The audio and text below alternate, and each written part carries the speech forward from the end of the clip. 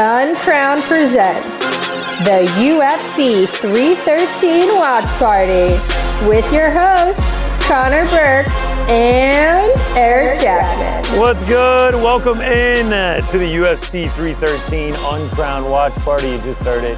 I am one of your hosts, Connor Burks, going alongside me. As always, knew it was coming. Just to pop them out, Mr. Eric Jackman. What's up? Not much, man. Josh Van, Rei Tsuruya going round. right now. Good round for Josh Van. Yeah, very good. Good takedown defense up until the end. Tsuruya was able to land a couple, but didn't do anything with it. Yeah. Still a clear Van round. We were on the featured prelim of the evening before we head to the main card. Lost a couple fights tonight. Curtis Blades off, and the John Castaneda, Chris Gutierrez fight. We also lost that. So just 10 fights. Started at 7:30. Started a little bit late, but we are rolling now. Round 2 about to start in this Josh Van fight. Yeah, we had some controversy early. First 2 fights of the night. People seem to be on the other side of the judges. Yeah, the Jordan Santos one, I thought he won rounds 1 and 2. The Francis Marshall one, I actually scored at 30-27 Francis Marshall. As did Derek Cleary, by the way. That one was more egregious. Tsuruya immediately comes out, by the way, round 2 underway, goes for a takedown, pushes Van up against the cage. The only way he's winning this fight is with the wrestling. Only way. On the feet, Van is just outclassing him. Van looks very composed here. He's looking for like little openings in the transitions. Oh. Can he turn that corner there? Oh. Some of these scrambles get kind of crazy, man. Van, man. He's showing he's got it. Tsuruya in on a single, lets it go. Now they're back to striking. This is fun, though. Gosh. So right now on the official stats, Josh Van has landed 27 significant strikes to Rei Tsuruya's 3. Yeah. There's just not much on the feet. And with the 2 takedowns, he's only, a lot of his control time was racked up against the cage, not even on the ground. He has 2 minutes of control time. 2 for 11 so far on takedowns. Whoa, there's an interesting one. Van tried to go over the top with an elbow and ended up inside control now. Or Rei, rather, ended up inside control now. 3 takedowns now for Rei Tsuruya. Shout out Jay Singh, over 2.5 takedowns cash. Jay Singh, man, he knows ball. He knows it. Those takedown props. This is a bad spot for Van, but he's shown like pretty good composure so far in the fight here. Yeah. Good spot for Rei, though. I was going to say, Rei actually starting to land some shots now. Starting to put a little damage on him. Yeah, he's not going to hurt him too bad from here, but the more time he spends here, the better. Oh, if he can transition to the back, though. Van back up. I got to say, man. Peeling him off. I'm very impressed by Josh Van so far. Van literally like peeling him off. And now they're back to striking. This is a better round, though, already for Rei. Oh, for sure. He's had a lot of control time. Van needs to capitalize on those exchanges where he can't get them. Man, at distance, Rei has landed few and far between. He's honestly just throwing him out there as an opportunity to then transition like this. Van throws a kick. Rei immediately catches it, goes in on a takedown, stuffed by Van, though. Josh got to get busy here or disengage, you know? Yeah, there you go. Yeah, way to split the hands there by Josh. Right back to striking. You do know, if you're Josh Van, that Rei can do this. Yeah. So you need to be capitalizing in these moments where he's not doing anything. For sure. Because that next takedown's coming quick. That next takedown's coming right now. Yeah, he's attempted 13 takedowns in 8 minutes, so you know it's coming again soon. 10 of 13 stuff though by Josh Van. Some really good takedown defense thus far. The judges and the referees and anybody from the commission always talks about a damage is what they're looking for. So you need to, if you're Josh, you need to damage him when you have those opportunities. Yeah. Another takedown attempt here by Tsuruya. Got him up against the cage. Dave's Hot Chicken, shout out. In the first round, he did a better job of separating and actually damaging. Yeah. Again, his takedown defense is still good this round, but he's not doing as much in those breaks. I'd love to see the striking stats on this round. I feel like neither of them has really landed anything. Yeah. Josh hasn't really been able to get off his offense either. This is a very close round, but I got Rei slightly ahead here. Good fight, though. God, good fight. Yeah, this was a nice fill-in on the featured prelims after losing that. You see it. The difference in the striking is very obvious, right? As is the difference in the offensive grappling, at least. This is like supremely striker versus grappler, but Van's discrepancy on the grappling is not as wide between him. Yeah, he's doing well in the striking. defensive positions. Yeah. That was a nice right hand by Josh Van. I don't want to say... Probably the most significant shot of the round so far. Yeah. I don't want to say outright he seems stronger than Rei, but he does seem like when he's able to buck or push him away, it does seem like he has the strength advantage. Ooh, spinning attempt by Rei. Rei has a technique advantage in that grappling, no doubt. Yeah, Josh Van is jacked, man. Ooh, nice right hand from Josh there. He keeps looking for that counter. He's looking for the dodge and then... Ooh, nice knee from Josh Van. Honestly, these last few... Oh, spinning shit from Rei. Over the top. Yeah, Van's sitting at 62% accuracy. So when he's throwing, This is a new stat. Expected accuracy? Differential? Is that his average accuracy? Maybe, yeah. I feel like that's something I don't need. Just tell me how many shots he's landed. Yeah, I do wonder what expected accuracy. I'm assuming it's just his like normal accuracy. Honestly, I'm gonna say with the damage that Van put in that last minute, we get a new horn. That was a little weak, huh? Yeah. Rei has not been able to capitalize when in those positions. You know, he had that really nice side headlock in the beginning of the second round, but after that it was kind of nothing. Yeah, I'm gonna go Josh Van up 2018 right now. Just no damage implemented by Rei at this point. The damage is going to be the difference here. I wouldn't be surprised if a judge gave him that round, but I think. Oh, I certainly wouldn't be surprised. Especially tonight, right? Yeah, it seems when it's close, it's always up in the air. Let's check on the live odds here, see what's going on. I mean, if your guess? Van minus 200. Minus 1050, Josh Van. Oh wow! Plus 600, Rei. I don't know about that. Well, maybe. Minus 1,300, Josh Van. Rei plus 700. And we're seeing the move into side headlock. It was because Van was going for a nasty elbow over the top. Nice rights from Josh. When he's been straight up with Rei, he's been doing a really good job defensively. Yeah. Like you see it here. Like the sprawl is on point. It's just pushing him right off. If you're Rei, you need a takedown and you need to work toward a sub right here, just that. 3 seconds in, he's shooting. Just like that. And if you're Van, you need to separate all these shots and just land something. 1-2 shots, boom. Oh, wow. The power of Van is... Van shoving him off on these first two attempts. Ooh, I wouldn't throw kicks. I would not throw kicks. Yeah, no, just like on the off chance of him catching them. Just punches. Punches only. Yep, there's a shot. Josh stuffing it again. Oh. I know it's got to be like a nuisance when a guy is just shooting relentlessly like that. Like, I mean, 45 seconds in, he's already shot 4 times. He's winning this exchange, though. Oh, for sure. Is Rei's problem. What I was going to say, it has to be a bit fun if you're just stuffing everything. It's just like, man, get the fuck off me. Yeah, a couple of the scorecards on Twitter having it 2018 honestly, as well. Not dissimilar to, like, what we saw Tatiana Suarez versus Zhang Weili. Yeah. Yeah, just like, bro, you don't have it. Shut down that offense, and then it's all yours. Yeah, Van's trying to do that little peek out. He's trying to counter when Rei does throw that offense out there, but Rei's not committing to it, so he's really not going to have a great shot at it. Currently 3 for 20 on takedowns. Rei is. Decent combo there from Rei. Probably his best strikes of the fight. It looks like he's wearing it a little bit. Yeah. Yeah. Josh Van's takedown defense numbers are going to be good after this one. I don't love the head movement from Rei. He kind of just like bobs it out of the way. It feels like he could get clipped. Man. Van looks very comfortable here. Oh, that's low. Yeah, boy. Right in the nuts. I was straight into it. Yeah. Oh, Jesus. I God. Know that shit hurts. They really don't get more straight on than that. Oh. I was moving up. They've talked about it a couple times, I think, tonight. The steel cup as opposed to the plastic. And the Thai steel cup have been like the longest relationship. I mean, he loves the Thai steel cup. He loves the Thai steel cup. DC said he switched over to it at one point and he never had an issue again. No, he said he always had it. He never changed. Okay. From start, he always had it. I wasn't aware of that. Big Jason Herzog reffing.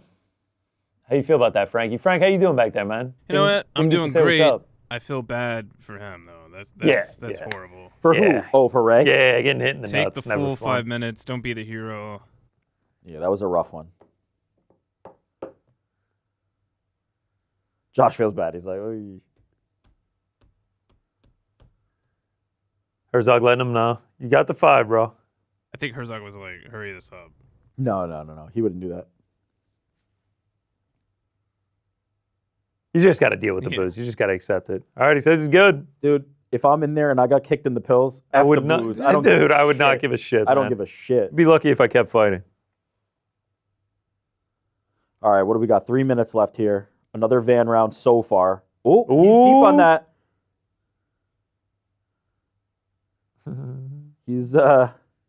He's in on something here. Yeah. Oh, Van is doing work. I love here. it. Yeah, I love just like raining down shots. Ooh. Yeah, Ooh. those can't feel good. Those do not feel good.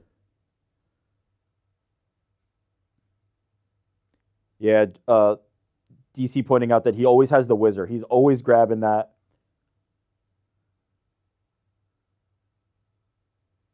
Josh getting back Oh. up, trying to peel him off. The strength is clearly on Wow. Van's side. And what does that feel like if you're undefeated? You've always had success wrestling, and then you just get a guy that is just like he's just stronger than you. To be honest, though, this is the level, right? If Yeah. you want to be one of for these sure. guys, you have to be able to beat a Josh Van. Because there's a chance Josh Van's going to be at the top by the time you get up there. Nice left from Ray. Honestly, though, like even though he's been super unsuccessful on the takedowns, not a horrible performance by Ray. Just clearly, some things he needs to work on. He needs to give a guy like Van much more fear on the feet, and then those takedowns are going to be easier to get. But he's not throwing anything that Van is even concerned about. He had a few spinning back fists that were kind of like, eh. He just doesn't have the hands. The grappling's clearly there. He just needs to have some weapons that make you think about. Ooh. He throws that. But Van's just walking forward like he has no fear.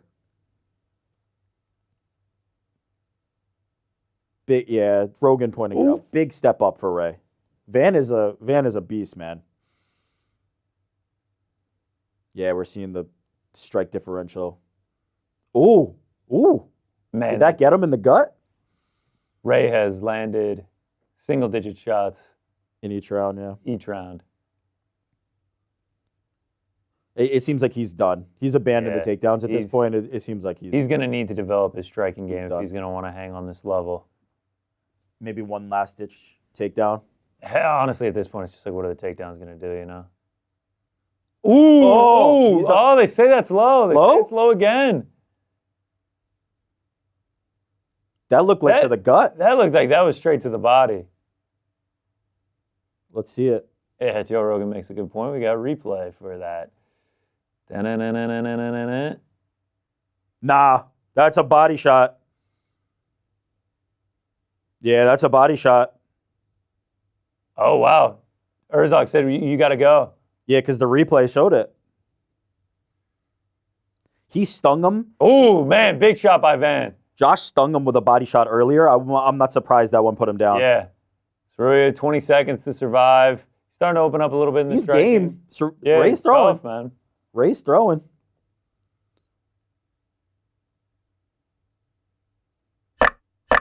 Who's 22 and who's 23? Oh! Nice shot by Josh Van. I think Tsuruya's 22. So Van must be 23 then. Let's see. Man, I am getting absolutely cooked. Ray's 22. Yeah, Van Josh is Van 23. Born in 2001. Reppin' Myanmar. Shout out. 22 years old. Like, he's got so much time left in this game that he can develop these tools. Not his best performance, not a great performance by any means, just completely outclassed. But you can see if there's little things he can do to improve. If he just makes himself a little more dangerous on the feet, that the takedowns don't become so predictable and you don't have to just worry about that, it's going to unlock a lot for his game. Yeah. Because when he was in that side headlock position, you could see he's got a great grip. Josh was having a little trouble getting out of there after doing a really good job getting up the rest of the night. I'm not like this is one of those where like Peyton Talbot, like I'm not ready to just throw this away. Like I think this dude could be something. Also on top of that, Josh Van's sick. He's an excellent striker. So like he needs to level up, but also this was just like a massive jump up in level of competition. Yes, let's see. Should be 30-27. So Josh Van had just been in there with Cody Durden, Edgar Shirez, and Charles Johnson. Here we go. Scorecards. Yeah, the level of competition 30-27 is completely across the different. board. All three. 30-27. Yeah. Yeah. Light work by Josh. Easy for big Josh Van. Good performance. Great performance. Takedown defense on point. Striking on point. Another guy, the same thing I'll say about Ray, 23 for Josh Van. Dude. Like, so much time to improve. Sky's the limit for this kid. Stud. Wow, shout out Holly Madison. Hey, Mikey Musumeci, Khalil Roundtree right in the front. Love it. Hey, Greg big Greg Jones in the house. Oh, kisses. The dude next to him. Paige. The Van Zant's in the house. I think Paige won her power slap last night. I'm actually not going to lie. I was on YouTube last night around the time, and it was a watch along with Nina Drama, Rey Mysterio watching the Paige. What? Van. Yeah, watching. I don't think he was there for the whole thing. He was just a guest. But it was Nina Drama, Rey Mysterio watching the Paige Van Zant slapping match. On Nina's channel? Whose channel? Nah, on UFC's channel. What? UFC hiding the views on that one. I don't know how our viewership did, but I watched it. It was not that entertaining. Not the watch party. The power slap. It's like kind of slow, and especially like with women's 115ers or 120. Power. It's like I think the weight classes are a range. It's at 116 to 125. Okay, so it's like up to flyweight. I love that they still do the like shadow boxing clip. But Yeah. it's just a pad where they're just practicing the one slap over and over again. Yeah, so like I think it's just like a range, but yeah, it was. I don't know. I actually didn't finish the match. They each got like 3 slaps in, and then I left. I've only watched it one time, and it was the first time Paige Yeah. competed, and I came away feeling kind of the same. Like I was like, I get why somebody would want to see this, especially when it's like those heavyweight dudes that are just like concussing I was gonna each say other. it feels like needs to be the heavyweights if you're gonna watch it. It didn't really do it for me. I wasn't gonna be a long time viewer. They're taking direct shots, but like it moves kind of slow. Yeah. Like it's not like that exciting. I feel like there's people out there that like are watching MMA and being like, Probably like same thing. slow, like Probably they're- same thing. Oh, there definitely are. I mean, sometimes when I watch with people, they're just like, like why is this guy grappling? shooting for so many takedowns? Oh What my is this God, guy okay. doing? There is few things on earth that casual fans hate more than grappling. Get up, just get up. It's like he's got a 263-pound guy. The on top only of him. one who can just get up is Derek Lewis. Yeah. The only one. Why doesn't he just get up? You know what? He hadn't thought about that. maybe if you tell him like You need that. to go in his corner and actually a tell great him to idea. get up. All right, main card about to start. Kick it off with King Green. You feeling nervous, Frankie? How do we feel, Frank? Rick took care of business on the Parlay Pals with Josh Van. Pizzi slept through Curtis Blades, so we had to keep Curtis Blades on there. And then I got Big Pereira in the main event. How you feeling about King Green? Absolutely wonderful. Yeah. Oh my God, they're showing Alex Pereira's highlight reel. It's stupid. It's really stupid. UFC actually did a great piece on their YouTube where it was just like all of his fights. And like I sometimes forget, like I started with the MMA Hour in September of 2021. He debuted in the UFC in November of 2021. Okay. So like I have watched all of his UFC fights live, have bet on him in most of them. Like he really is just speed running, like a legendary career. I was talking to some casual friends earlier via text, and they're like, "Oh, what do you think? Alex gonna win tonight?" Blah blah blah. And then they were like 12-2 versus 19-1, I think. 20-1. 20-1. 21-1. And I was like, when I saw the number, because I hadn't looked at it in a minute, I was like, I promise you his 12-2 is not anybody else's 12-2. Like his 12-2 is so different than anybody else's 12-2. Well, what's the stat? This is his 11th UFC fight, and like 8 of them have been against current or former champions. Yeah, I'm sure. It's like something insane. I mean, And how many of them have been title fights or title defenses? Like the dude is just a championship level fighter. I mean, just going back through his last few fights, it's Prochazka. So Roundtree wasn't, but then before that it was Prochazka, Hill, Prohashka, Jan. Who else? Israel twice, 6. Strickland. Sean Strickland, that's 7. Now, Strickland wasn't a champion yet. I know, Strickland but becomes a champion after, but he is a champion. And then that's it. Like Bruno crazy, Silva, though. obviously, and 7 Nicolaitis. of the fights have been against people that either went on to be champions or had already been champions or were champions. It's just an insane run. Yeah, nuts. And it could all come to an end tonight. Magomed Easily. could just Easily. end That this thing actually, right like, now. that's actually something that concerns me. Is like the betting line is held steady at like -110. This really does feel like a pros versus Joes type situation. I feel like Pereira is getting the shit bet out of him by the public. Like just like casual people. Like I had a few people text me today that were just like, Pereira only -110. It's just like, yes, dude, he could easily lose this fight. And just like, oh, hyped for Easter Island head emoji, just like emptying the clip. It's just like, you probably shouldn't. You probably shouldn't. You're suspecting that the sharps are on Magomed. Right I know the sharps are on Magomed Ankalaev. You've seen some of them. Yeah, I mean, I'm like one of the only people I know that like is really into the sport that's on Pereira. And if it's any indication, I am getting fucking cooked on my bets tonight. I am like 0-4. Do with that what you will. Do with that what you will. All right, so we just watched Josh Van Rei Tsuruya. We also saw on the prelims Bruno Ferreira with a nasty armbar on Armin Petrosyan. Yeah. Armin Petrosyan, man, like he always kind of looks good until he doesn't. 9-5 now, not great on the UFC run. He's slick and he's technical. So when he's standing there in front of people, it looks good, but there's always like these little moments where it just kind of falls apart. He was out striking him. He won the first round on 2, or he got a 9-9 because he lost a point for 2 groin shots in the first round.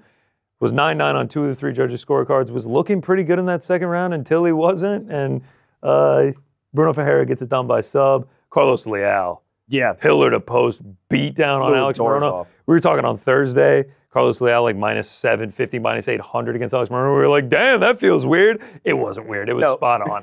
He looked -10,000 in there. Like destroyed. And like the way that he finished Alex Morono was like, Alex Morono was just, he was like, dude, it was almost like he was looking at Keith Peterson. He was like, bro, call the fucking fight, man. Call this fight. Like, I am done. Carlos Leal should be 2-0 in the UFC. Robbed by Renat Fakhretdinov back in October at UFC 308. He's looking like someone. I saw someone tweet, it was just like, the real Brazilian Leal, Carlos at 170, the PR-backed Brazilian Carlos at 178. It was Carlos Prates, it was Carlos Leal. Oh, wow. But he's looked good, man. He's looked really good in his first 2 fights. He's good, It's going to be exciting to see where he can go from here. The big one, Myron Santos, Francis Marshall. 130-27 for Francis Marshall, 229-28 for Marion Santos. Yeah, you always love when you see the 30-27 against the winner. That's a bizarre one. Francis Marshall not scored with a knockdown, but like pretty sure I watched the knockdown in the first round. Didn't get a knockdown in the first? Didn't get scored a knockdown, but pretty sure I watched a knockdown. That was the one round that the 2 judges that scored 29-28 gave to him.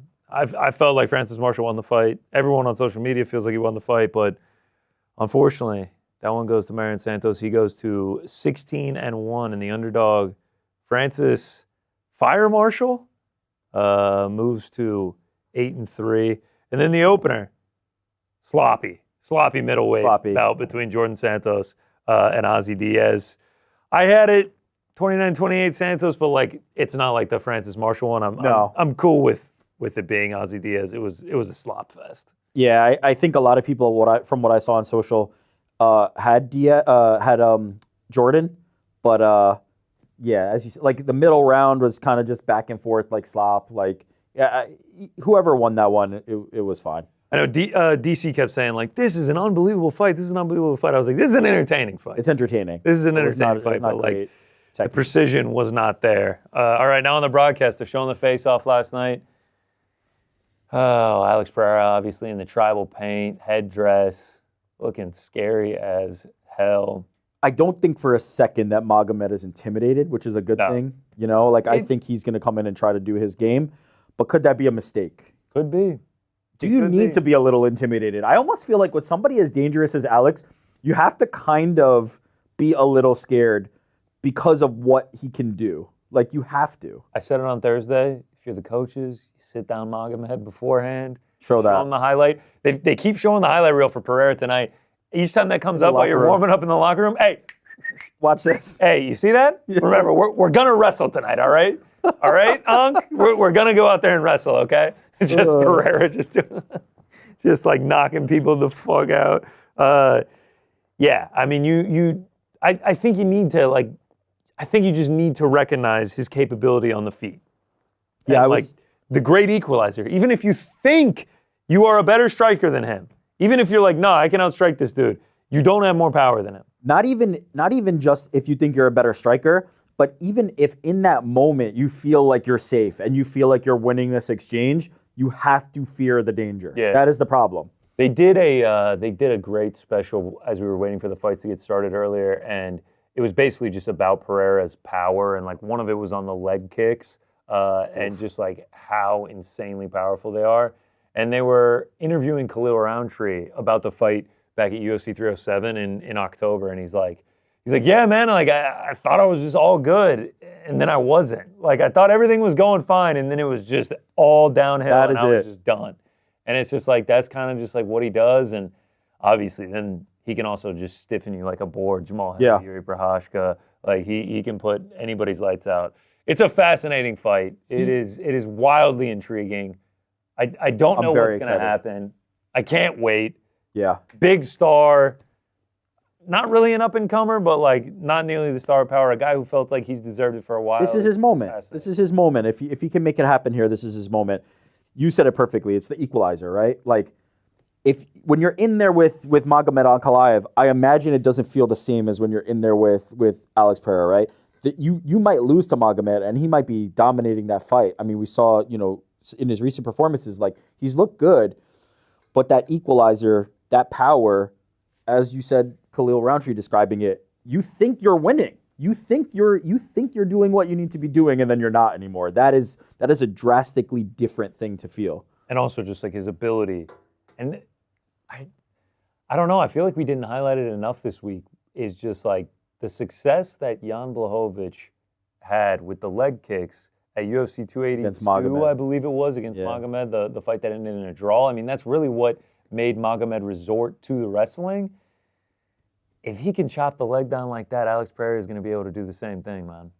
Yeah, you have to imagine Coach Plino and Glover have been thinking about those leg kicks, and Alex has been thinking about those leg kicks. Because it was one of those things, like, and I've seen this happen with Alex. He kind of gets on them early, and then he abandons them. And to me, it's almost like for me, I start to think about, like, I think he's hunting the finish here. Because he kind of pulls the pedal off the gas from the leg kicks, and then you start seeing the hands more. Then you start seeing the body shots. It's almost like this switch to me that makes me think like he's hunting something different. But when he does get on those leg kicks early, it's devastating. I was watching a bunch of YouTube this week, and I just kept getting served up Alex Pereira glory fights. Oh boy! I ended up watching like 4 of them this week, and it's just crazy to see like.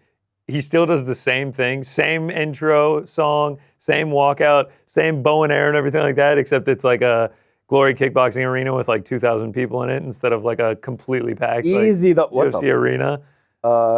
We just saw Bert Kreischer lift his shirt up on the broadcast. Shut up. I'll have you know that some of those glory shows had a wide attendance, had a big. I believe you that some of them were packed. The one that I watched last night was not. Only the lower bowl was filled, and it was like a 10,000 seat arena. And I'm just like, Alex Pereira is just like out there watching. But man, he got in some dog fights, dude. He got in some absolute. Do you remember any of the opponents? I'd have to go back and look them up. I'll tell you the ones that I watched off of his. What was kind of special about the Alex Pereira glory thing was. He wasn't like this, like, he's not a long-time kickboxer, right? Honestly, it's kind of similar to UFC. Yeah. He came in and then kind of started, like, having the success, but he wasn't like a lot of these guys are Dutch guys, Surinamese. Yeah. They've been kickboxing their entire lives. They got 60 fights by the time they get there. Alex had like 3 fights before he got to glory. Insane. The Yusri Belgaroy. Oh, I watched both the ones that he won by finish. Yeah. He's his training partner, by the way. Yes, yeah, which is nuts. Jason Wilness. Oh the yeah, one with the flying knee. Oh 90 yeah. Seconds. And then I can't remember the last one. Jason Wilness is a former world champ. One of the guys that like was outlined as like a super stud. Yeah. In the kickboxing scene. Dutch guy. It may have Alex just Pereira. been. It may have just been those three, but it was fun to go back and watch it, man. Yeah. It's like not much has changed since he got to the UFC. All right, they're showing Mauricio Ruffy highlights right now. That left hook, How did Jan Top survive this fight? dude. I seriously don't know.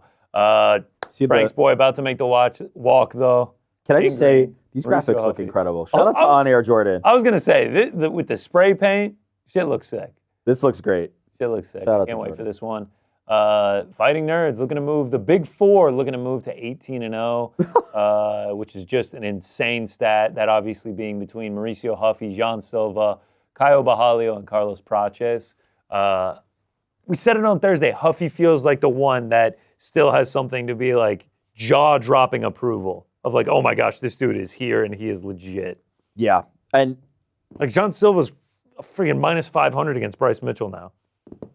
what they're doing like a Megan O'Leary like voiceover for first fight? I feel like they're giving him a push a little bit here. Yeah, I feel like this is the first time. When was the last time Olivi was on a pay-per-view Yeah, broadcast? maybe it's been a minute. I feel like she's been out for a while. Did she have a kid? Am I tripping? No. Okay, I'm tripping. No, you're on the right track. I believe her and Joe B announced that she was pregnant. Oh, they're she's expecting. pregnant. Okay. Okay. All right. Wow, look at that. But that's a big like we don't usually get first fight of the night like a little backstory here. I feel like they're giving a push. I mean, why would you not? They got everyone in attendance. We saw Jean Silva. There's We Caio. didn't see Carlos Praches, but Caio Bahalio in the corner. Fighting Nerds, baby. Joe Rogan saying he reminds me of a big Conor McGregor. I know it's goofy. I know it's silly. There is no Conor McGregor, but he is Conor McGregor. Like It's his the fighting bladed style, stance. It's In the and out. southpaw. Like he's springy on the toes. He's Yeah. in and out. It's early Conor. Assassin's Creed Shadows. Even the shot selection, even the things he tries to land, it's very reminiscent of that. All right, so Huffy to win by KO minus 135, and we saw Yontop go the full 15 with him. King Green step up the Okay, competition. but Jan Top like got nuked a bunch of times to do it, And like, ate it. and was like his chin is insane. Damn right it is. Step by step. Are you a Jan Top fan? Oh, I was talking about Jan Top, not Green. I misunderstood. No, Green's chin is. Green's chin You're is also- wrong. It's okay. So wrong. It's been checked. It's been checked a couple We've times. seen it checked before, but he can take a shot. The Jalen Turner one. I think was I tough. think this is going to be a lot more. We're going to see what happens when he's in there with a capable striker. We're going to see his defensive It's gonna skills. be a sick fight. It's gonna be a Like, sick fight. I think Bobby's going to really try and put some hands on him. All right, so I need no takedowns in this fight. I gotta. Is I this gotta a parlay? Yeah, I mean, I'm all over the board with takedown parlays, but yeah, I need just no takedowns in this. Frank, what do you make of Bobby always like taking the What gear the- off who the before fuck he is even gets Bobby? there? What is sorry, this? Like- sorry, God damn it! Man, I don't get I'm it, man. sorry. I have too long a history No, with you him. just- I always mess this up. Okay. What do you make of King Green always like stripping before we It's get the there? way to do it. The guy puts on a spectacle. I like What this would you Great. do for a piece of King Green merch? I would I can't say on air. All right, so your top 5 favorite fighters are Amanda Serrano. Oh, Jake- we're talking boxing Paul. and fighting? I'm talking fighting. Wait, All right. Wow, boxing isn't fighting. I mean, Breaking news from one Frank. Frank, his handles are still Bobby K. Green. Oh, Bobby K. Green, Bobby King Green. doing him dirty. Well, He's I'm doing sure- him dirty. No, It's his I handles. bet, no, I bet Elon Musk was Nah, like, I'm we're- calling him Bob. No, I'm calling him Bob. You got to we're eat gonna it. go with your dead name.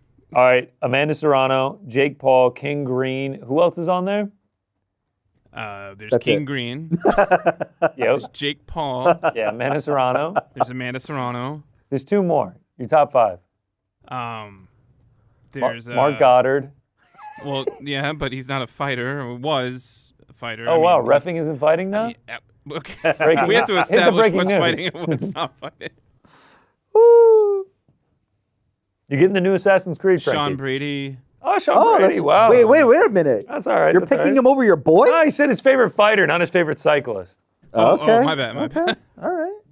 That feels like a Look at shot. that. We get the Look at that. iconic I do Bobby love Green the I love the dive-in. role. It's a I love great the ending. role. Fighting nerds, get out of here. It's a great ending. Wow.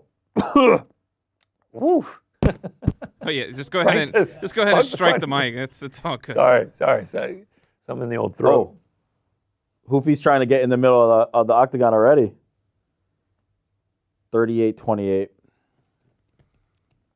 Yeah. Big Big age discrepancy here. But also a huge experience discrepancy. Yeah, as we've seen the decent records. reach discrepancy. King Green does not look like he could be bothered with the shadow boxing for the promo video. How many fights does he have? What is that, 49? Yeah, a lot. 49 fights. A lot of fights, man. And like, it has to get to a point where, like, I'm not even saying this, like, disrespectfully, but, like, he's lost 16 fights. It's just, like, it almost just feels like it's, like, work at that point. It's just, like, the outcome matters. He obviously wants to win, but it's, like, a loss isn't ruining this dude's whole week. No, but I think he strikes me as a guy who still loves the game. Oh, for sure. Like he wants to go in there and win. He wants to go in there, But, like, he's also, like, also, he's just making money, as much he's money so as he can fun for and himself. entertaining, like, yeah. when he's in there. Him versus Fiziev, like, all-time banger. Yeah. All-time banger. I'm a big fan of King Green. Yeah, he always puts on a show, man. I'm excited for this one. This one's Yeah, how could you not be? This is a great way to kick off the card. We got this, then we go Amanda Lemos, Yasmin Lucindo, Jaylen Turner, Ignacio Bahamondes, Justin Gaethje, Rafael Fiziev, and then the main event, Alex Pereira, Magomed Ankalaev. It's going to be a good night. I'm ready. Hope you out there are strapped in. If you want to talk to us, leave us a super chat. Or just jump in the chat, Or honestly. just jump in the chat. We'll keep an eye on I need it. to jump in the chat more. What's good, Mike Pallett? What's good, Melissa Rodriguez? Hector Ramirez's stream is golden. Shout out. Oh, Hector Ramirez, GC the Aberon champ. You know. Biggest dog on the main card, Frankie. Do we have any fears now? No, why do you guys keep saying that? That's so weird. This is the equivalent of consoling someone by grabbing their knee after they've lost a bet. You'd be Or- grabbing my knee a lot tonight, man. I'm getting cooked on the bets. I need to start winning a couple, man. That's an old reference. People out there might not Yeah. even know. That's a classic. Chris Taglioni. James B's got Puffy inside the distance. Shout out Puffy. Shout out Brian M. All right, here we go. Round one. Let's get it. All right, this is going to be fun. Let's kick this off right. Oh, no glove touch. No hand touch. About 8 stance switches already for Huffy. Bobby doing it with him too. The hands, everything. Bobby just hands low as shit. Get on the bag.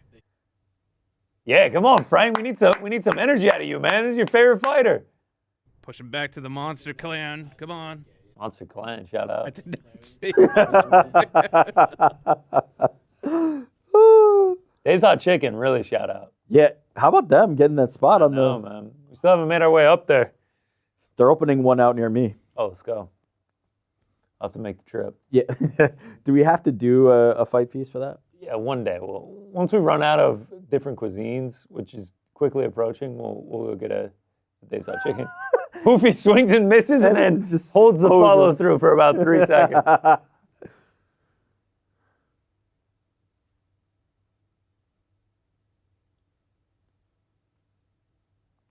Minute in, I feel like no one's landed yet. Yeah, it's been a little bit of pot shotting. That's the thing with Hoofy. He's looking for those counters. Yeah. And Bobby's also kind of looking for something. Nobody really wants to go first yet, so we'll see. Oh, big right hand from Hoofy. He wants to go first there. That was a good shot. Bobby said bring it. Sorry, King said bring it. Yeah. Yeah, Good man, call. just- Good catch. Sorry. If he loses, it's because of this bullshit. Good catch. That was a very good shot by Hoofy. The twitching of the hands, like I can't even imagine how locked in you have to be in a match like this. Bobby seems very present. Like he's recovering. I mean, took one good shot, but he's there. dude's fighting a killer, and he just looks as comfortable as hell.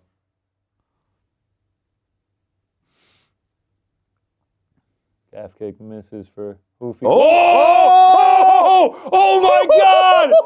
Spinning head kick knocks out Bobby Green. Hoofy standing over him. Holy shit! Oh my God! I need to see a replay of that. Shit! Full spinning kick puts Bobby Green completely to sleep. Oh my God! Damn! 360. Oh damn! I wish how do you even really whoop? I don't even know how he did that. Oh my God. Jean Silva in the Holy front shit, leg. he's bleeding from the nose bad. Yeah, he might have broke that. We said we needed the jaw-dropping statement He from got one. Mauricio Ruffy. My goodness. Wow, backflip. Then the backflip. Holy shit. Another backflip. Wow. One more. Oh, one more backflip. Holy shit. Frank, you all right, man?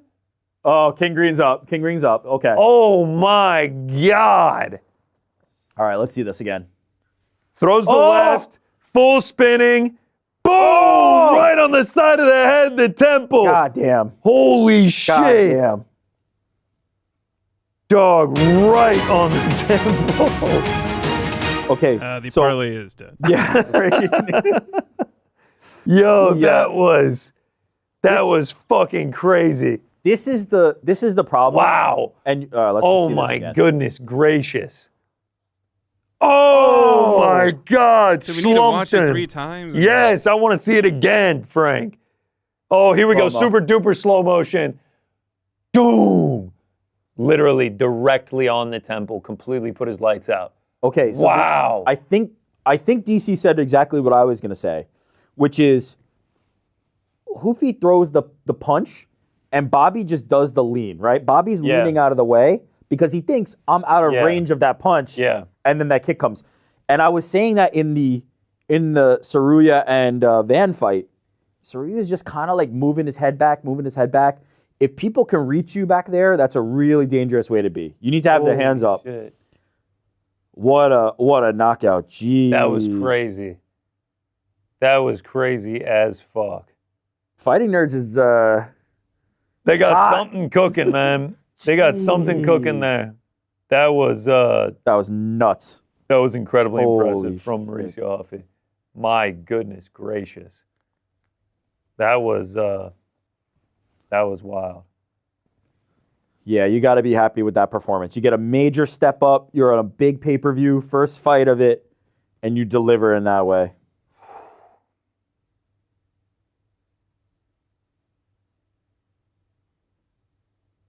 Put the glasses on, bro.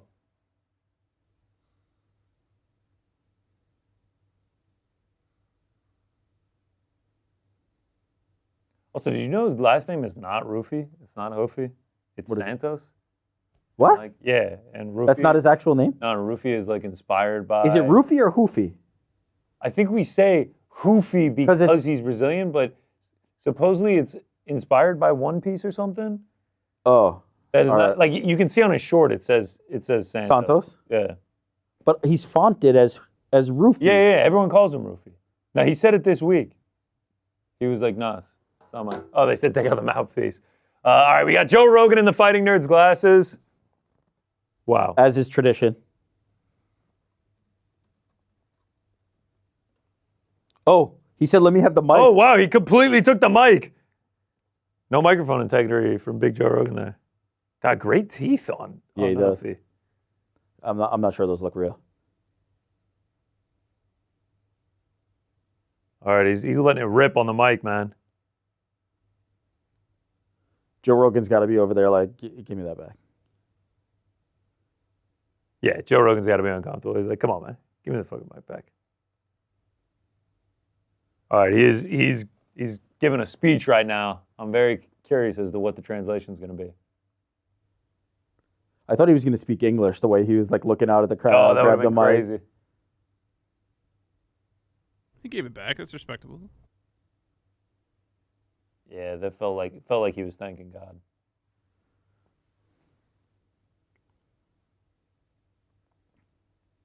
Wow. Wow.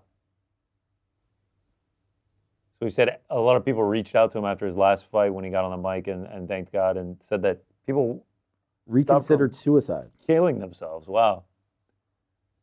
Wow. Mauricio Ruffy. Joe Rogan That's with the powerful glasses stuff. on. Yeah. Oh. Oh God. my gosh. Completely slumped out. Yeah, Bobby thinks he's safe right here, and then it's just, doop. Good Lord. Good Lord. That was nuts, man.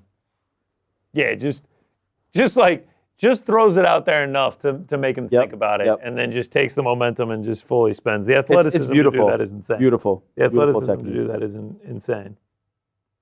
The precision. Man, I'm not going to lie. A lot of people saying in the chat that ESPN literally won't let them buy the fights. Won't let them buy. Like, I'm seeing like several people saying that. Just to let you know, ESPN app is down and no one can buy the UFC 313 pay-per-view. That's from Cooper Lee Lockhart. wow. Keyshawn Truitt, ESPN literally won't let me buy the fights. The gold color, ESPN is dog shit. Wow. Well, That's for tough. now, just watch with us. Yeah, watch with us and we'll keep you updated while we can. Timmy Poo, a super chat, $1.99. Dave's Hot Chicken equals the go to fast food chicken. Okay. We're gonna have to try it. I've been really liking Cane's lately because I didn't have it growing up. I'm a Chick-fil-A guy for sure. General Joey 747, ESPN busted. Yeah, we can't buy the pay-per-view. Peter Beto. Damn. Oh, he is.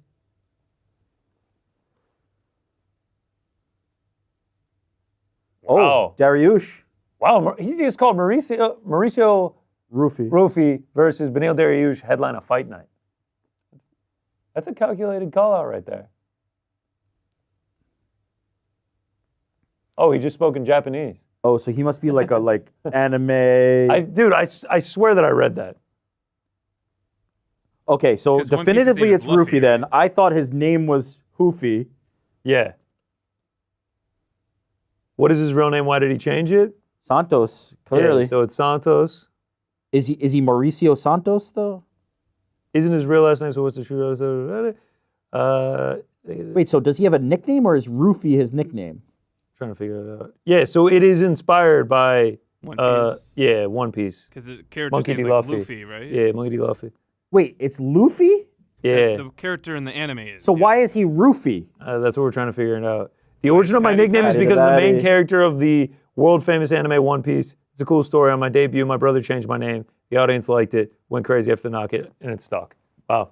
Okay, Fair. also he has a nickname and it's One Shot. Instead of One Piece. Well, isn't there like. Okay. Yeah, it's good. No, it might be. I was you thinking might of be right. One Punch Man, but that's not Oh. the same. Yeah. WrestleMania tickets on sale. Okay, all right. Amanda Lemos, We're moving along.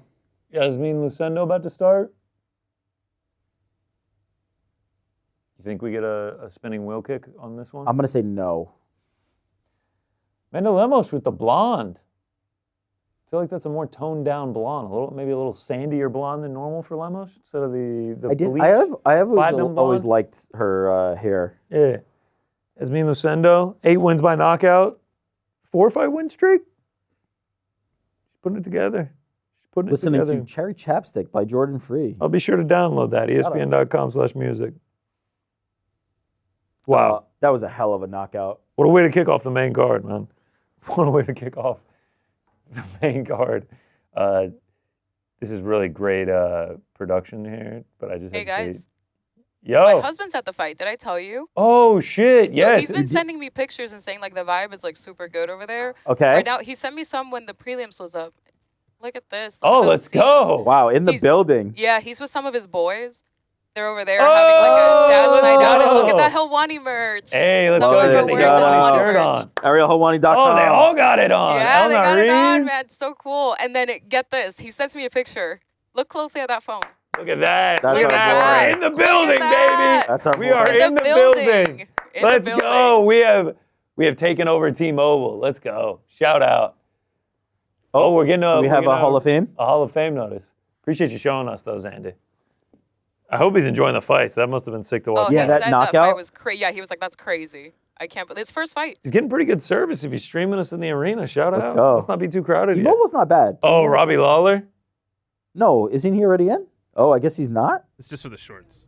Why did I think No, he was in? Oh, the because retirement. They didn't. The retirement and the Rory and Robbie went in. The Rory and Robbie went in. Yeah. Ooh. So Robbie, multiple-time Hall of Famer. Man, it's just like these highlights. Yeah, when look he at was that. Young, like it is like you see why his nickname was Ruthless. Shout out Phil Peroni. Like he really does just go out there trying to throw motherfucking bombs. Also, though, look at these highlights. Like, you don't see people with highlight reels that look like this anymore. Like, I'm talking like literally the film. Like, Yeah. Also, just like young kid too. yeah, he was a Young nut kid job. Robbie. He was an absolute nut job. Yeah, I would have not have wanted to been around. Oh, God damn. Dude. By the way, that Manhoef one, that one where Oh. I was just looking up at the lights. He was getting his legs chewed up, leg kicks for days, and then he just kind of takes one and bombs him. Love it. Great for the bald brain, Robbie Lawler is. Yeah.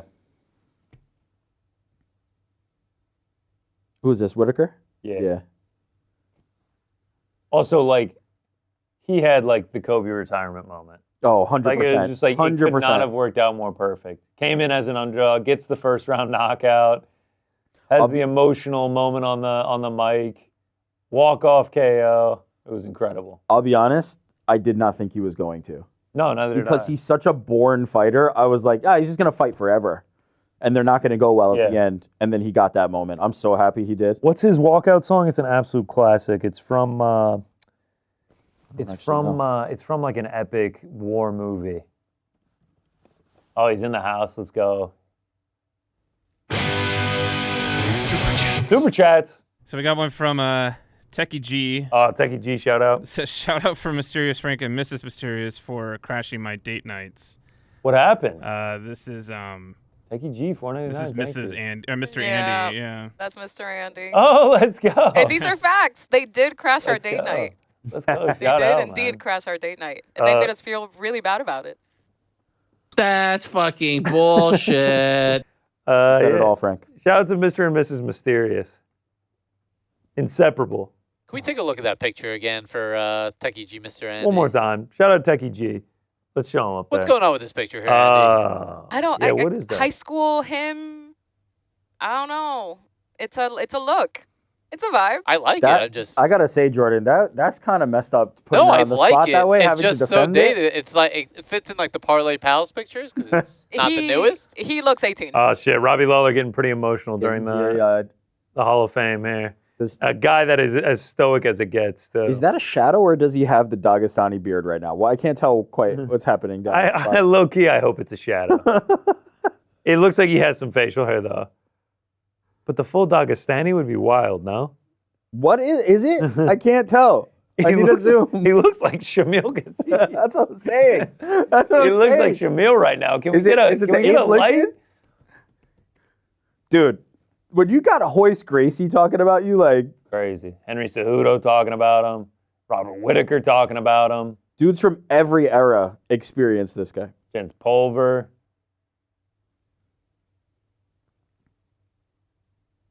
Michael Bisping. Yeah. Andy, is this your husband's first UFC event? It is, yeah. Oh. That's awesome.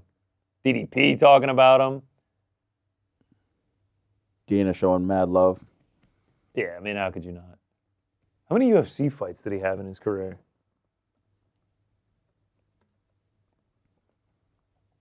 Deserved it. Of course, obviously. Yeah. Yeah, we Yeah, got a he's little rocking bit a of little bit a, of we a got a little bit beard. of a chin strap Yeah, a kind little of thing bit, yeah. going. No stash for No Big Lawler. mustache. No stash. Observing Ramadan. Doing it all, Big Robbie. Shout out Robbie Lawler. 25 UFC fights for him. Another 8 in Strike Force. Look at a little Roundtree And behind a few him. more, he could catch up to Kevin Holland. Yeah, come on. Usman dapping him up.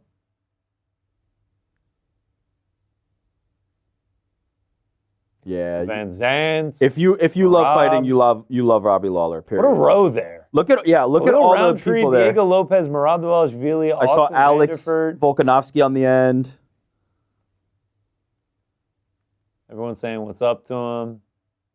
Kamaru's saying what's up. Squad. He's like he's pulled it together now. He's like, Yeah, I'm all right now. For sure. I mean, with the music, the highlights, you're the center of attention. Tough not to get him. Marab. Hoping for his Hall of Fame moment. I think one I saw day. Claudia Gadelia in the back. They got And here are the women's strawweight rankings. Number 5 versus number 7. How about that? Little breaking news graphic. Shout out. Hey, shout out on there, Jordan. Lemos, Lucindo, the one we've all been waiting for. My God, look at the women's strawweight rankings. Brazil. Brazil. There was like 8 Brazilians in there in the top 10. All right. Amanda Lemos, man, as game as they come, got the title shot a little bit over her head, but I thought she looked okay, honestly. yeah, she's still down to scrap, man. She's still down to scrap. This is another one similar to the last fight. Pretty big age discrepancy. I think it's actually even larger than 10 years. Yeah. She's 37. And Lucindo's like 23. 23. That is like a kid versus Maybe a she's 39. fully grown adult. I know she's in the upper 30s. She is 37. Yep. And Yasmin is 23. Butterfly tap for Lucindo.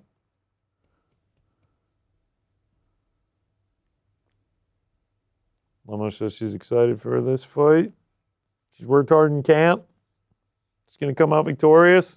I don't know which way to go with this. I know on the show when we were talking about this fight, like I was like, I'm just going with youth because I think that typically is going to win when we're talking about this big of an age gap. But the power that Lemos carries, like... Yeah, honestly, both these women hold power in their hands. She's such a good technical striker. Like, I could see her turning back the clock here, but I am going to lean age and just think... 14 years is quite a big difference in age, especially with Lemos being on the tail end of her career. Plus, man, if Lucindo wins here, that'll jump her right up into the top 5. Yeah, that win over Rodriguez was big. She can finish people, too. Oh, yeah. On the ground, with knockouts. What's the chat saying? I know the chat's on fire for this one. They've been waiting all week. Hector parlayed Lucindo with Josh Van. All right, let's go, Hector. Rooting for you to bring it home. Got the press release email. Robbie Lawler, UFC Hall of Famer. Ariel, Robbie Lawler's walkout song, Hold On, I'm Coming. That's the song. Is it? Yeah. The last one he walked out to... Sam and Dave, Hold On, I'm Coming. He walked out to something. He had like else some on Celtic music one What time. was it, man? Maybe it was like Braveheart or something. Maybe it was. Robbie Lawler walkout Braveheart. I want to say it started with a P. This is where Frank should help us. Last of the Mohicans. Who, me? Last of the Mohicans. That's what he walked to. I don't know where I got the P from. Great movie, though. Shout out. Here comes Lucindo making her way. Youngest one on the roster. Shout out to the guy in the Lions jersey, man. Repping hard for the Detroit Lions in March. Love it. Lions jersey, Lions hat. All right, we're sitting down. We're doing the rapper pose real quick. Yeah, taking our time. Oh, with the cross, with the chain? Yeah, The rosary? pulling out the rosary, the cross. Staring it down. Oh. Taunting the camera. Yeah, this and is we're intense. walking again. Yeah, she's not joking around here. We are making our way to the cage. Yasmin Lucindo. All right. I got to run to the bathroom. All right, I'm going to try and make it before Amanda walks. I think you got plenty of time. We still got to talk to the cup man. We got to get in the octagon. We got to circle around. It's slow rolling here for old Lucindo. How you doing back there, Frankie? Doing great, man. Yeah, me too. I appreciated the narration that you were doing. Yeah. Feels like the combo of the Hoofy and the Hall of Fame. We're flying high. You could just spin around with Flying your high. leg Now like we're that. That's a legal move. Slowing down heavy. Yeah, of course that's a legal move, man. That's cool. King Green 1-3 in his last 4, man. We had that magic moment with the Grant Dawson big upset win. Parlay Pals 10 straight losses, Frank. 9 straight losses? It's a new I record. think 9 straight losses, actually. Well, 9 was our last one, right? Yeah, we tied our record. So we know next week is yeah. to the moon. Maybe not. To the moon. Maybe not. Maybe not. And if I win this week, then I officially have the best record during the losing streak. But we don't have to get into that. I thought you didn't have any parlays on Boys in the Back. Am I wrong about that? I added some parlays and I lost. Okay, you added them. All right, I said I'm going to stay away from props and parlays. I added 2 parlays and I added a prop. 0 for 3. Yeah. 0 for 3. Well, I think that's a sign, right? 0 for 3, Frank. 0 for 3. Yeah, it is a sign. It's a sign I should stop playing props, man. Just not great at it. For some reason in my head, I think I'm like this prop whisperer. What made you decide, nah, I'm going to do it anyway? Because I think I'm the prop guy, I think I'm good at props, and like my tracked record is like, hey man, you suck at props. Can you take the audio from what you just said and make that your ringtone or like your alarm? So when you wake up in the morning, it's like, yep, I just thought I was the prop guy, but no, I suck at props. No, I suck at props. I and suck just at keep props. repeating it until you get up and you're like, I'm good at parlays and straights. Suck at props. I mean, I've been blowing it tonight. I got a bunch of takedown props active. Shout out to Jay Singh, shout out. But yeah, pretty much need Pereira to win. it's going to happen. Let's hope so, man. Let's hope so. I actually got Amanda Lemos under a half takedown in this one, so we'll see what happens. Lemos does not take her sweet time getting to the octagon. She keeps it moving. We already got the mouthpiece in. Cutman Tate saying what's good. We're about to get into the octagon. We're about to square off with the young, the hungry Yasmin Lucindo. You made it before Lemos even made it into the octagon, Rick. We're back. I'm going to take a bathroom break after this one. Or should I just take it during the fight? No. I kid. I can't wait for this one. I think this one's going to be I liked Frankie's. Is doing that spinning kick legal? I like that. That was good. Yeah. And learn something new every day, Gotta appreciate. If you had known that was legal, obviously you would have leaned. You would have put that into the capping. gone Maybe a not different way. picked. Maybe not picked Bobby Green. King. No, he's Bobby. He's Bobby. If after I had that known one. it was legal, I would have picked the way that Ruffy for the kick brought him right back to being Bobby. I did see the crown go right off his head when he got kicked. Yeah, he kicked the crown right off. he's uncrowned, Back to Bobby. Wow, Frankie. Back to Bobby. Oh, wow. Dave's Hot Chicken getting the octagon entrance. They are on the door. That's big for old DHC. And for Armin Tsuruya. Yeah. Shout out. He's got to have some sort of investment in that. All right, tail the All right, tape. here we go. 37-23. 14 8 knockouts, 3 submissions each. Like we're here. We're pretty even. Finishing. They can finish. The big difference here is the age. That's about it. The line reflects that too. Pretty close. Buffer with a wild jacket tonight. Are you on any side of this one? Nah. Just under a half takedown for Lemos. So no takedowns for Lemos. No takedowns for Lemos. Got it. Fortaleza, Brazil. Minus 135 for Yasmin Lucindo. Under 25 years old age Wow. group equals highest winning percentage. I wonder what the age groups are. Under 25, 26 to 30, 31 to 35. It'd be nice if we knew what the hell Yeah. that was about. A couple of stats. I feel like they've overstated it. Yeah, we don't need this many stats.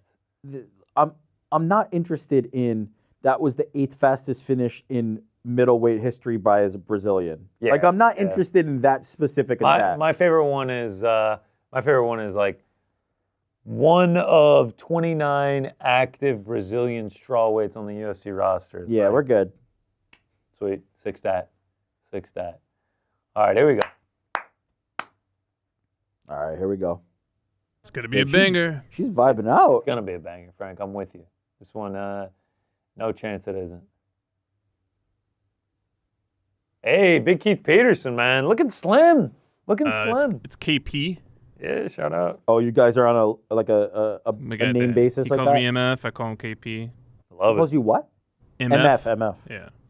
But he doesn't I even think know your it's name. MFR Yeah, I was sometimes. gonna but say, yeah. he doesn't even know your name. I'm man. like, oh, KP, you got the jokes. All right, here we go. Round one. All right.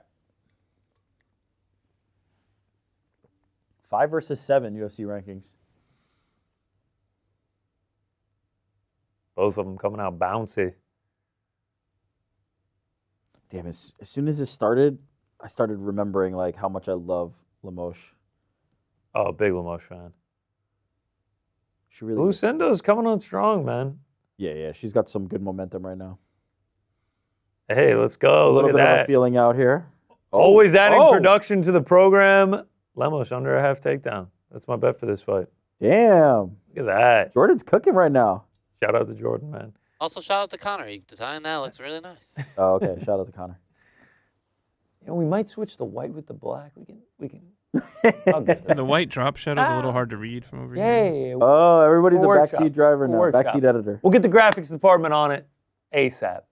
Working through the kinks. Working through the kinks. Working through the kinks. Working Working through through the the kinks. Shout out to the chat. Suck it, man. All right. They are Oh, they are. feeling each other out a little bit. We need some action here. Oh, I thought that was from the Jasmine clip. I thought they were actually booing him. I mean, Are you for real? we're a minute 20 in. I don't think we've had a punch yet. Oh, spinning wheel kick attempt by Lucindo. Saw Ruffy and was like, well, Yeah, she said, might as well give it a try. Might as well give it a try. Oh, there we go. We got a real quick exchange there. Yeah. All right. Angled up against the fence. I don't know if that's the range I want to be in if I'm Lemos. I feel like that was an error. Yeah, Lucindo pushing up. Lemos against the cage. Now we are actually getting. Yeah, now the boos are raining down. Boos are raining down on International Women's Day. That's a good point. That's a good point. Is this the only women's fight on the card? Yep. Yeah. Is that true? Yeah. I don't think there was one earlier. Yeah, it's the only one. First of all, way to acknowledge International happy Women's Day. International Women's Day. The LeBron meme. Thank you, guys. Hey, Andy. Andy, we're celebrating. Liz as well. Oh. Lemos on top. ends up getting a takedown, lands on top. Ay, fuck. Oh, damn it. Damn it. God damn it. I am getting my ass beat tonight. God. What is Peterson doing? Oh. Oh, Lucindo almost gets an Oh. armbar, and Lemos pops out. That's a good guard, though. Yeah, Lemos Yeah, might want to this- just get out of here. Lucindo There is no snatching reason. up limbs any way Oh, she man. can. That was weird. It seemed like Lemos had like side control, but she then like almost went back into guard. Ooh, nice elbow from Lemos. Maybe she wants to be in guard, actually, now that I think about it. I feel like in in modern MMA, sometimes you just want to like posture up from here.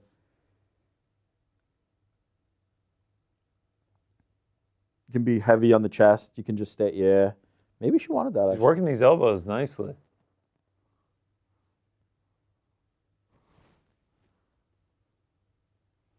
Yeah.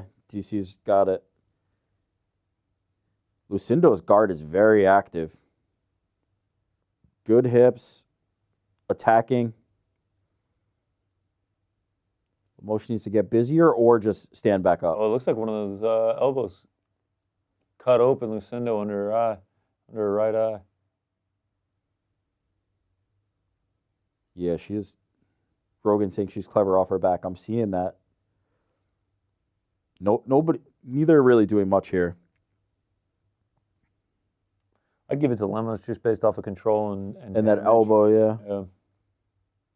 She needs to get more busy, though.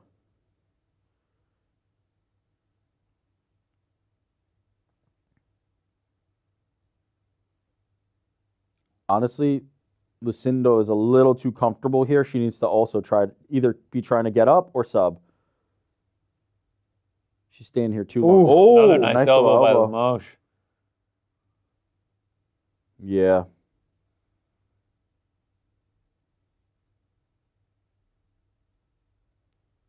It's great that you're tying her up, but you need to mount your own offense. Yeah. First time for the scorecards this evening. Oh, that's right. I'm gonna give that to Lemos.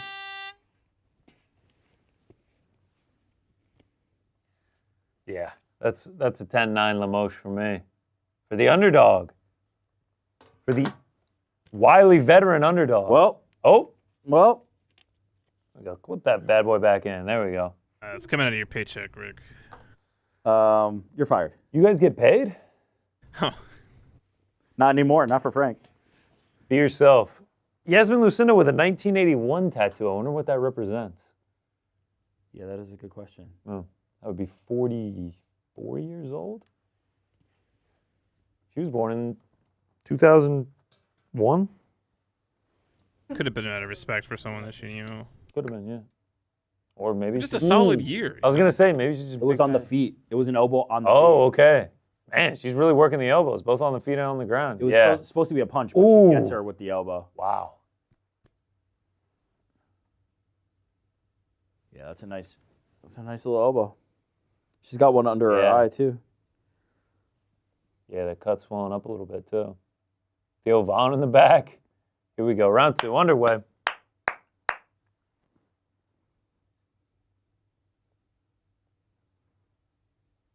Lucindo looking to be a lot more busy here from jump. Bit of a giveaway round. Oh, goes for a spinning again. Oh, Lemos almost kicks her on the way up. Body shot for Lemos.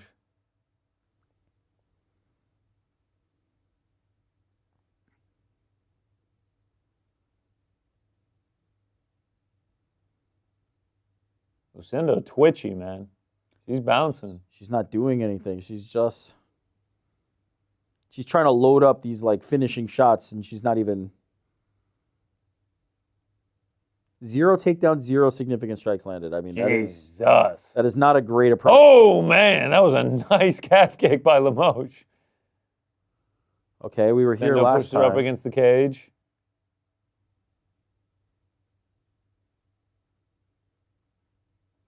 Trying to get a takedown here. She's working for a takedown against the cage.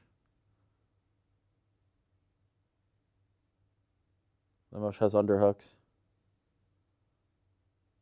Lucindo not able to do much. Oh, Lemos reverse. flips it on her. That leg's still tangled up, though. Assassin's Creed, shout out. Justice Forged in the Shadows. Booze again coming down. Oh. Lemos tries to sweep the leg out. Now they're just up against the cage. Lucindo is fighting a very unintelligent fight at the moment. Yeah. Official stats, yeah, still 0 significant strikes, 0 takedowns. And Lemos is the one taking her down. Lemos is the one who's having the better of the grappling in this. I'm actually kind of hoping for a goose egg from Yasmin on the 6 strikes.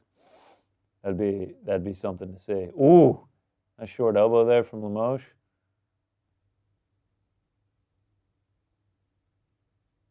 Couple little shots from Yasmin there.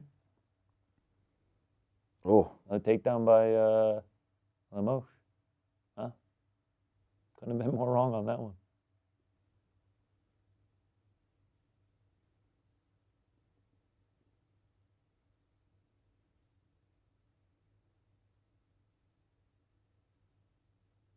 Lemos working from top now.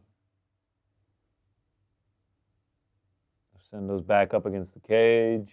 I gotta admit, I am Yep. wondering what the game plan is here. Yeah, still 0 significant strikes for old Yasmin Lucindo. No takedown. And now she's closing up her guard. She's closing up her guard after getting dominated a whole round. Can't she go goose egg through 10 minutes?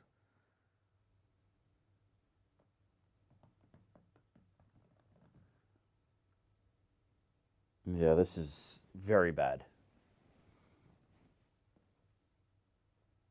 Yeah, I mean, Amanda Lemos on her way to being up 2018. Without any offense mounted against her. Just nothing. Yeah, I know. I'm kind of joking about Yasmin Lucindo, 0 significant strikes. Amanda Lemos only has 8. Yeah. Not like she's putting on a wildly impressive offensive performance herself. Keith Peterson, Hawkeye, keeping it close. Ooh, fence grab for sure. Fingers all up in the fence. Amanda Lemos. Keith, right KP's there. got it, man. Then doesn't say anything. At one point, had all 5 fingers clawed on in the fence. Maintains top control. Lucindo not trying to get up, not attacking, just Chilling. is very poor.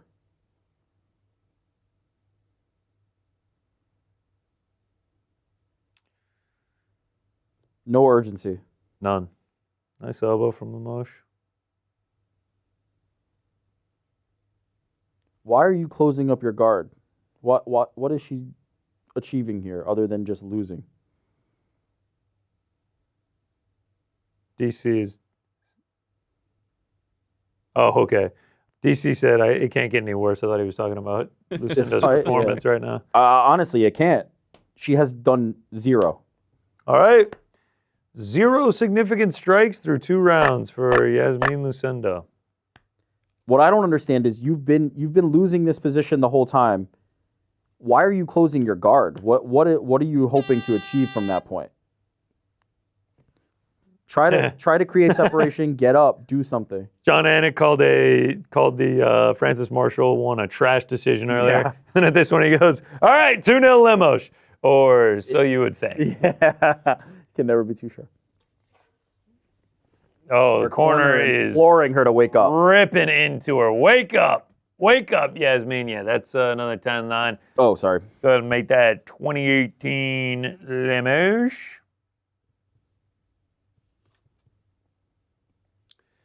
I feel like Amanda should be the one wearing yellow, you know? Lemos, lemon. All right, here we go. I'm cheering for 0 significant strikes from Yasmin Lucindo this round. I want to see a 15-minute goose egg. That would be really something. I mean, if she does the same thing, we're looking at it. Woo! Thus far, she has initiated 2 clinches, and from those 2 clinches, been taken down twice and controlled. Not great. Your boy has got a tinkle. I'll be doing that after this round. Here we go, round 3. Oh, was that one? Opening up. Oh, yeah, there we go. Significant strikes on the board for Yasmin Lucindo. Urgency for sure from Yasmin. No. Disengage. No. No. Oh, she gets a takedown. All right, let's see what she can do with it. I mean, you have to have a finish. You're clearly down 2018. What the live line is? I don't know what the live line is. Minus 1,300, Amanda Lemon. Yeah, seems right. Yasmin has to get to work here. Yeah, John Anik pointing out. Both of them are still pretty dry, so a sub is live. Hasn't been the most grueling pace. Oh, she's trying to move into side control. And she's in it. Ooh. Oh, she recovered it. Lemos got her back into half guard. She was inside. It does make you wonder, if you were capable of this, why did you not try to separate and re-engage this? Bizarre strategy in rounds 1 and 2. Also just not sure the waiting until the 3rd round to show this level of urgency. Yeah, totally. Round 2 was the time. You think that the urgency comes, I mean, in round 1. All right, she's into side control again now. Yeah, where was this?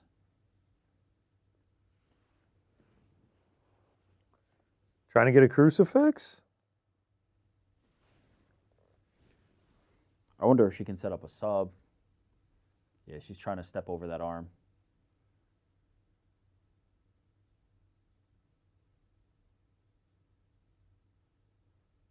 Lemos, toes completely interlocked in the cage. DC just sneezed. Yeah, Yasmin has very limited time. She's got half a round left. Big toe, just totally hooked by Lemos there. Yeah, you're right. I mean, she's both of them. Just looks like she's climbing some monkey bars or something. She doesn't quite have the crucifix, but she's trying to land some of those like sharp elbows. Oh, Lemos trying to set something up? No. Joe Rogan pointing out that the toes interlocked in the cage is illegal. Keith Peterson right there.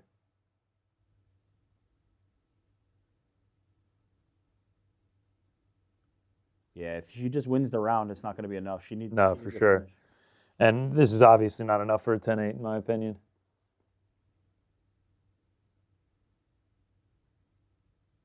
Two minutes to go here. She's still working from top. Yeah, she's taking too long to set this up. Now, if you had done this in round 2, now it's a fight. Oh. Lemos gets up, back to her feet. Pushes her up against the Yeah. cage, And dumps her takes her down, down. and now she's on top. Yeah, it's done. DC And, just said, now now it's over. Lucindo's going to wrap up her guard and just sit here the rest of the fight.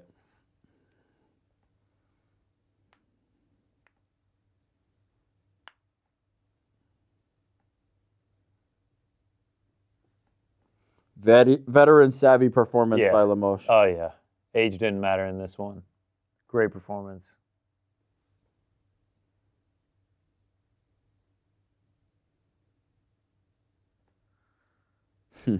Anik saying desperation time for Lucindo, but like there is no desperation. No. She's just happy to toss this one. Yeah. That'll be 29-28. 29. The easiest 29-28 you can imagine. Easiest, clearest. All three judges score it. We go to the judges' scorecard. Sal Diamato scores it. 30-27, Lucindo. Honestly, it might not even be 29-28 at this point. If Lemos lands a few elbows, it might be 30-27.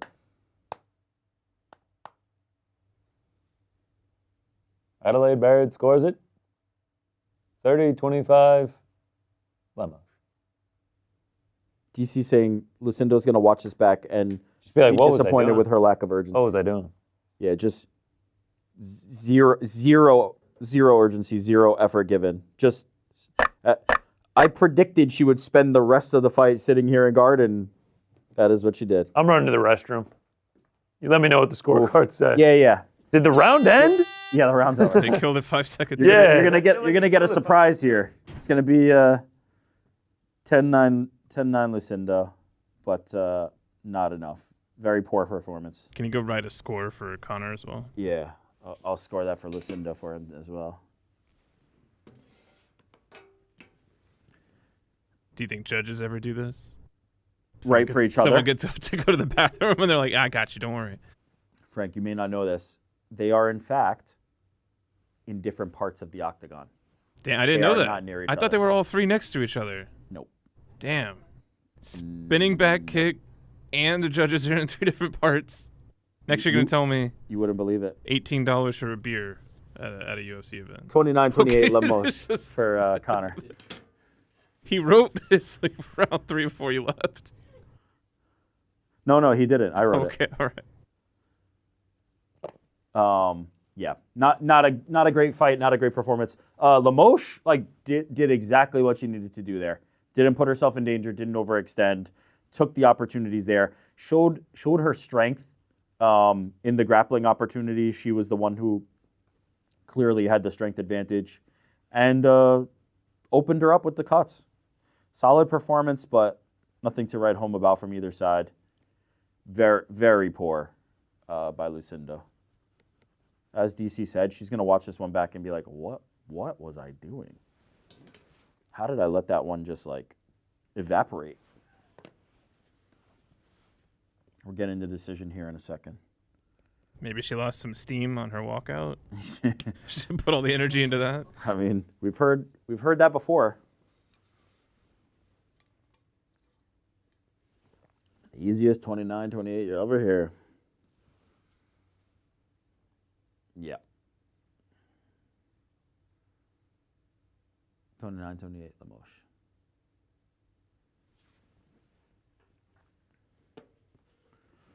We're going to get mic time or no? This hugging makes it look like they're grappling again.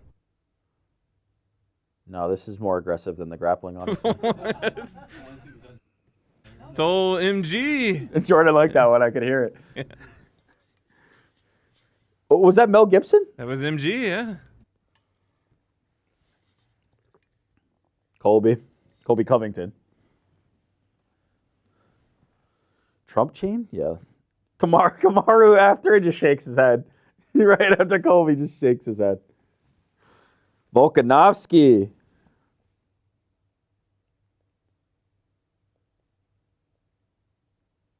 I'm excited about that one. Volkan Diego is a fun fight.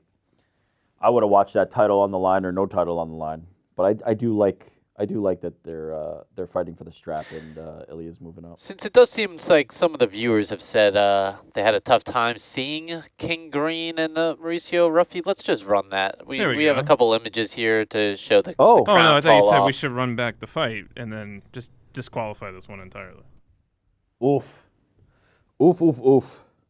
Ruffy, not Oofy. Ruffy. Roofy. It's Roofy. Hell of a knockout. You're not going to believe this. 29-28 Lemos. All right, well, that one's over. We can move on to 3 bangers in Ignacio Bahamondes, Jaylen Turner, Justin Gaethje, Rafael Fiziev, Alex Pereira, Magomed Ankalaev. We're over the hump with that one. I thought that one had some potential. I thought that was fight of the night. I said it all week. Fight of the night. Circled that one. Circled it. All right. So I think now might be a good time for one of you poor souls to get on that bike. Yeah. I'm going motherfucking fishing. And I think the way that we should do that is maybe have a little friendly competition. Loser takes the bike. What do you say?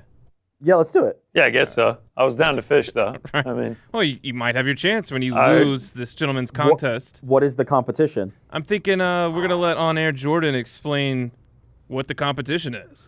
okay. So we're going to play a little heads up here. Andy and myself will give out some clues, and first to 5 is the winner here for, and loser gets on the bike and tries to catch a little big shark. So you're going to give us clues. We guess. You guess what it is, and the viewer will see at home what it is, and you guys. Okay, so will not. I have to kill our TV then. Yeah, please kill Yeah. it. Please. Catch a little no big cheating. shark. I like that. And it's the sparkling shark. The Yeah, sparkling shark. catch a little big shark. Sparkling shark. It's hard to catch it. All right. Is the TV off? Like, TV's off. All right. TV's legit off. All right, here we go. TV's off. So wait. Are you going to give us like a category? What are you giving us? No, we'll just give the clues. As many words as it takes. First person to get it gets a point. Category And it is, could be anything. category is Vegas Las Vegas. Okay, the category is Vegas. or UFC All right. Or UFC. and Or UFC. Or Okay. Vegas related. Okay, more vague. Vegas. More Vegas. Vague. I get this. It's actually vague. Vagueness. Yeah. Vague Okay, is, this is a play on Vegas, words. Vegas. Vague is. Ambiguity. All right, let's see who gets this one. So, album by the Backstreet Boys, going to the Sphere soon. Everybody wears white. Outside a plane. There's a fucked. very popular dance. Early 2000s. Bye, bye, Come on, bye? Connor. Come on, Connor. What? That's NSYNC. Wait, Backstreet Boys? I literally said Backstreet Boys. That is the biggest clue you need. Backstreet Boys are back? The Sphere. Everybody wearing white clothes. People outside a plane. I Want It That Way? Yes. What album is that? Millennium. Yay! Wow. All right, 1 point for Rick. 1 point for Rick. Good job. I mean, I knew my Yeah. Backstreet Boys knowledge would come in handy at some point. No. All right. I want Next one. He's the king. He Elvis. There Bobby you go. Green. Elvis. Yeah. No. As we showed. 1-1. Bobby no longer the king. Alex Pereira Come on, man. Too soon. Alex Pereira walking with in the leather swag. jacket and the Poeton chain on. Nobody behind him, just kind of Nobody like behind solo. it. And here comes Magomed Ankalaev in the UFC Venom rain jacket. That is drip right there, baby. Dude, he's so all business. I kind of love it. All right. What else we got? All right. This is a television show that involves solving clues, finding CSI. criminals. CSI what? Vegas? We'll take it. Okay. CSI Las right, Vegas? CSI I don't know. Sin It's just City. CSI crime scene investigation. But it was in Vegas. You got Oh, it. okay. What's that, 2-1? 2-1 Eric at the All moment. right, go. All right, so this movie ends on the Las Vegas Strip. It ends- The Hangover. Oh, well, neither one is correct. Okay. A plane crashes down. Nick Cage is in this. Con Air. Ow. Good call. Vegas, Con Air, Connor. That one was set right up for me. Didn't it land though? I mean, What else we got? Oh, this is a good one. Working girls, making money, bachelor parties. Strippers. Hey. Oh, it was just strippers? yeah. Oh, Man. shout out. All right. Shout out to the You ladies out just there. give him that one. International Women's Day. Elvis and strippers. So Shout it's out. 2-2 right now. Is this? No, I got three. Does he have 3? I got 3. He has 3-2. This is a celebrity chef yells at people. Bobby Gordon Flay. Ramsay. Connor, Gordon Ties Ramsay. it up, 3-3. Come on. Tied. We're tied. How many are we doing? That's the 5, right? First to five. First to five. Oh, first to What five. is it? 3-3. Yeah. All right. All right, let's move on. Oh, all right. We stayed here. For Santa UFC Claus. No, 300. the Vidara. Vidara. No, The you're Aria. both wrong. The Aria. Wow, you didn't stay. The MGM Grand. MGM Grand. Venetian. 4-3. All right, Frank Sinatra was a part of this. Rat Pack. Hey. Great call. 4-4. This is for the win, huh? Win by 2. You guys want to do win by 2 or straight up? I like Just- straight up. I this like is it. straight up. Whoever gets it. Whoever gets it. Mike Tyson. Great guess. Helwani's always saying, when he gives someone a verbal beatdown that he just gave. 10-7. I believe that one goes to Eric, the winner. Connor's got to go catch a shark. What was that Sparkling question shark. even? I don't know. Just What was the question? It was What like is it? Ariel Because always boxing says. happens in a Vegas. 10-7? What does that have to do with Vegas or the UFC? MMA. Are Are we MMA. contesting the 10-7 results? rounds. You can't win a 10-7 round? Are we contesting the results, Connor? I am contesting. I'm contesting the question more than the results. All right. I mean, really, what was that By question? the way, I'm I a little really bit hung up enjoyed on the that. fishing. I'm curious how you're going to feel about it. Okay, sorry, I had to tilt the camera, tilt the screen a little bit here.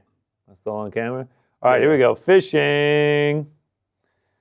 Let's catch a fucking shark. Can you get a shark? That's the thing. Games. Fishing frenzy. These graphics are pretty sick. Yeah. All right, I have 5 minutes. Shimmering Depths or Bobber McFloat? No, it's not choose. Oh, Those okay. are just the two. All right. Ignacio Bahamondes making his way. One of 2 Chilean fighters in UFC history. That's a pretty cool stat.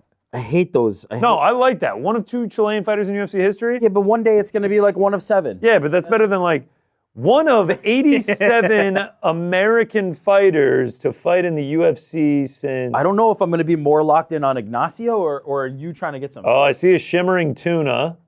Let me see. What do you I got? see a couple tunas. I see a shark, but do we go for the shark or do we go for the shimmering shark? Shimmering Go for the shark. shark. That Go for was the shark. Okay. that Hold was on. where the Go, challenge was. pull it up. There it is, there it is, there it is. Come on, get the shark. Yeah! Woo! Reel this sucker in. Come on. Shark. Get that shark. Come on. I got to bump up the resistance a little bit. I don't think you can. Oh, yeah, you can. Oh, you can? Yeah, you can. Oh, I didn't realize You're that. mine, motherfucker. Get that shark. Ah, Oh, man. ah, Get that shark. ah, Eat your heart out, Ariel Oladipo. It's not the sparkling shark. ah. It's actually kind of hard.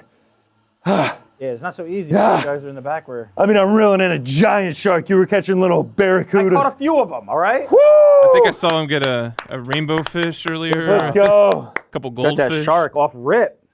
Right off rip. All right, there's another shark, but it's not shimmering. Where's the shimmering shark? Oh, God. No. All right, we'll catch a quick tuna. Yeah. Grab that thing. What do you think so far of the fishing game? I mean, it's pretty fun. You got 5 minutes. Do we have a high score? I guess my score is the high score. It's a little bit harder to reel them in than you think. This is for all those Yeah. armchair fishermen back there, you know? Frankie, Yeah. Jordan. Oh, I should probably turn back on our return. Whew. Yeah. Oh. So announced on the broadcast that Pitbull has actually been put on the prelims for UFC 314. What? What? What was the main card? He was originally. No. Who's is on the that? main card now?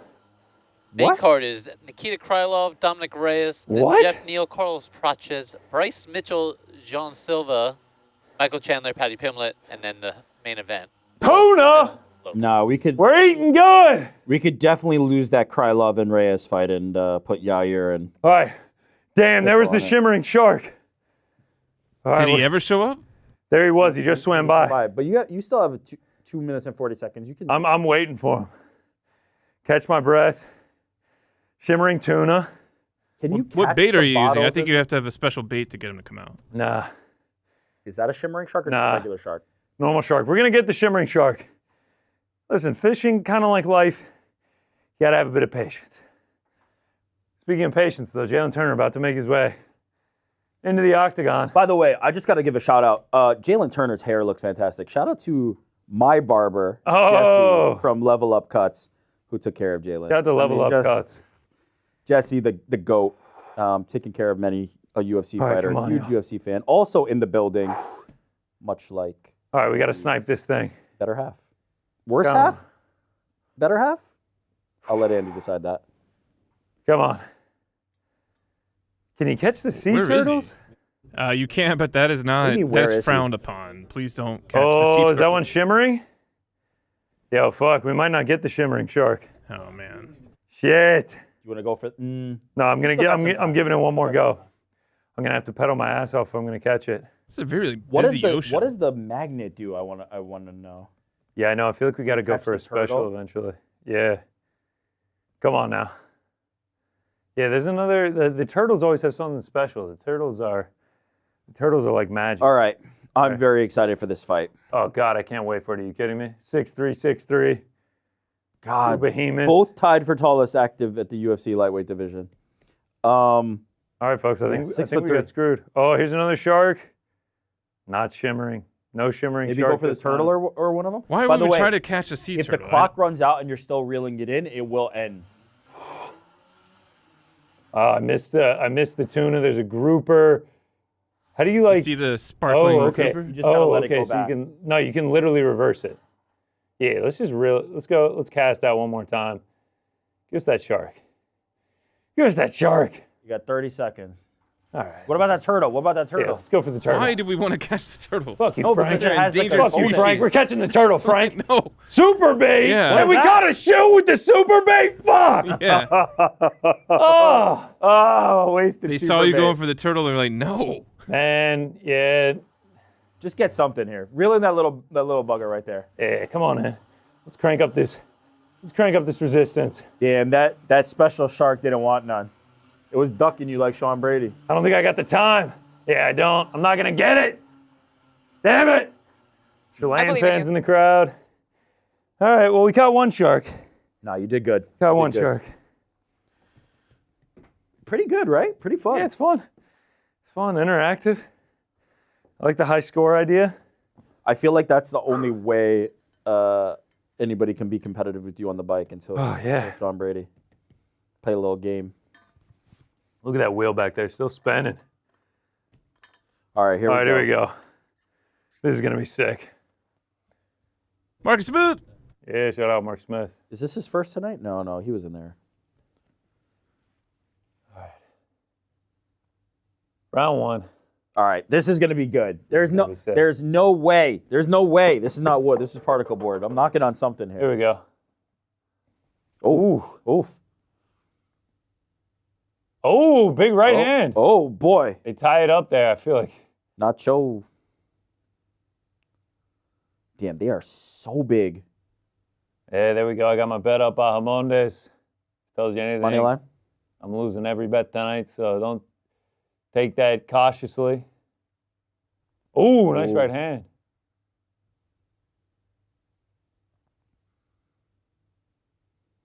Oh, man. A little bit of hand there blocking it, but Bahamondes. Damn, snaps that Bahamondes kick up is there. so slick, man. Turn. Oh, nice body kick from Turner. Yo, this is. Oh, Bahamondes goes for a takedown. Oh, no. Turner lands on that top. was a mistake. Yeah, Turner is nasty on top, Turner too. is a bad boy down here. Ooh, that was a mistake. Yeah, man. What was that? Bahamondes, no. All right, he zero got his guard takedowns back. in the UFC. He got his guard back. That was. Do you think he was Weird. hurt or I something? don't. That body shot was. Pretty, Yeah. That body shot was pretty bad. It's not a bad shout. Maybe he was feeling that, but you don't like Turner's got submissions down here. Turner's Oh got no, ground Turner and is pound. nasty, bro. He's good down there. Yeah, this is going to be tough for, especially with the length that Jaylen Turner has. This is going to be tough for Bahamondes to get up from. Ooh, ooh, some nice work from bottom for Bahamondes. Yeah. Bilal in the corner. Yeah, Bilal and Ignacio Bahamondes corner. He's got an active guard here. He's trying to do Yeah, something. they're tangled up. But Turner's just too heavy there. Nice Yeah, elbows. really nice Ooh, elbows. Ooh, ooh. Really nice elbows from Bahamondes. Good work here. Yeah, Bilal wants him to get to the cage to wall walk and get up from here. I will say he's doing good work though. Contrast this with the last fight in terms of the urgency and trying to get up and trying to do something. He's trying to set up a triangle? Armbar, triangle. He's got options here. Oh, he's tightening it up. Oh, man. He's squeezing. Jaylen Turner taps. Ignacio Bahamondes subs him. Wow. I was not expecting that. How many subs does he have on his record? Wow. That is a huge win for Ignacio Bahamondes. That is nice. Man, we kept shitting on him. We were like, what a mistake. Not only not a mistake, submission. doing the damage with the elbows. Wow. Like, really nice there. How many subs does Finally he have? on the board. He only has one win by submission. By sub. And 2 losses by sub, too. Wow. Shout out Ignacio Bahamondes. I'm on the board with a dub, baby. There Shout we out go. Ignacio. For the record, Pizzi was trying to pick Jaylen Turner for the parlay. Thankfully, he didn't. It didn't matter. It didn't do it anyway. Frankie took Bobby Green. But shout out Ignacio Bahamondes. What a win, man. What a win. First round submission over Jaylen Turner. Sets the triangle up. He put his head into it, though. Yeah. Yeah, Turner did not recognize it. Yeah. Just let him tighten it up. Yeah, once that leg got behind the... Whew. Then he just starts squeezing, man.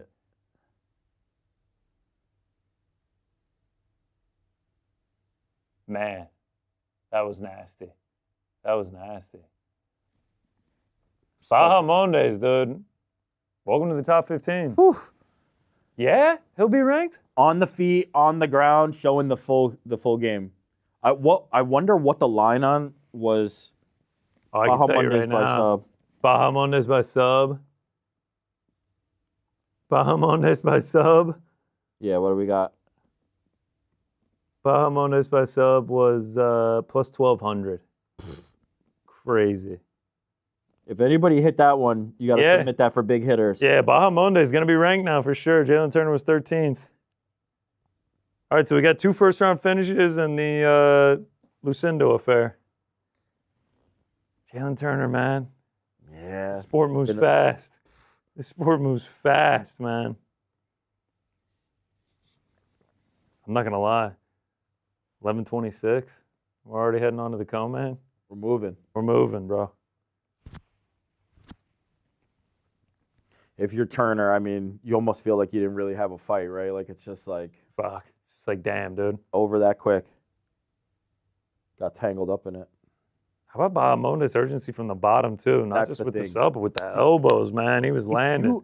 If you're active, you're creating scrambles. You're creating opportunities. Like, Lucindo's just laying there, right? Lucindo's just like, I'm going to be here. I'm going to close my guard.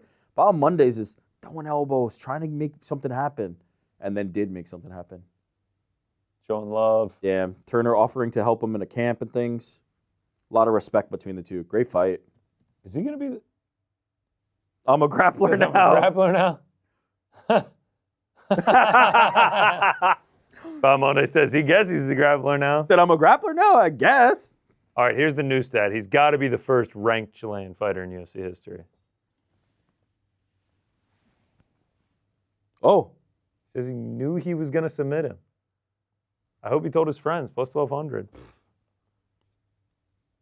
17-5, 3-fight win streak.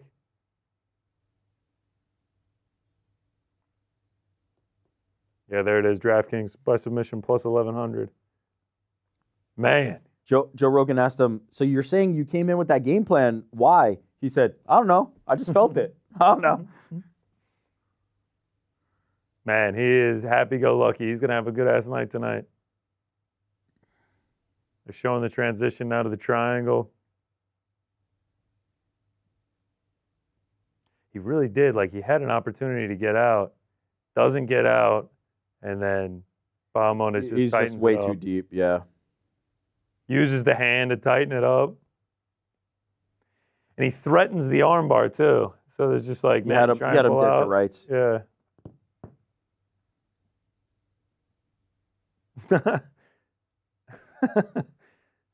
Bahamondes seems like he's just down for it all. Yeah. He's cool with whatever. When you fight like that, you probably don't have to, I guess. You can do anything. This is good. He's going to start training again on Monday. Wow. Shout out. That is a statement made by Ignacio Bahamondes there. Yeah. What a performance. I was pretty certain he was going to get tested by Jaylen and just blew the doors off. Impressive, man. Very impressive. 6'3" in Crazy. the lightweight division. He'll always have that size advantage. The only other guy that was going to contest with his height was Jaylen Turner. Yeah. Now he's fought him. Wow. Man. Shout out. Bilal in his corner, the champ, rubbing off on him. Bilal has always been a big supporter of him. He has constantly big upped him. The Chilean flag looks cool on the jacket, man. Quick super chat. Frank's a little busy, so I'll be reading this. Yeah, one rip from it off, Max man. Med. Hey, 5,000 Chilean something. No pesos. shit. Shout out from No Chile. shit. That's Chilean Let's pesos. go. Shout out to Max Bahamondes. Mad. Shout out to Chile. He actually sent us a total of 8,000 because he sent this one twice. Shout Yo, out. let's go, man. We're getting paid in Chilean pesos? That's sick. Jair and Jair and Patricio, Patricio, they just showed Odell Beckham, Diego. They're showing everyone from 314. Damn, that's cool. that is very cool. He must be on cloud 9 right now. After Oh that my one. God, dude. What a world to have just one guy repping your country. So it's just like, all right, this is my dude. What do you say, 5,000? 8,000? 8, I believe it's about $8. Yeah, Chilean peso. Shout out, man. Shout out to Ignacio Bahamondes. Yeah, very impressive, man. Easter Island, Chilean. Shout out.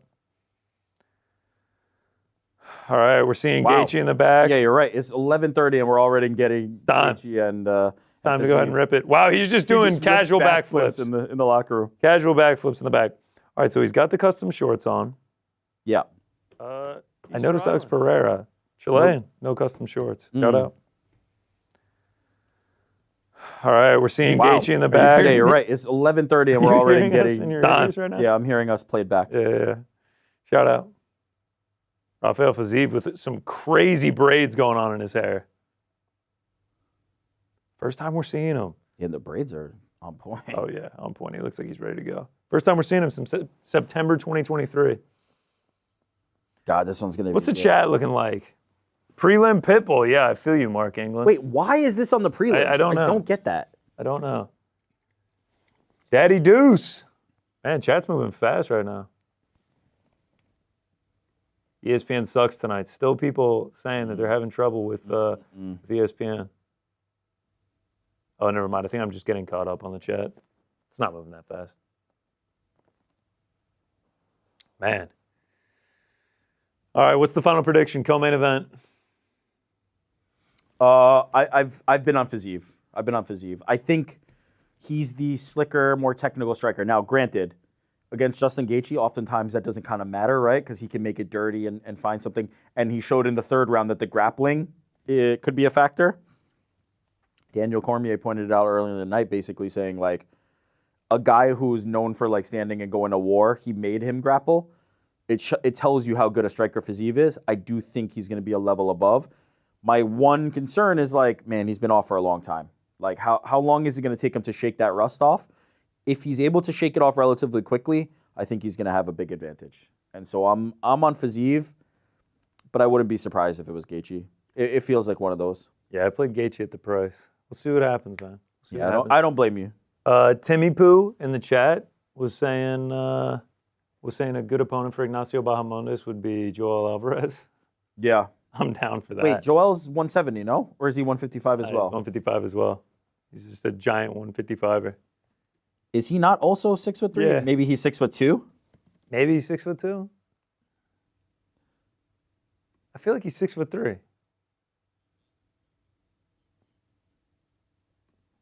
Yeah, he's 6'3". So there's another 6'3". I may up for that one. Two incredibly violent guys. Oh, woo! Timmy Poo also says that he loves paying for super chats that don't get read. You got to blame Frank for that one, Timmy Poo. Well, I mean, let's read some super chats. Yeah, then. say it right now. Say it right now. Frank, sounds like Frank's busy. People still saying trouble with old ESPN. Yeah, hate to see it. Hector Ramirez, Assassin's Creed Shadow looks like a fun game. He might have to cop. Super Chats. Timmy Poo writes, this one's for Frankie. Did Yeah. you see Red Rooms or Oddity? You enjoyed both of them quite a bit. Been meaning to watch Eczema. I haven't seen either. I actually haven't heard of either. I love how this person specifically targeted you thinking like they're seen and like you're going to support this and you're just like, I never heard of this. However, Timmy Poo writes again, it's weird listening to you guys on 1X. During the week, I listened to you on 2X. Between Uncrowned and Morning Combat, it's the only way I could catch everything. Wow, we appreciate that. Yeah. I can't imagine listening to me on 2X. That must be nauseating. Nah, I feel like you're all right. I feel like Cody, go ahead. I was just going to say, shout out Professor Genki. He says over under 4.5 Benjamin rips during GC's last bathroom break. GC just snuck off for the Someone pen. said over. Camp Ghost said bong rib. The world may never know. None of us know. Sorry, Frank. Keep going. Cody Baldwin writes, thanks for the Hey, great shout out Cody coverage, Baldwin. fellas. I haven't been able to buy the pay-per-view yet, but I oh. think this feed might be even better than what's happening on ESPN. We appreciate preach. that, but unfortunately, we don't have the fights themselves. But we really appreciate Yeah. you watching. I'm sorry you can't watch, and thank you for the Sorry. super chat, man. Your super Sorry, chat just 1/9 the cost of the UFC pay-per-view. Damn, there is this wide an outage. I'm having some friends texting me that ESPN man. Plus is fucking up. That is not great. Timmy Poo slides back into the SC saying, Rick, Hey. ever been to Salpino's on Long Island? One location in Wonton, one in North Babylon. Incredible sandwiches. I made the trek from DC for it. Wow. Salpino's right down the block. Been there, love it. Garlic bread from Salpino's. You get that, sets the night off. You gonna bring some in on Monday? Yeah, I'm down for Salpino's. This sounds Okay, wait. fine. I have a question It's about like Salpino's. it's like a restaurant. Not a restaurant. It's like a Italian supermarket. Yeah, But they yeah. also serve fresh. They also Mrs. serve fresh On food. Air this summer was begging me to take her to Salpino's, and I was just like, it's so far from us. Why do I need to go all the way there for a sandwich? But it sounds like it might be worth it. Salpino's is great. Like, I mean, Jordan, you know, like an Ivorone Brothers, like Oh, shout out to Ivorone. Ivone's great. Yeah, it's like that. It's an equivalent. So Salpino's deli? is great. Salpino's is great. It's a deli, but it's also a supermarket. Okay. Like it's I don't know how to describe it beyond that. Like a mini mart. It's a mini mart, but like Yeah. super authentic Italian. Okay, I love it. Really good. So yeah, shout out to Salpino's. I'm right down the block from the Wonton one. Donnie956 says he listens to the show during the weeks on mute. So shout out to him. We appreciate that, Donnie. Well done, Donnie. Brian N says, "What's up, GC? How was the pen rips in the bathroom?" Okay, how did you get this reputation as this He came back in, yeah. stoner dude? I don't know. Drew 2K, Benjamin Franklin. Lately, I've been going with John F. Kennedy. That is a good one. We got a couple more super chats here. What do we got? Yeah. Robin Stevens says, "I love lamp." Thanks, Robin. 5 bones for that one. Jacob Gile wrote, he doesn't even. What's good, Rick and Connor? Favorite Ariel story? For me, Shitting it's his the shitting the pants. pants Yeah, one, everyone, yeah. it's just shitting his pants. If someone, I think they probably mean like a story like of us, like from behind the scenes, like an Ariel and us story.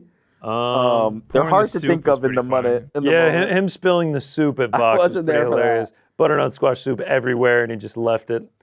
My favorite Ariel story was working with him during the pandemic and experiencing the DC and Helwani birth and the Dahlia stuff and like all that. Yeah. That was some incredible stuff. Watching fights with him in Vegas and him thinking he's sneaky, cranking up the heat to like 84 degrees, and all of us being like, "It is hot as fuck in here." He's like, no, it's fine. We go over to the heater and it's on like 84. Oh, was that in Vegas? Yeah. Yes. Yeah. He was hoping nobody would notice. Yeah, bro. We're sitting there all sweating. We're like, "Man, it's hot in here." He's like, "Nah, that's fine." My favorite Ariel story is us launching Uncrowned together as a team, and I'm so proud to be doing this and sitting here and experiencing this and working with you guys. And Helwani helped us make that possible. So People asking what the shitting the pants story is, you're just going to have to ask him. He was on vacation. yeah, he was in an airport on his way back. maybe When just he go was a to the child. archives. When Go he to was a the child. archives. So it's not. Yeah, he was a tour bus, wasn't it? No, it was an airport. It was going through the airport. How many His times has brother- that guy It was a shit his bus. pants? It was a bus. It was a bus. It was a bus. And he was a child. Did Let's not forget this David? part. Did David shit at the airport? Maybe his brother shit at the airport. Or Helwani's just shit his pants more than The once. Hawaiis are known for shitting their pants. First fight in 533 days for Fiziev. Look at that. Beautiful graphic here. I mean, you got to talk about it. Number 3 versus number 11. We haven't seen Fiziev September of 2023. Like, this is the opportunity to jump right into the top 5. I believe put yourself back on the map. I believe we have some images of the first. Oh, fight. you forgot about me? Here I am. Yeah. Yeah. If you haven't seen it, it was back and forth, and I think people have forgotten that. Oh, it was a fantastic fight. It was so close. It was a majority decision, man. It's hard to shake, though, the image in the 3rd round of Gaethje taking it to the ground and controlling the fight that way. Like, that's there if he wants it. The problem is, we're now a year plus removed from it. Yeah. Like, where are they both at? How is Fiziev going to come back from tearing his ACL? How is Gaethje going to come back after a life-altering knockout from Max Holloway? We're about to find out right now. I'll tell you what. E Minor says Fiziev's in incredible shape at all always, times. always. Dude's physique. If I had this dude's physique, it'd be a danger to society. No, there would never be a shirt physique? on. No, Never. no. Say that 3 times fast. Physique. All right, you know what? Don't show off. Yeah, never be a shirt on. Be like, you guys hot? It's like, dude, it's 22 degrees out. Whatever. Didn't notice. I'm too jacked to notice. E Minor wants to know where you can watch the fights. ESPN Plus, pay-per-view. But not, I guess. Not today.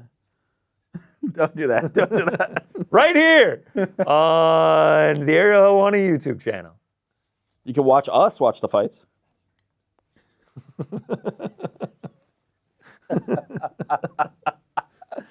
Ooh, he's trying to help you out. TNT in the UK.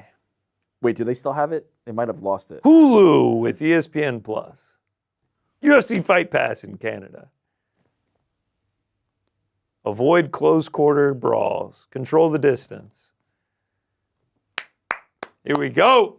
Yeah, I mean, that seems right. At range, you have to imagine that Fiziev has the big advantage there, but in close, Justin Gaethje is extremely dangerous. The clinches, the uppercuts, those leg kicks, if you're in that range. I have to say, that was a pretty sick walkout from Fiziev. Yeah. Yeah, the crowd hyped. Braid's looking sick. Wow, we're going all dark for Gaethje. You don't see this too often. Custom shorts, blackout. Like, Gaethje's getting star treatment here. I mean, he is a star. What is this song? What does he walk out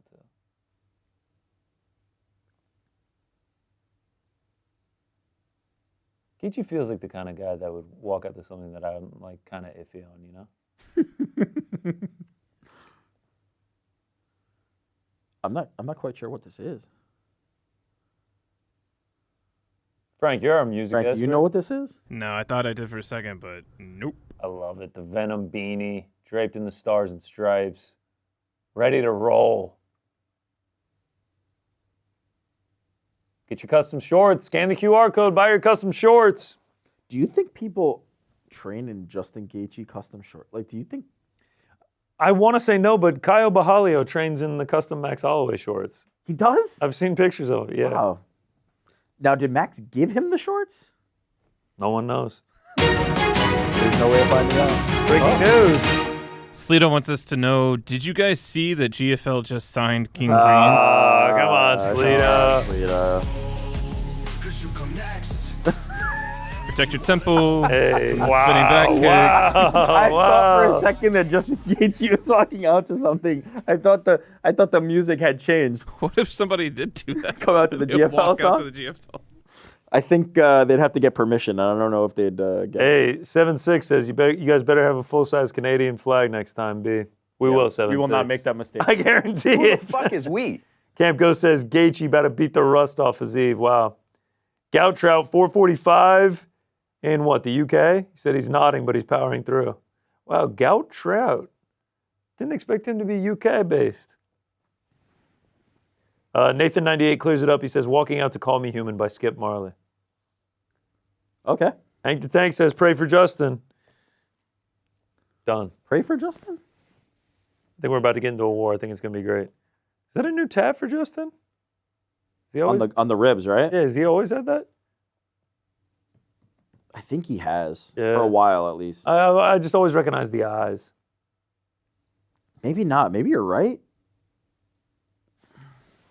Let's look this up, because now I'm wondering myself. Al Koob says, I need a Shama he's had round that 2 for a minute. KO He said that for a minute. to make the big hitters. Yeah, we'll shout you out if you get that, Al Koobs. Here we go. Justin Gaethje entering the octagon to big applause right through the Dave's Hot Chicken archway. Wow, security playing it tight. They still get the fist bump off. Plus 130 underdog for Justin Gaethje, minus 160 favorite for Rafael Fiziev. Braids on point. Oh, man. All right, here we go. Liam Devine says, chin test time. I don't know what to expect from this. I don't know if it's either. going to be like the slugfest, like standout brawl, or if it's going to be a little more Yeah. technical. Camp Ghost says, Gaethje not allowed on the Ox. Not allowed on the Ox. Slick E83 says, you guys make my day better. Thanks. Really appreciate taking your time to do this. Shout out. We love doing it, Slick. Yeah, Thanks for please. watching, man. We appreciate you watching, Do brother. it for you. And I hope you have a great night. I feel bad for all these people who are desperately trying to watch these fights. I know. And you're stuck with us. Our ugly mitts. We're about to turn it up, though, these last 2 fights. Wow, a lot of headroom here, eh? Gotta sit it up. Getting sleepy here. Daniel Cooper bricking it. Shout out. All right, this is going to be fun. I'm mean, ready. I have no doubts this is going to be fun. These last 2 fights are going to be sick. I mean, we've had good fights so far, man. I mean, outside of the one, Outside of they've the been Lucindo, fantastic. We'll give them a break. International Women's Day. Time to lock in, though. Damn, Fiziev. Shout out for Fiziev. Repping 93 babies.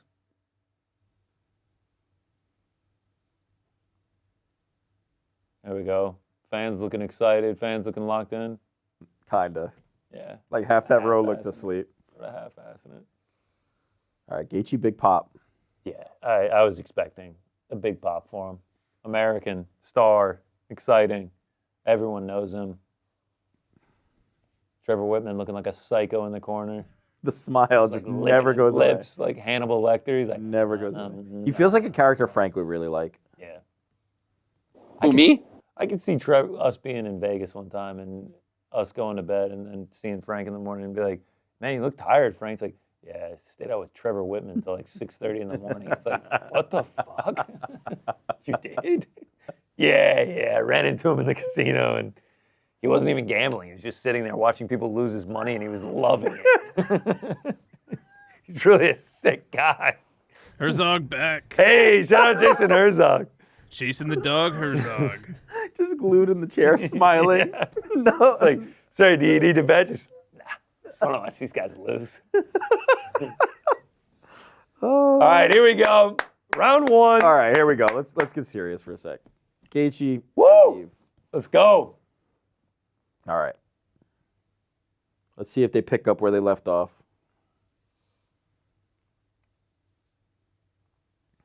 Oh, big USA chance in the house. Gaethje, no UFC logo on his left glove. Yeah, what is that? On the right as well, or do we know? I don't know, but it looks weird as shit. It looks very bizarre. I don't know why. Wow, Kick out of they're this. they're really showing out for Gaethje here now. Yeah, star, Big, man. big chance off the bat. Gaethje bigger than the No, brand. nothing on either glove. Whoa, Oh. takedown from Fiziev. Oh, wow. boy. Was not expecting that. Was not expecting a takedown from Fiziev here. Also, why does Justin Gaethje pushing him off. Oh. Oh, big knee from Fiziev. Oh, another big one. Wow, yeah. Oh, and Whoa, Fiziev immediately going for another takedown. yo, Wow, now they're tangled up. yo, Now they're scrambling. Yo, Fiziev what? trying to grab a leg. what? Reverse triangle from Fiziev. No way. No way. Oh, big elbow to the body from Fiziev. No He's- way. He's sitting on his head right now. He has got his head completely trapped. This is a really bad spot for Justin Gaethje. He's beating his body like a drum with his left hand. Another one. Oh, another one. This is Oh, insane. that is a bad spot to be in. Oh, this is bad for Justin Gaethje. Oh, he gets out of it. He gets out of it. Damn. Back up, another knee, and now they're back. Whoa. Oof. This is really throwing me off. Gaethje, no logo on either hand. Wow, Fiziev already with 2 takedowns early? Damn. Well, Gaethje, I feel like, got that second one, but then in the scramble, he was able to get on top. All right, so I don't know if anyone was credited with the second one. That was crazy. All right, 2 minutes in. Only 2 minutes in. Damn. All right. Fiziev got some real clean openings to the body while he was in that position. I'm surprised Gaethje was able to get out of that. Yeah, 2 takedowns versus Eve. Was not expecting that, man. Whatever the price was on that, it was massive. It looks like Gaethje's, pretty much recovered here, but yeah, I think you do have to wonder, throwing heavy. The overhand right.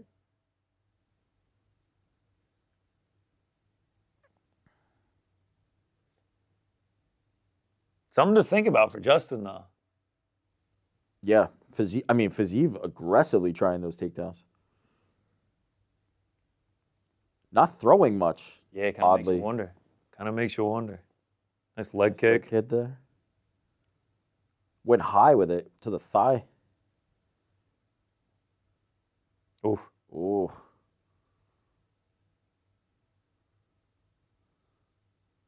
Oh, another tangle up. Nice knee. He's been trying to land those Short knees. right for Gaethje.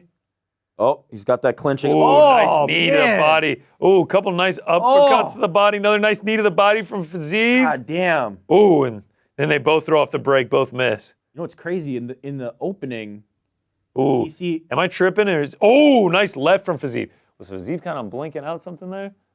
Oh! Body kick, nasty. Oh, now Gaethje goes for a takedown. Gaethje's trying to get that takedown. Tangles him God up. damn, Fiziev is crushing that body right now. In the beginning, the keys to victory, DC said for Fiziev to stay out of these close positions, but he is welcoming it. He is walloping Gaethje in here. God damn. This is not what I was expecting so far from this fight. Dude, those body shots. Oh. I wonder if Fiziev sees something. He's just like, I can get here. Oh, Gaethje with a nice right off the break. Try and suck that energy out.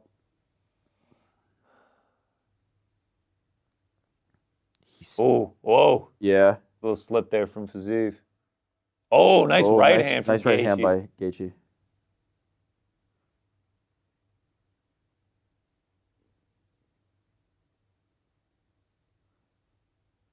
Left hand misses for Fiziev.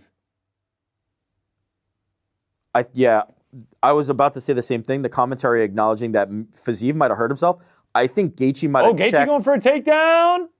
Oh, doesn't get it. Oh, nice uppercut. Nice right from Gaethje. I think Gaethje might have... Fiziev looking up at the clock. Might have checked that body kick with his elbow. And might have injured Fiziev. Oh, shit. Also, like, I don't know if I'm seeing anything, but it's just a cut on the bridge of his nose. I want to see that last body kick again because when his leg went and he slipped, I think something happened in that. I give that to Fiziev. Man. Yeah, I'll go Fiziev. Just with the takedowns and he landed a couple big shots. But Gaethje started coming in on at the end of that round. God, last time I focused on my handwriting, and now I'm just like... Nah, scribble that shit. I did left-handed for that entire boxing card. Not tonight. Some of the best handwriting I've seen on the show. Hey, shout out, man. Can I see some replays, Ambidextrous over here.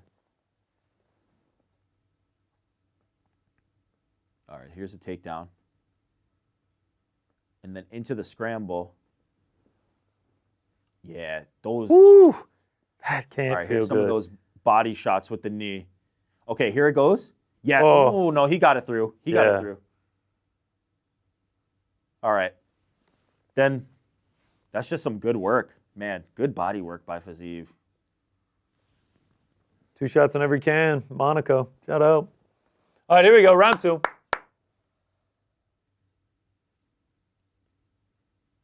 Both guys going for takedowns last round. I think Gaethje was like 0 for 2. Fiziev like 2 for 3. Not expecting that in round 1. Pointing out something the right going toe. on with the right toe, they said?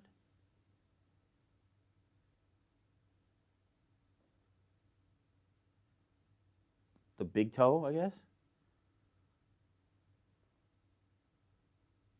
Ooh, nice combo there. Oh, yeah. Oh, like a bad like Yeah, cut, scrape. split. The skin is coming off a little bit. Yeah.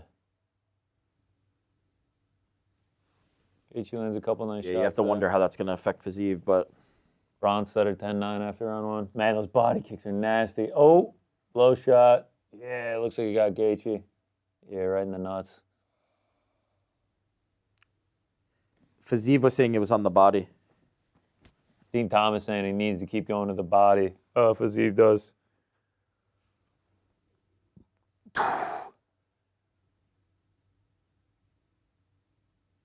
Oh, yeah. Yeah, that was low. All right, we are already back underway. Gaethje didn't take too much time there. A left from Fiziev. Whoa. Oh, looked like he clipped him. God. Car crash.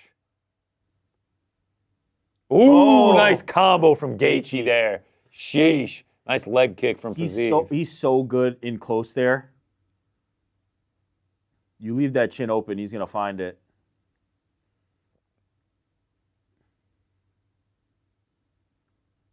I'm surprised at how little Fiziev is fighting at distance. Yeah. He's really closing the distance a lot. I'm not going to lie. Fiziev's starting to wear it a little bit. Nice overhand right from Gaethje. Body shot. Dean nailed it. Where is this body work that he had in round 1? I mean, his foot could be injured. Who knows? Ooh. There's some body work. Oh. Both land there. You can hear the pop. Literally, from it sounds like a car crash. Oh. Gaethje goes for a flying knee, ends up with just a right hand. It's very clear Gaethje's willing to eat a few to land that big one. Go out on the sword. And Fiziev needs to be very cautious in here. Oh, there we go. Yeah, it does the body kick kind of blocked by There's some more body work. Gaethje. Is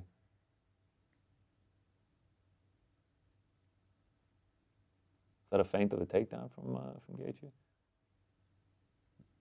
He's been doing that. Oh, the uppercut's nice. He's ducking under and just winging Oh, that. whoa. Fiziev looked away for a second. What was that? Gaethje almost jumped. That left eye, I'm telling you, it feels like he's like squinting, Oh. blinking it out. Oh! Oh, Head boy. kick to a right. That looked like it glanced the top of the head. Gaethje just Ate it. completely shook it off. Yeah, Gaethje keeps like wrapping him up and then Yeah, just he- throwing that right. trying to man. hit that clubbing shot. Yeah.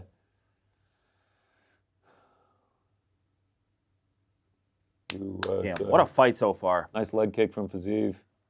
This is fun. Gaethje's doing it. Duck under every time Yeah. and then just trying to Oh, bomb over the top. Right here. Here it comes again. oh, nice uppercut to the body from Gaethje. Oh, over the nice top overhand every right, time. man. It's finding home. Fiziev's just not taking it like super. Ooh, that's weird. Gaethje minus No? 160 on the live.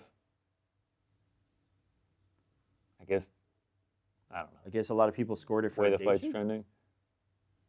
No, Well, probably it's scored it for 1-1 Fiziev. if I know, I guess it's just the way. Oh! Nasty knee from Fiziev. is this for sure a Gaethje round at this point? I don't think so. No. Oh! Huge uppercut by Gaethje. Now he's landing big shots on top. Fiziev staying alive, Fiziev's trying to get back wrestle. up.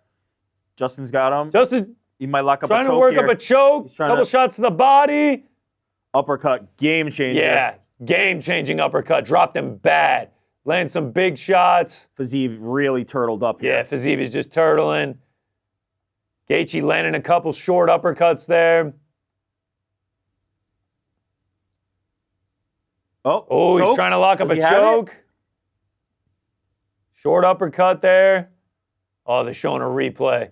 Completely flush picture on the perfect. chin. Picture perfect uppercut. Now he's landing a couple more. Fiziev trying to get up. Gaethje still on the single. Now they're back at range. I don't know if Fiziev is fully back or not. Gaethje has had so much success going low and then up. Oh, Fiziev throws a kick.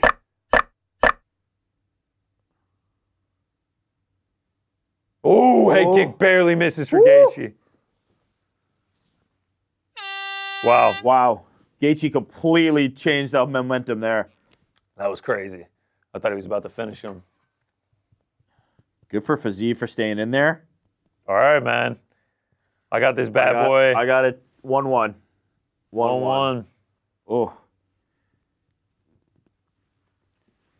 19-19 for me, heading in the round tree. Boom! That shit was nasty. That shit was that's nasty. particularly effective because Gaethje's been coming over the top. You come from down low like that. Oof.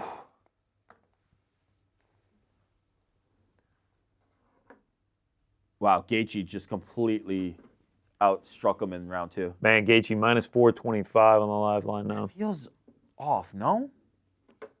Yeah. Fiziev wins a round. Everyone in the chat, Gordon saying 1-1. Casey Field says sick. Eric Lee says 1-1. Cole Swanson, dogs. Hector Ramirez 1-1. I know the momentum's with Gaethje, but if I'm sitting here 1-1 and I can get Fiziev at massive dog Yeah. odds, I'm probably playing that. Gow Trout says good fight. Yeah, great fight. God damn. Gaethje throwing 0 leg kicks is crazy. Yeah, I'm with you, Banana Clipper. Yeah, not wrong. Minus 620 Justin Gaethje. Let's see. Yeah, that feels like you play Yeah. Fiziev. All right, here we go, though. This is very similar to how the last fight I was went, going to say, let's see if we see Justin Gaethje go to the wrestling here. Oh, like, that'd be like crazy. the last fight. Don't do it, Justin. Oh, goes right back He's to that having uppercut. so much success with going Goes down right back low to and the then coming uppercut. back over. Ooh. Okay. Oh! Spinning back kick from Fiziev there. God, he Glancing. no wind up on that. He's He got is that. insane athleticism. If you're Gaethje, though, you got to think like, man, I could stand and strike with this guy. I had a lot of success. Oh, there's a leg kick. Nasty leg kick. from There's a leg Fiziev. kick. Yep. Oh, that's every same time. thing. Every like, time. tie up, go over the. But that's why over that the top of the uppercut right. landed so Yeah. so flush. Ooh, goes back lead to the elbow. uppercut. Lead elbow with Fiziev.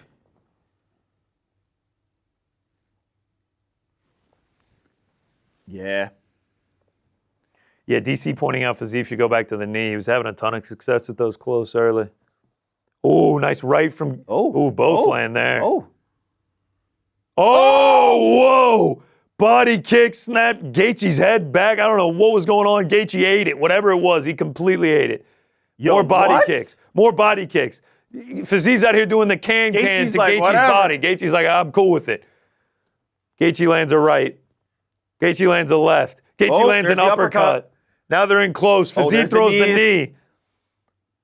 Oh, another body kick from Fiziev. Wow, this third round is sick. Whoa! Fiziev catches the kick. Throws Gaethje. Gaethje rolls out of it. This is crazy, man. Body shot from Fiziev. Yo, all those people that were like, fuck this fight. Yeah, like, get out of before here. this, get out of here. You don't know ball. You owe They're us tied an up. apology. They're tied up. Gaethje's about to throw that overhand right. He's about to throw it. Fiziev with Yep, the there knee. it is. Throws the overhand right. Ooh, body kick again from Fiziev.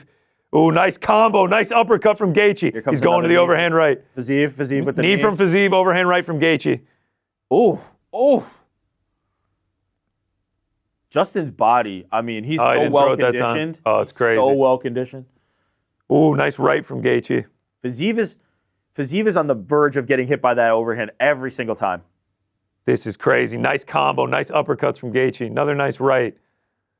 This is pens and needles type shit, man. Wow. Fiziev trying to sweep him out. Yeah. Nice knee to the body from Gaethje there. God, this is savage. Here comes another one. Whoa! Whoa! Gaethje coming over the top with the flexibility. kick. The kick from the break there. Now they tie up again, man. Oh, Gaethje going to the fence. Okay. Are we going to see it? Yeah, do we go for the wrestling? Fiziev looks spent. Yeah. I would not be surprised if Gaethje does it. Oh, Gaethje might just strike with him. Nice uppercut. Couple nice uppercuts. Oh, another big shot from Gaethje. Whoa, Gaethje almost slips. Slip. Oh, body kick.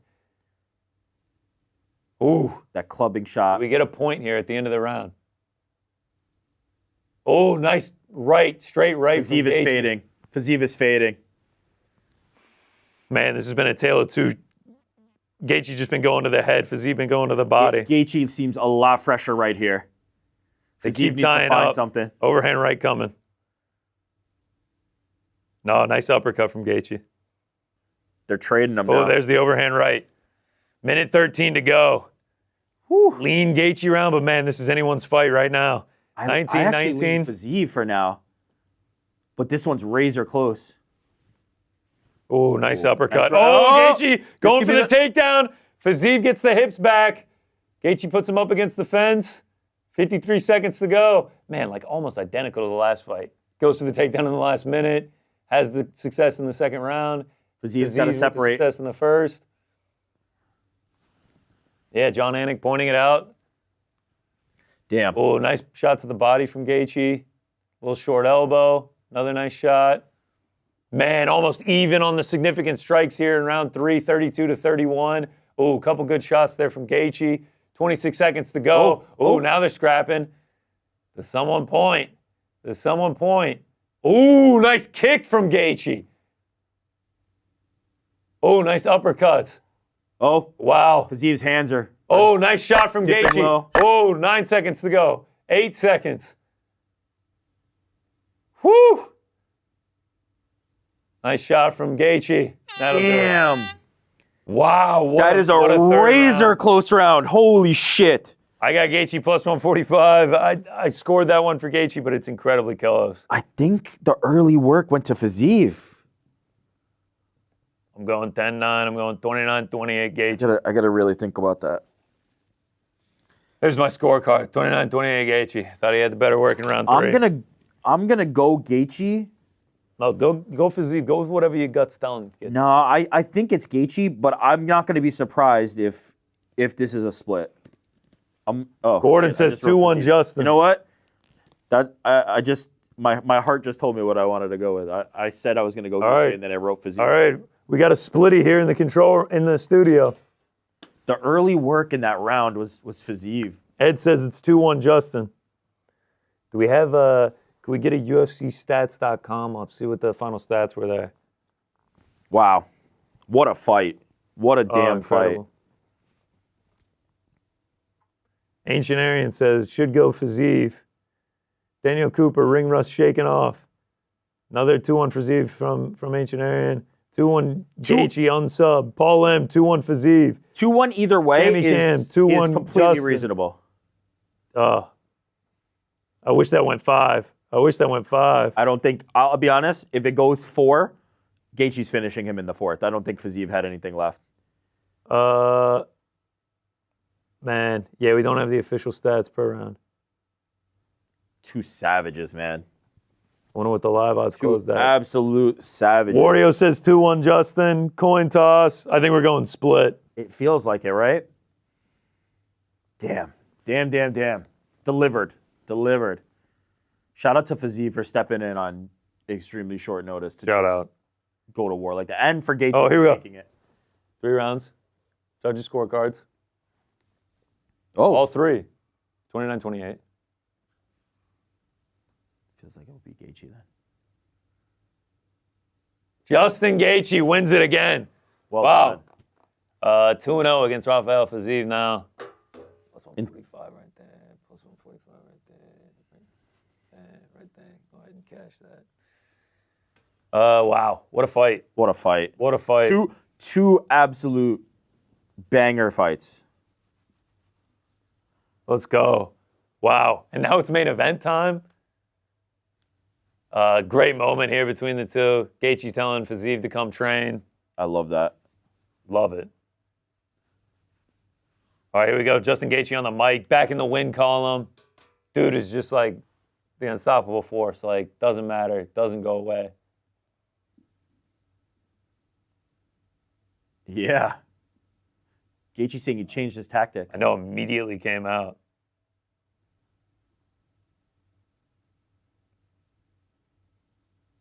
Gaethje giving him a ton of credit. Oh, he says he might have a broken hand. Happy to rep the USA.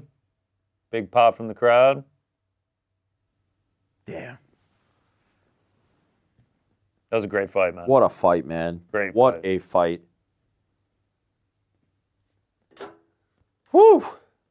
Yeah, Ricky Simone saying like people around him wanted 5 rounds. That would have been sick. I don't think Fiziev would have been there for round 4. I think Gaethje would have Let's finished see it. Let's see it. Yeah, through. well, I'd be Let's see it down. through.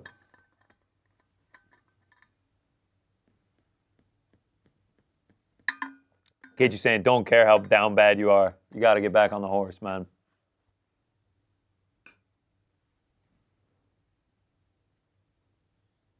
See if he asks for anyone specifically. Who does he want next? Number 3 in the world. Most exciting guy ever stepped in. He said it's all in the UFC. He's kind of in a no man's land, you know, Yeah. like it. I wonder if like Dustin and him, but if I'm Dustin, is that the one? I don't know. Maybe. You need the rubber match. Get the lick You back. need the rubber match. Get the lick back, but Justin 3. damn, savage, savage, Savage, man. What a fight! What a fight! Whew. That was sick. That third round was just like Both rounds were back forth, We're back sick. forth. Taylor Sheridan in the house. No pop from the crowd. I mean, if you can tell me who that is, I'd like to know. He's the creator of many popular shows, including like Yellowstone and Oh, okay, shut up. fighting. Oh, Carlos Prentice is lighting up a cigarette. Oh, no, He was lighting up a cigarette on the thing. OBJ and Patty Pimblett, not a duo I thought I'd see. OBJ got the better of him. Makes me wonder about the Michael Chandler fight. Damn. Carlos Prates lighting up a cig. Lighting up a cig. Somebody send GC a screenshot of that. I need that. Me and Prates cut from the same cloth. Something about 4 walls and a roof makes you want to light one up. All right, so Pereira does have the custom shorts. Let's go. Look at Big Plino back there with him. All right. Ready to go. Ready to roll. I got to go to the bathroom again. Yeah, go. I've been drinking too much water. Go piss, brother. Go piss. Stay hydrated. Actually, speaking of water, while you're out, fill me up.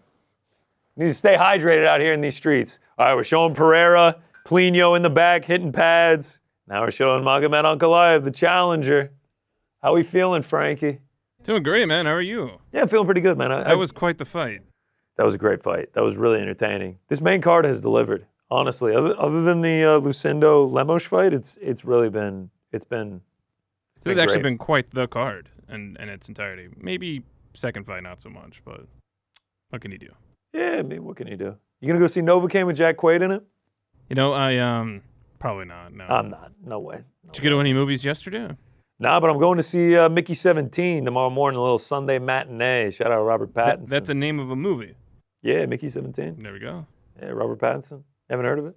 No, I haven't. Been out of the movie game, you know. Boon Jong Ho, I think, the director. Either way, main event time. I'm nervous. I'm not gonna lie. I'm just gonna be up front. I'm nervous.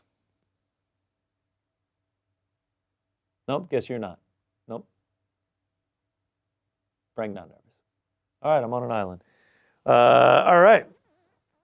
Main event getting ready to start right now. The DraftKings same game parlay. Alex Pereira to win KO over 3.5 rounds. Who is taking that?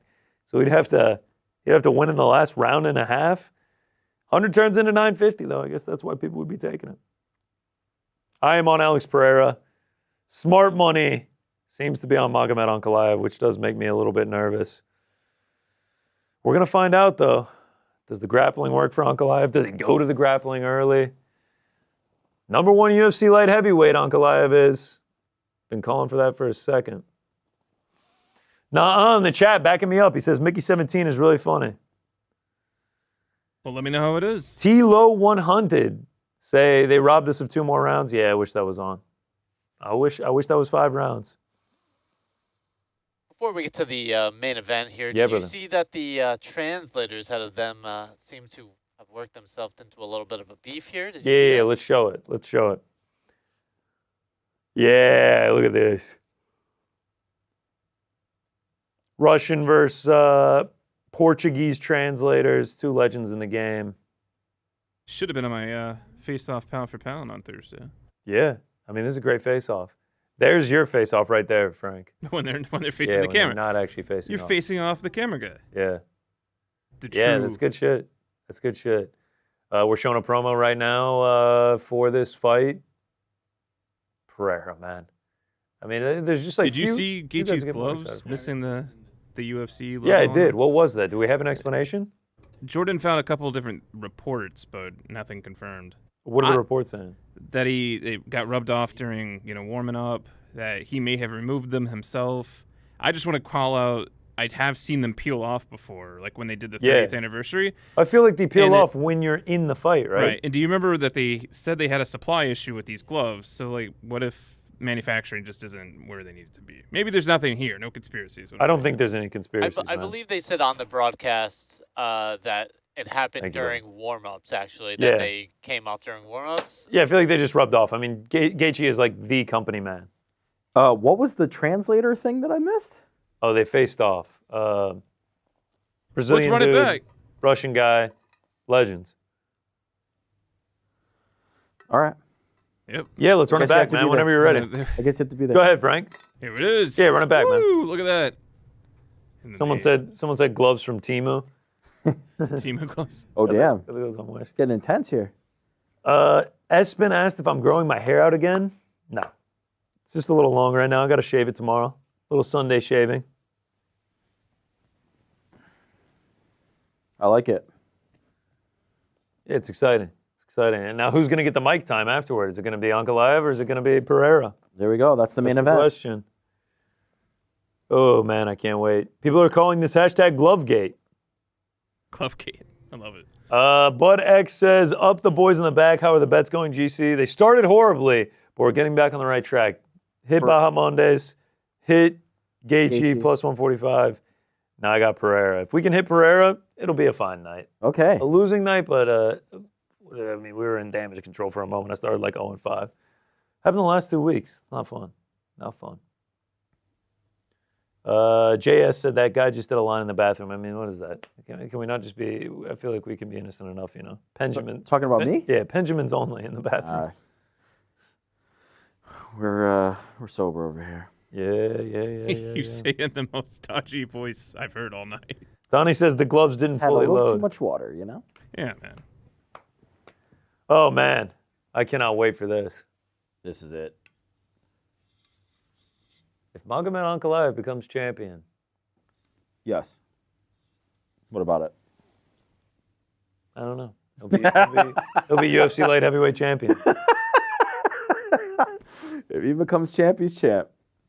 You have to imagine UFC is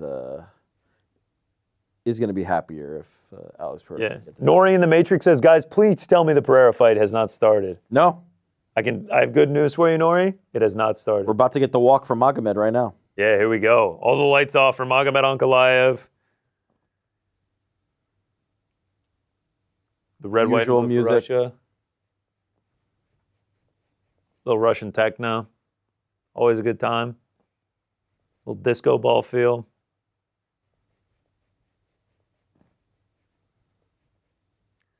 Cruz Jackson says, boys, the Stars are making a comeback from being down 5-1 against my Oilers. It's 5-4 with 10 minutes left in the third. Hockey. Yeah, good luck, Cruz. Good luck to your Oilers, man. 1 of 3 active Russian UFC light heavyweights. Shout out to the... Yeah, see, like, I don't need that. I don't need that stat. That's bullshit. Uh-oh, Gordon says, is the GC t-shirt curse back? We're going to find out. We haven't checked in on that in a while. Yeah. JC Castro asked if I'm getting the new Peloton figurine. Yeah, maybe. Maybe. I know Jordan was a big fan of it. Okay, we need a Peloton. Shama. Damn, front and center. The Shama goes on the table during the main event. The Shama stays on the table during the main event. I'll have no ifs, ands, or buts about it.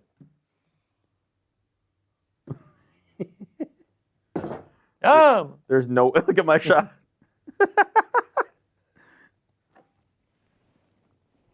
Sham.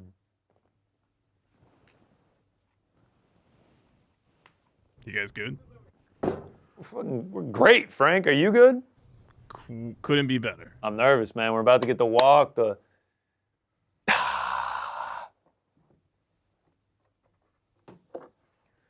Magomed Ankalaev about to make his way into the octagon. Rob getting up on his chair dancing. His second chance at a UFC light heavyweight title. Got the draw to Blachowicz back at UFC 282. Does he become the champion tonight? We are about to find out. We are about to find out.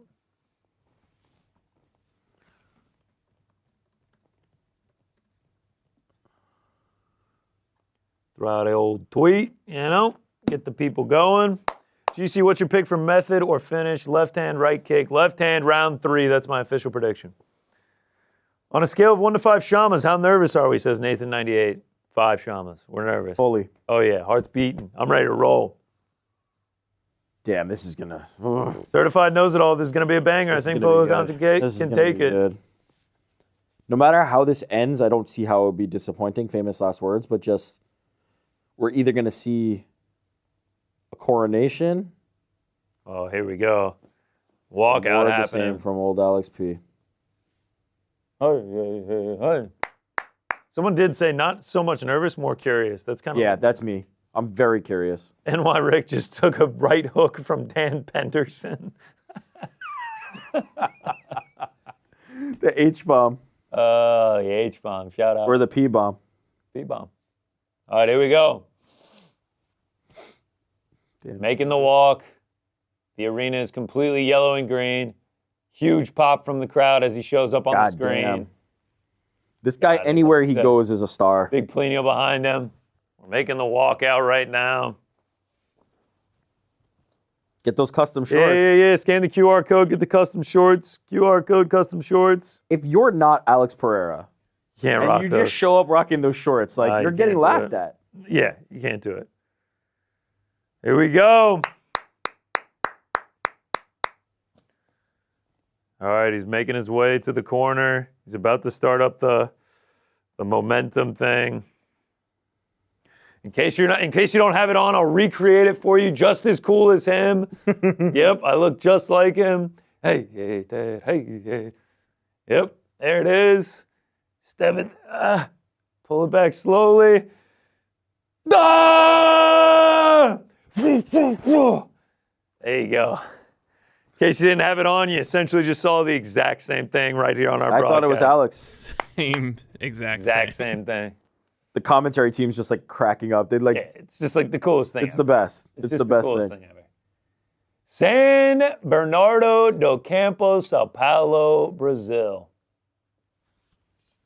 Who was that? Joe Rogan saying no one has accomplished more in a shorter amount of time. I believe that's accurate. One last sip of the old H2O. Dap up Plinio.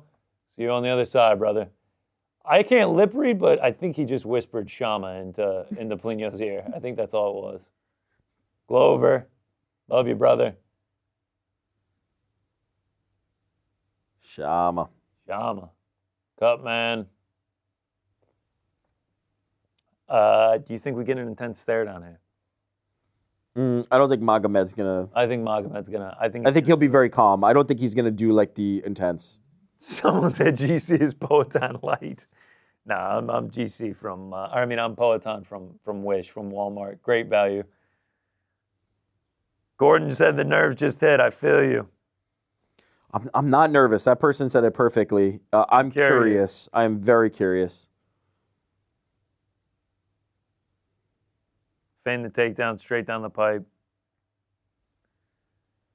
All right, he is in the octagon. The stare down begins. I mean, Magomed's pretty intense. Magomed's bouncing. He's staring, but he's bouncing. You see some people, it's so good. It's so good. He's not moving an inch. Eyes just stalking. Oh, it's so good. You gotta love Glover behind him, Plinio behind him, just staring him down. When you look across from that's got to be fear-inducing, yeah. As I said... God, that is so good. The eyes just tracking. As I said earlier this week, you need to be a little scared. You need to be a little bit on edge when you're standing across from Alex. Oh, shit. This is so good. This is so good. Look at the eyes. The eyes just tracking, dude. It's so good. And the UFC just buys into this. They're like, just let him stare. Let's let him do it. I mean, to know to zoom in that far to actually see that is crazy. Track him. Oh, they've got these Alex intros Settings locked already. on. Yeah. All right. This is it. This is the one. Pereira closes the slight favorite, -120. Magomed Ankalaev, +100. Woo! Do we see a new champ or do we get and still? We're about to find out. 37 to 32 years age discrepancy. Bruce Bedford ready to let it rip. Pereira still just tracking. Just eyes are just. Yeah, tracking. see, I knew Magomed wouldn't do like the just stand there and stare situation. Well, how would you be? Would you be a stand there and stare, or would you be the walk back and forth bouncing? Probably the bouncing. I don't know if I'd bounce. I think I would just strictly walk. Slowly. Ooh, your favorite, Frankie. I know you're hype about this assignment. Mark Goddard, the referee for our main event. Got to have the best for the best fight of the night. I just love how they always have like the angle where his head looks massive, the up angle where he looks like the Easter Island. His head is pretty massive, I can't lie. Yeah. After meeting him in person a couple times. Look at that. That's the best The angle. over the shoulder angle is so good. I like this one. Yeah, This is my favorite one. The angle. This is mine. It's so good. That's mine. All right, Ankalaev has stopped bouncing. They're now just staring. That up angle on Pereira is the best. Woo! I'm starting to get nervous now. It's about to start, man. Donnie says Goddard via early stoppage. 24-inch Dub says, oh no, not Mark. Don't put that bad juju on this. Don't put that bad juju on this. Oh, let's go. All right. Wow, Ankalaev right. looking intense. All right. I hear like the Kill Bill music playing right now. Oh, it's so good. Yeah, right? Make it black and white and put the Kill Bill music under it. It's time. Lights go down. Whew. Spotlights come on. It's title fight time. I'm getting there. It's title I'm fight getting time. there. Oh, no, This I'm is there. truly the moment I have been waiting for. Thank you, Bruce. Thank you. Woo, woo, woo, woo. Me too. I'm there. Magomed getting introduced first. Blue corner. Challenger. Big booze. Big booze coming down for Magomed Ankalaev. I can't handle 25 minutes of this. You might have to. We're going to find out. Number one line contender. Are those boos? I heard something. When they first went to him, they booed heavy.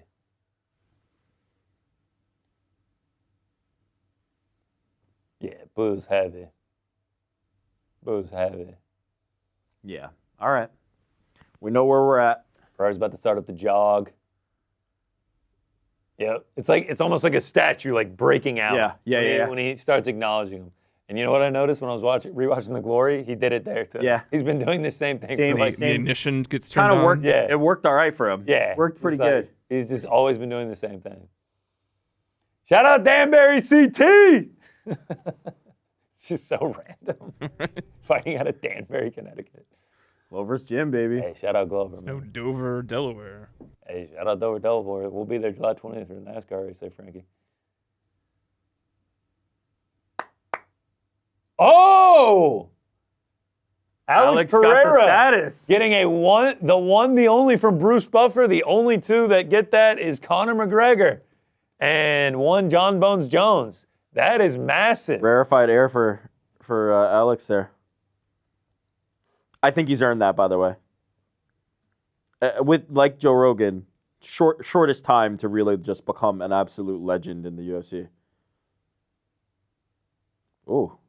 Alex Nice put the words from fist Mark out there. and Magomed kind of like didn't want to at first and then punched it. All right, we're about to get a lot of answers right here, and I'm very excited about that. Joe Rogan. This is the one we've all been waiting for. I A have. little bit nervous. I have. Here we go. Woo! Yes! Yes! All right, here we go.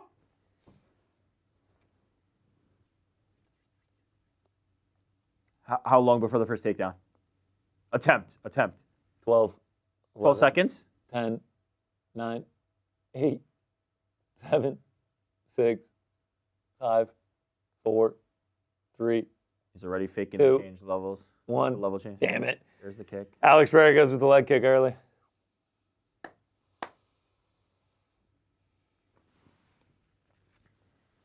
Follows it up with another one. Ankalaev trying to counter. Alex with the leg kicks. I mean, he's seen the Jan fight. We know that. Yeah. Ooh, Feints a head kick there. Makes Magomed got a jump real out of big his flinch. shoes. Got a real big flinch out of that one. He's talked about it in the past, kind of throwing some of those things out there just to see the reaction, and then he's already chopping at that leg, man. He's already chopping at it. Pink showing up on Ankalaev's right leg. Has Pereira always had that calf tattoo? Yeah. Okay. All right, so we haven't seen a takedown. We're a minute and a half in. I'm 0 for 2 on recognizing new tattoos tonight. Oh, another nice left calf kick.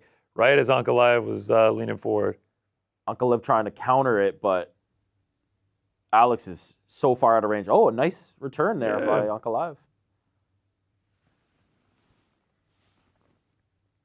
He throws it out there so quickly. You can't tell when it's coming. It comes real fast and real hard, and he doesn't need to load it up.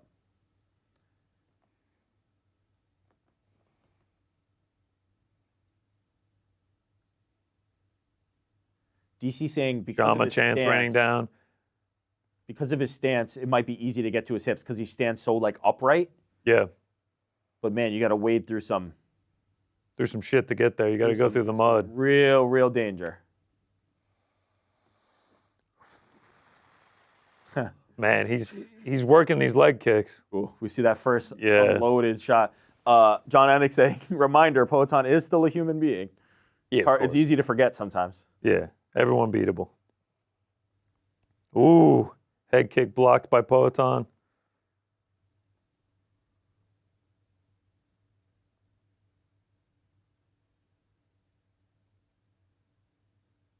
About halfway through the round. He opened himself up in that Izzy KO, and he doesn't usually expose himself in that way. Nice. I'm liking the leg kicks returning from Ankalaev. Yeah, they're slapping, man. I mean, we've seen from Alex, though, he can eat those. Yeah, it's mostly just been all kicks so far. Not a ton of punches landed. Nobody's landed anything real flush. No takedown attempts so far from Magomed Ankalaev. Oh, there goes a head kick. Head kick attempt by Pereira, and then just adds up the lead leg. Whoa! Spinning kick from Pereira misses. Could you imagine if he added that to the highlight reel?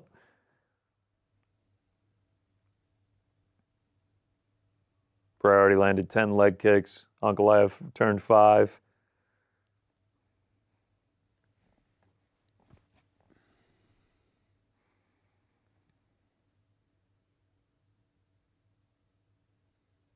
Pereira keeps snapping that right leg up in an attempt at a head kick. I wouldn't be surprised if he's going to set that up, feint it, and then counter with something else. Inside leg kick from Ankalaev there. Show that, and then something else is coming. Another nice leg kick by Pereira. Ooh.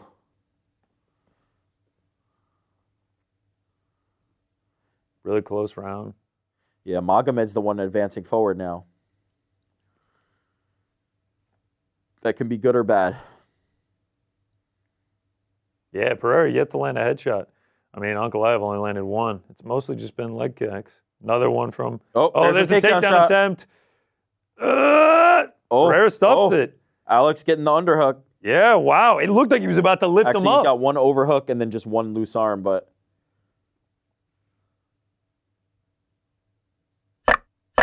10 seconds left.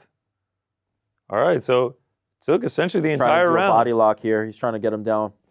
Unfortunately, I think he ran out of time, but I got Alex that round. I'm going Alex as well, just based off the leg kicks and the damage acquired there. But here's my problem. And wow, I just wrote Pereira. If I'm Magomed, that's great. You've shown that you can stand for 5 minutes with Alex Pereira. Yeah. The problem is You will not win that. Yeah. Alex is better at that. And so I think he needs to really have a different game plan than that. Magomed's corner telling him that Pereira is much slower than him, and he needs to stop letting him kick his front leg. Telling him to rest. They're telling Poetan to rest. Stay more active. Yeah, I mean, really, They're like telling him to no pump the jab. headshots on Yeah. him.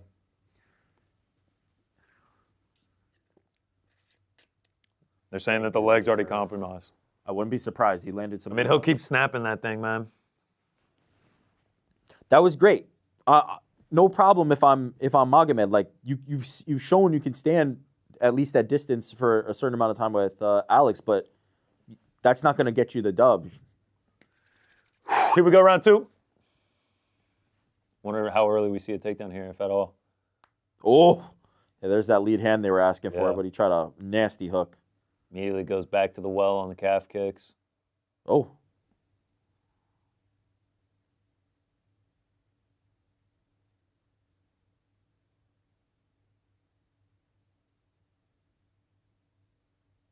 Yeah, he keeps going. He keeps hiding that Ankalaev front is leg. Officially flipping over on stance. Couple Twitter scorecards scoring at 10-9 for Pereira.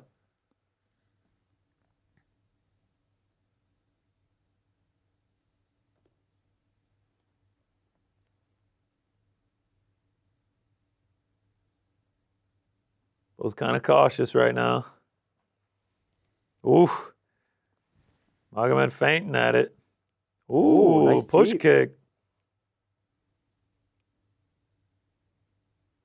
Goes right back to the well. Not the same success. Ooh. Pereira snapping that head kick up there. Blocked by Ankalaev. Body kick by Ankalaev. Nice. Ankalaev is powerful, man. Oh, for sure, man. He's also just really good. He's very good. Nice calf kick by Ankalaev.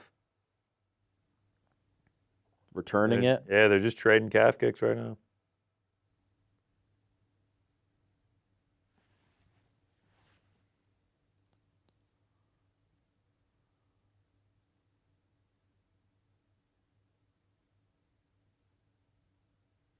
Pereira starting to put a little bit of pressure on.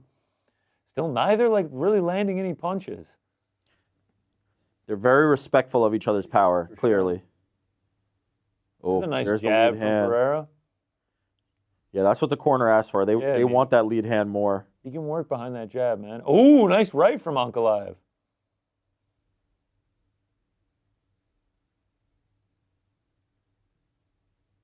Misses with the left, Ankalaev does. The Calf leg kick for Pereira. Ooh, body shot for Ankalaev.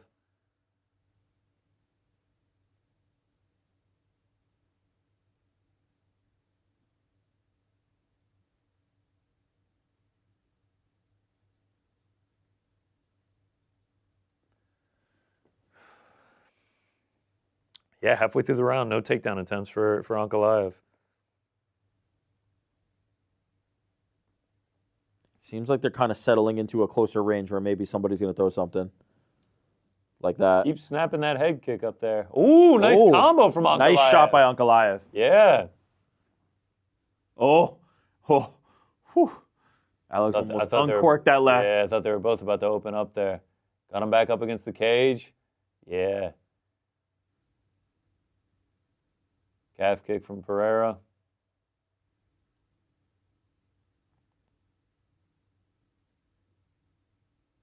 Ooh. Ooh, Alex knew he was going to eat one. Oh. Ankalaev getting loose here. Yeah, man. He's starting to get comfortable out there. He's finding success, too.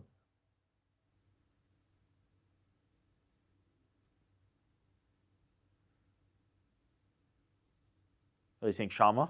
Yeah. Yeah, they've been chinning Chama a lot.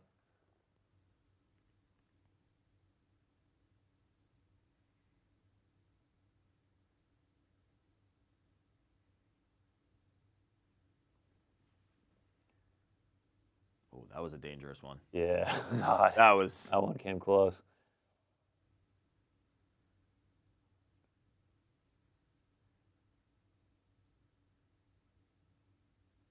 Ooh. Glancing left hand from Ankalaev there. More calf kicks. Another calf kick by Pereira. Another one, but Pereira gets in with the left hand there. Oh, there we go. Oh, they both open up.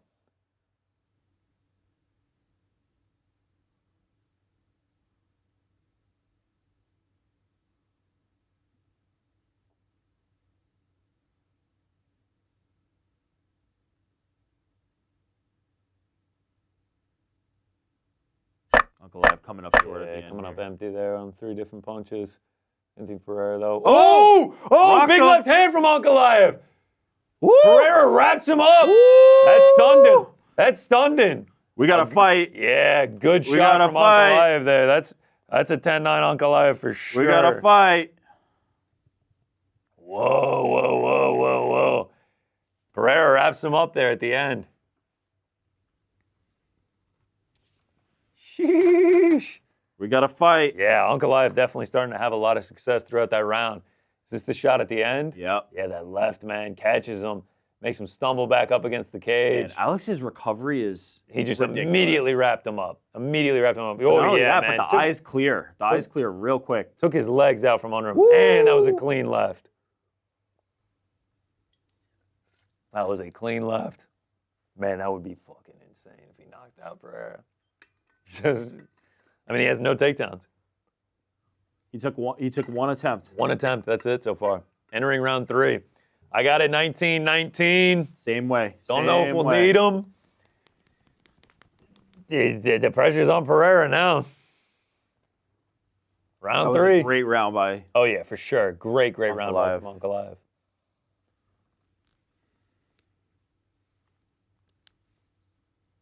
Ankalaev comes out with his foot on the gas.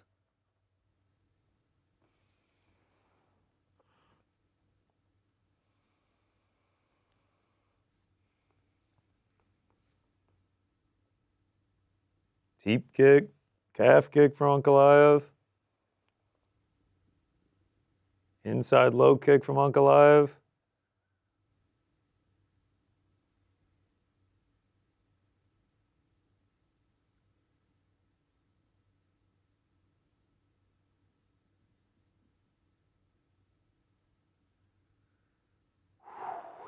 Tracy Cortez saying Pereira saved by the bell. I didn't see it that way, but... Henry Cejudo already calling this one done. Ankalaev just dominated that second round. We're about to hear and new. Feels premature, but great round. Yeah, great round. Sean Sheehan, the authority on judging, 1919. Body kick by Pereira. Pereira's been so inactive with the hands. It's very bizarre. Man, live odds very close. -145 Ankalaev, +114 Pereira. I guess 1919. Inside low kick for Pereira. Oblique for Magomed. Deep kick.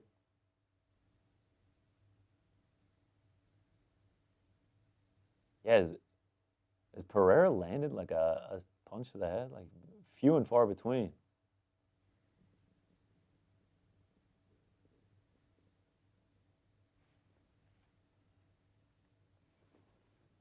Another low kick for Pereira. Backed up against the fence. Circles.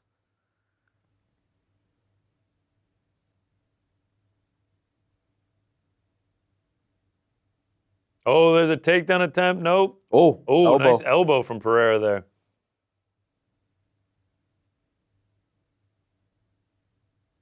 Low kick from Magomed.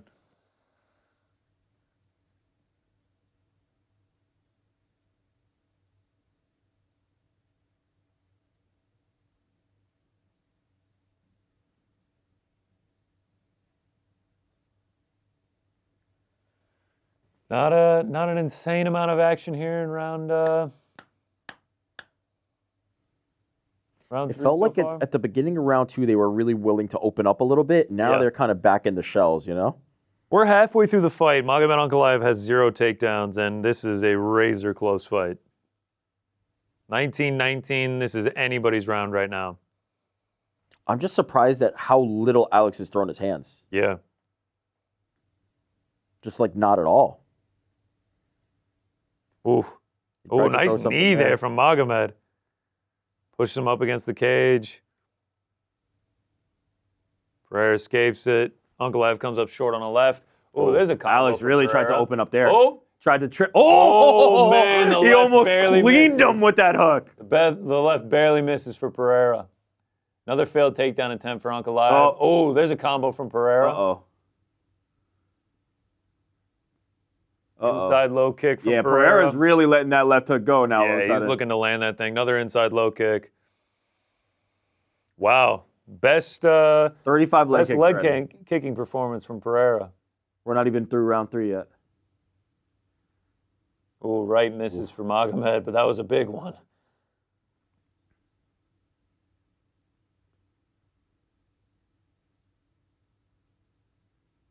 Ooh. Combo misses for Pereira. Left hand comes up short for Ankalaev. Oh, nice right from Ankalaev. Nice shot by Ankalaev.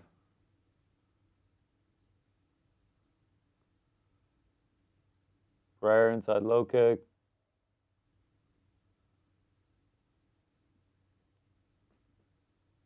Oh, we have advancing as a stat now. Overstatting it. Inside low kick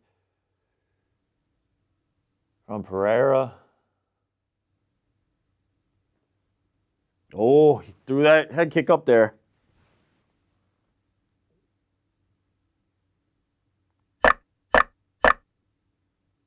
Yeah, I mean, not a ton from either guy. I think I'm going to go Pereira this round. Nah, that was Pereira. Oh, head kick blocked by Pereira. Kick block. Yeah, that was Pereira. Yeah, more leg kicks. Landed a couple nice combos. That one where he got the trip and Magomed was on the way up. Oh, that my hook. God. That I hook. wanna see that one in slow-mo. It whizzed by him.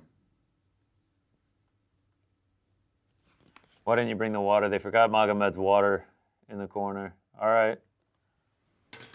All right. So far we got 29-28. a 29-28. Close as hell. Close as hell. Hey, shout out to Calvin for watching, man. He just tweeted me a picture of his setup. Dual screen action, side by side, us and him. Love it.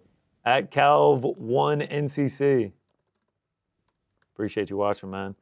Anyone have it 29-28 Onk? Anyone have it 29-28 Onk? I'm sure some people do. What are the live odds right now? Live odds, Magomed Ankalaev -160, Alex Pereira +124. Yeah, so I could see some people scoring that. Liam says 2-1 Alex. Me name says 2-1 Poetan. Shama time is coming. Round 5 says Ultraman. Lil Dirty X 2-1 Shamadan. Why do you think Ramirez. Alex is a dog right now? I don't know. I don't see really anyone scoring it for Onk, but let's find out. Round 4. Here we go. He's way more aggressive. Oh, there's an early takedown attempt from Ankalaev. Pushes him up against the cage. Some knees inside. Couple knees to the legs. Some real aggression here from Ankalaev. Yeah, that we have serious not wrestling seen yet. aggression from Ankalaev.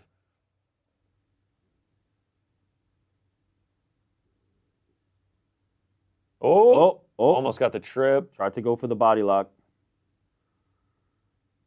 Nice knee to the back of the thigh. Yeah, DC said try to tangle up the legs, which he did there, but then he didn't. He didn't get Trying it. to push him off. Oh. Couple digs to the body. Oh. Stuffs. Nice sprawl. Yeah, nice sprawl. Dominic Cruz shouting out the takedown defense of Pereira. And the forward pressure of Ankalaev. Yeah. So the takedown defense of Pereira and the forward pressure of Ankalaev. Not exactly what we... Wow. Nazim Sadikov says Ankalaev shutting down Poetan 3-0. No, what? Sean Sheehan, 29-28 Pereira.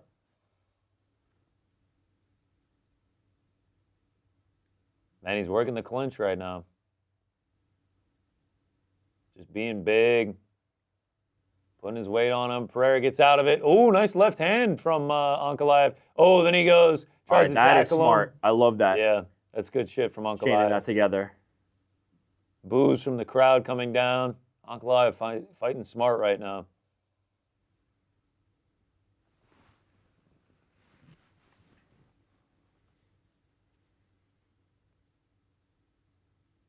Knee to the back of the thigh.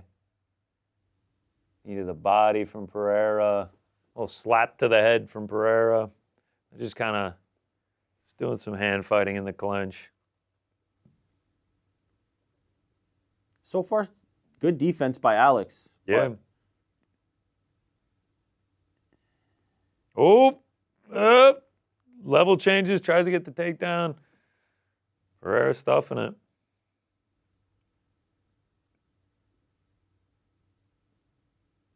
Yeah, 0 for 6 Alex has so got to far. separate again here. Yeah. Otherwise, This will be an Ankalaev round for yeah, sure. Ankalaev's been in control the whole time here. Knee to the body.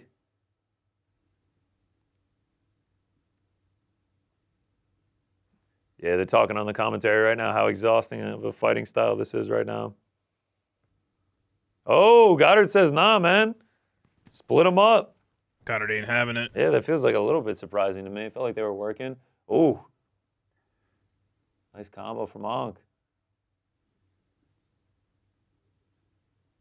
Nice jab from Pereira. Nice leg kick from Pereira. Ooh, question mark kick.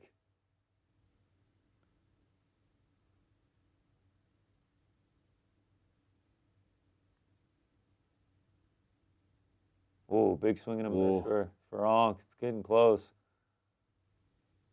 Yeah, I was going to say the same thing that the commentary said. Pereira looks like he's going down. His gas tank's out a little bit.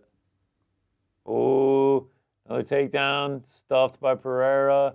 But back up against the cage, the clenching, man. Knee to the leg. Boy. I mean, this feels like an Ankalaev round. I think it is. You do this again in round 5, you might be looking at a championship. Feels like an Ankalaev round. Not the way to do it if you wanted to gain a bunch of fans. Dana White ain't going to be happy if you do that, but... Yeah, no, I mean, you play to win the game, huh? You play to win the game. Look at that, Pereira sprawling. Good back up takedown against the deep cage. by Pereira. Yeah. All fight, but he's got to separate and be able to land something because otherwise Ankalaev's got these rounds.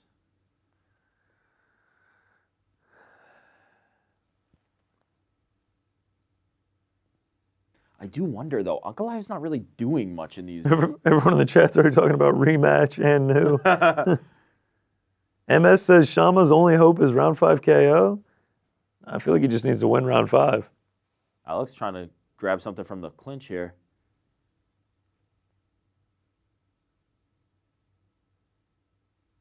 Wow, people quick to shit on Pereira, saying he's enjoying the champ life a bit too much. Samuel Stevens says, and no, that's wild talk. All right. Oh, Alex just dropped him right at the end there. Sorry, threw him down. Oh. Threw him down. Like dropped him on his head a little bit. That's an Ankalaev. Yeah, for sure. Easy. I got 38-38 going in round 5. Game. 2-2. I guess 2 and 4 were the most distinct ones. And those are Ankalaev. Yeah, there could be a 3-1.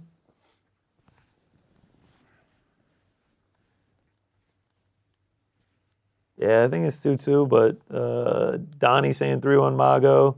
Moji saying 3-0 Mago. 3-0. We're 4 rounds down. Yeah, I know. Tack saying 2-2. What Mary do Jo live odds saying look I'm like? sad. Magomed was already. Minus 345, Magomed. Interesting. 3 scoreable for Ankh. Yeah, I don't disagree. I have it 2-2. I guess, 3 was close. Yeah, Paul M says 2-2, all momentum for Ankalaev. I agree. 38-38. All right. Here it is. 1 round for a championship. Yeah, a lot of people saying 2-2. I'm going to go with the assumption it's 2-2. This is the championship round to decide and still and new. Here we go. Cormier agrees, 2-2. Obviously, we're not the judges. Let's see what happens round 5. We need some aggression from Pereira. Leg kick from Pereira. Just a surprising low level of activity from the hands from Pereira. I mean, he has to uncork it. Wow, nice right from Magomed. Magomed uncorked a nasty one on him. Jab from Pereira, but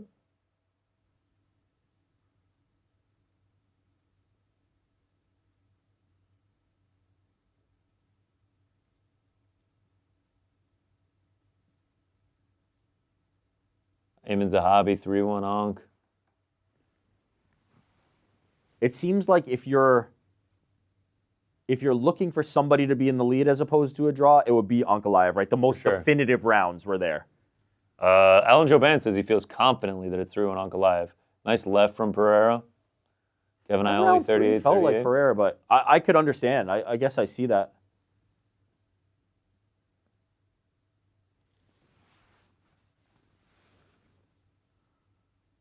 Alex is waiting for something, but he's running out of time. Yeah, that's the thing. Inside leg kick.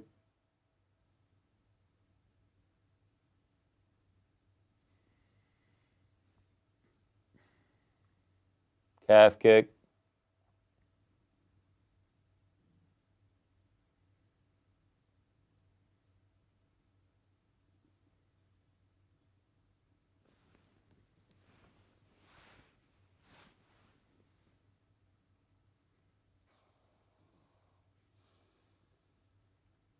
Still not a ton of aggression here from Pereira. Honestly, from Magomed either. Yeah. Like the same game plan he had in round 4 should be the game plan here. Yeah, right now, Ankalaev has the most defining shot, but this is anyone's round. Missed, came up short there. Oh, head kick to the body. Now he's backing him up a little bit. Feels like he needs to go. He leg went kick. low, high. Oh, nice jab Nice from return by Magomed. Magomed. This is anybody's round, man.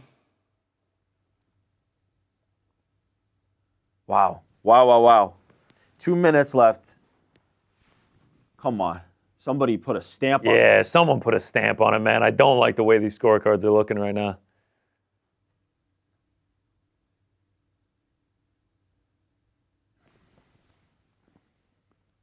Yeah, Teixeira is screaming from the corner. Move forward. Just give us something definitive. Ooh, uppercut misses for Ankh. Oh, man. Nice jab. Nice jab from Pereira. Inside low kick.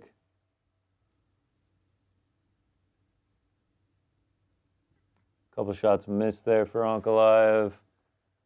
Ooh, nice jab. Nice jab. Damn. Snapped the head right back on that one.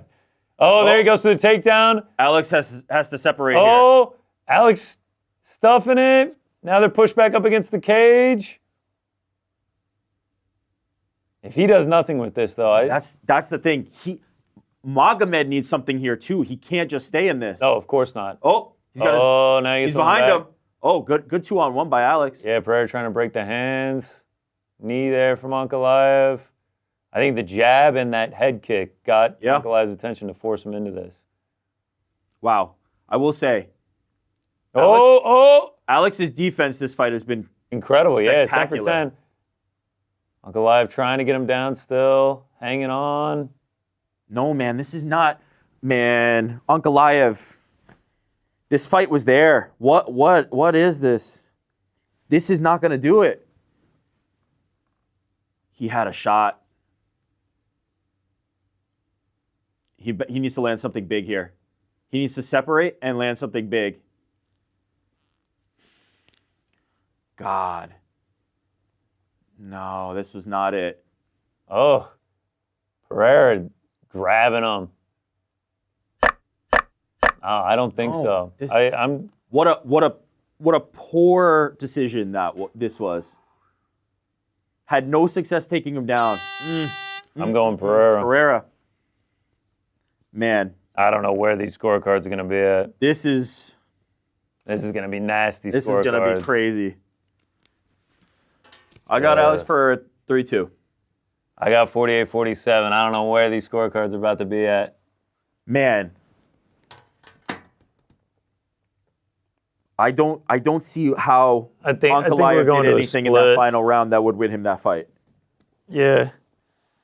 Oy, oy, oy. Let's see. Yeah, Now, fight, shit fight. Here's the thing. If you had Magomed 2-3-4, it doesn't really matter what happened in that final round. Yeah, for sure. But I guess we're going to see. I just don't see that fifth round was very disappointing. It was there for the taking. It truly was. Yeah, it was not a great fight. Surprising lack of hands from Alex, right? Really just didn't seem like he wanted to unload it. And from Magomed, it seemed like round 4 was the blueprint. And you just do that same thing in round 5. Yeah. And it's there. Of course. Live odds have Ankalaev still. Minus 130, though. That's a coin flip. It's a coin flip. Flip the coin, man. I don't know. This is going to be nasty, dude. This is going to be nasty. God, I can feel Dana White's blood boiling. If you're Ankalaev, this is not how you wanted to win it. He doesn't care. I know that. But, like, he's winning 0 fans tonight with that performance. Yeah, no rematch. Like, Mo G saying 3-2 Ankh. Ed saying 1-3-5 Pereira. The Will amount Becker, of time this is 1-3-5 taking Shama. makes me think we're about to get a split. I know we're getting a split. Aim Reed says draw. It's not going to be a draw. There's no 10-8. No draw. All right, here we go. Oh, you got it. Are they about to say and new after that? Here we go. They are going to rain this guy with booze if he wins this. Yeah. I mean, to be honest, it wasn't a great performance by Alex either. No. I don't disagree. But he's still like a beloved figure. Oh, yeah. This will be one of those, like, he got it done, now we move on. Oh, here we go. Splits.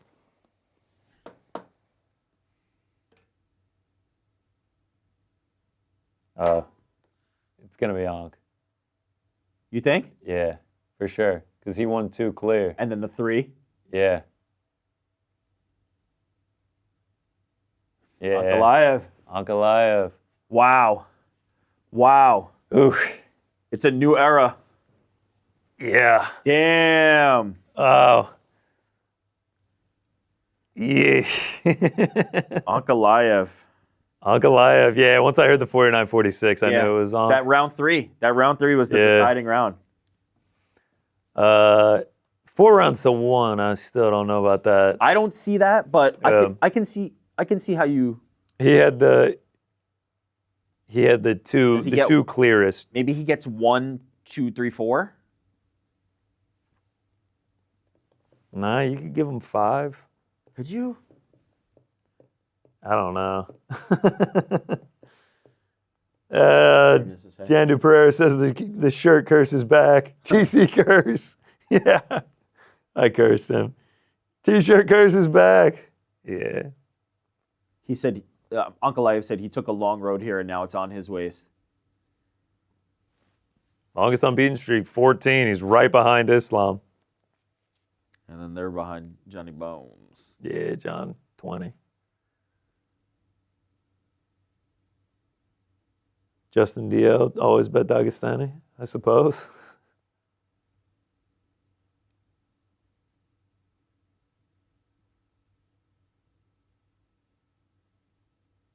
This is going to be one with like a real dissection after the fact. You know, this will be like, what was the game plan for Alex? What was he thinking about? Like, can't call robbery either way, obviously. Like, I don't mind scoring it for Ankh. It was just... He thanks Russia, Dagestan, all the Caucasus.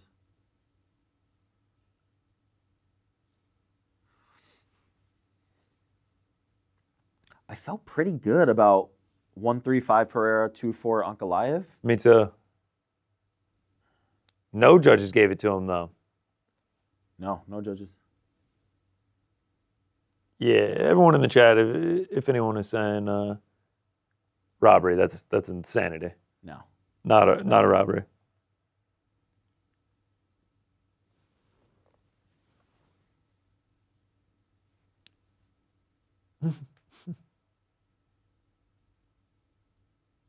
Didn't get a takedown either. Won without getting a takedown. Wow. Yeah. Crazy. Are we going to get a word from Alex? Wow. No? Oh, we are. Here we go.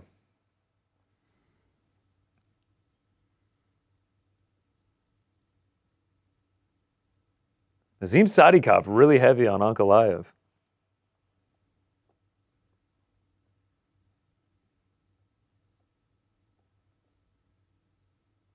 Not much from Alex so far. Just Yeah. It was a war. Hunter King, put us all to sleep. Nice sport, fellas.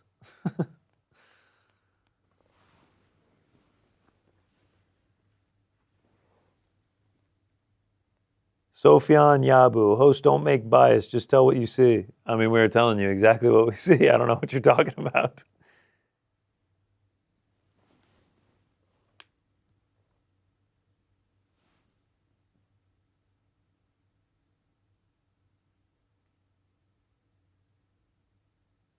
Joe Rogan asking Alex Pereira what he thought went wrong. Looks like Ankalaev's trying to... Probably congratulate him or say something.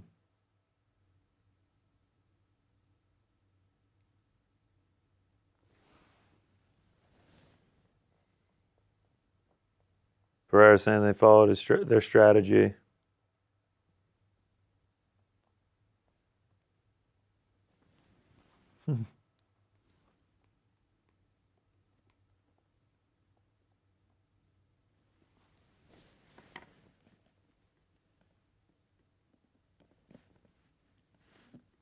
Pereira saying he hurt him against the fence.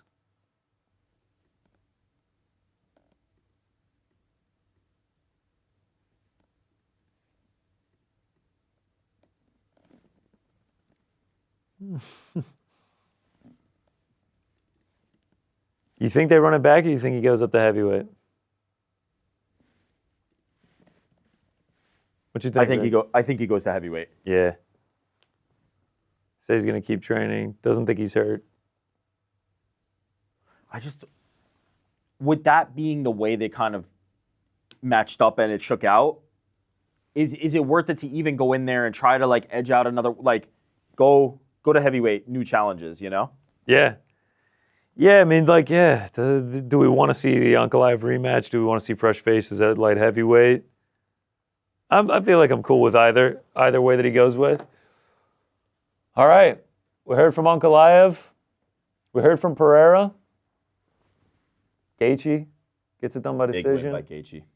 Bahamondes sub. It was a good card. Lemos decision? Yeah. A very entertaining card.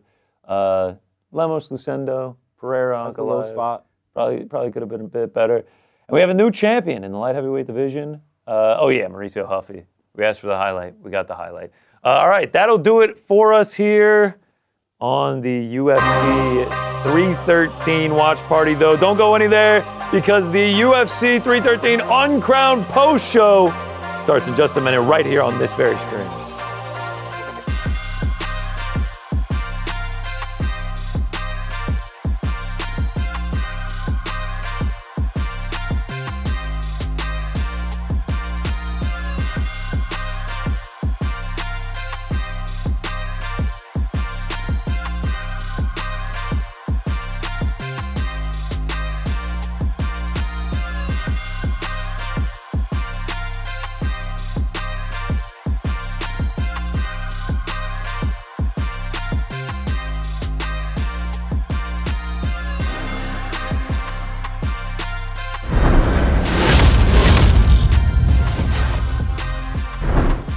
Welcome in to the Uncrowned post-fight show, this time for UFC 313. I am your host, Connor Burks, joined alongside me, my man, Eric Jackman.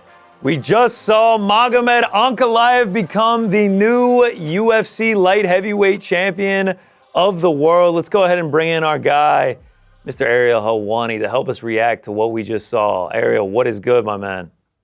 Hello, friends. How are you? Hope everyone is doing well. Great job, great night, great show.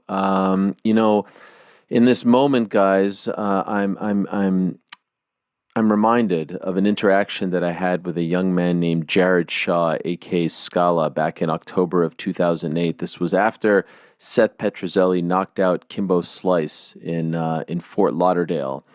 And when I did the post-fight interview with him for the lategrade.mmarated.com, I asked him, Jared, is this your worst nightmare? And he was all shifty and tried to pretend like it wasn't.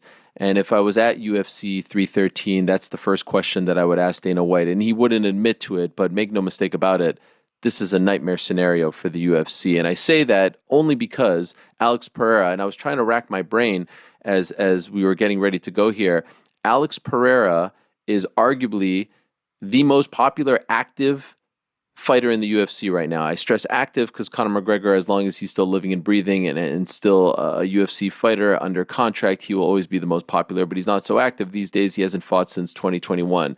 And he just lost his title in a very close fight, and we'll weigh in on how it should have gone in a moment, to someone who is nowhere near as popular as him, not even in the same stratosphere. And I was trying to find a historical comparison to this moment. Supremely popular fighter losing the belt to a not so popular fighter. And I can't really think of one. Like, I'm thinking of RDA beating Anthony Pettis at UFC 185, but that's not really fair to RDA, and he didn't really hold the title for all that long, and Pettis didn't hold the title for all that long. I'm thinking of Carla Esparza beating Rose Namajunas at 274, but still it doesn't quite feel the same. I feel like this is unique. This has never been done before. This has never happened before. This is obviously something that was possible. This is something that we all talked about going in, the UFC's star problem and how big of a issue this would be if it went this way, if this result actually materialized. And now here we are staring at Magomed Ankalaev as a light heavyweight champion. And guys, don't listen to me. Don't believe me when I tell you that this is a nightmare. Just look at the UFC's actions. They did everything in their power not to give this guy a title shot because they did not want to face the reality of him being a champion. Same situation with Bilal Muhammad, and the same situation ended up happening. In the end, in case you're wondering, I scored it for Alex Pereira. And that's a shoot. That's from the heart. I had it 3-2 for him. I thought he won 48-47. First round was easy to score. Alex Pereira. Second round, easy to score. Magomed Ankalaev. We'll skip the third for a moment. Fourth, easy to score. Ankalaev. Fifth, easy to score. Pereira. It all came down to the third round. Yeah. I had it for Alex Pereira. It appears as though the judges here, I'm looking at it in real time. Ankalaev. They all had it for Ankalaev. You get 49-46 and 2 48-47s. I have no idea how... Did one judge not? Can we put that back up? Round 3 was the swing. Round 3 was the swing. No, but they all gave how did Sal D'Amato get? He gave him the fifth round. He gave him the Get fifth. Get the fuck out of here with the fifth. What are you talking about? How's that possible? He did nothing in the fifth. He did nothing. And I mentioned in my tweet that he stuffed the takedowns. I'm not saying that that's a reason to score the round for Pereira. I'm just saying the big talking point going into this fight was that he was just going to wrestle F him all day. In the end, he didn't take him down once, I believe. There was not one successful takedown. So all that ended up being a moot point. I mean, that's almost, something to wear in his hat, right? That he was able to get it done against Alex Pereira without having to take him down. I think that's an accomplishment that he can tout. So you had 135, yes? It sounds like you're on the same. I had 135. Yeah. What did you guys have? We both had 135 for Alex Pereira. Yeah. I thought the third round was close. I do think Alex did the better work there. That became the swing round. I'm okay with that. Ultimately, that is a decision that I find acceptable. If you give Ankalaev 2-3-4, I'm not going to argue too hard with you. But I don't see how you give him 5. And I thought Alex won round 3. What did you make of the strategy from both guys? To me, when we were sitting here watching this, I was a little bit surprised by the lack of hands being thrown by Alex Pereira. He was good on the kicks. He was utilizing the leg kicks, but he didn't really seem to want to just unload, and maybe that was a product of Magomed Ankalaev's pressure. But on the other hand, when it got into round 4, I thought Magomed had his most success of the fight, and then he kind of abandoned it in round 5. I thought he gave that one away. That would have been a real stamp on the fight. What did you make of both guys?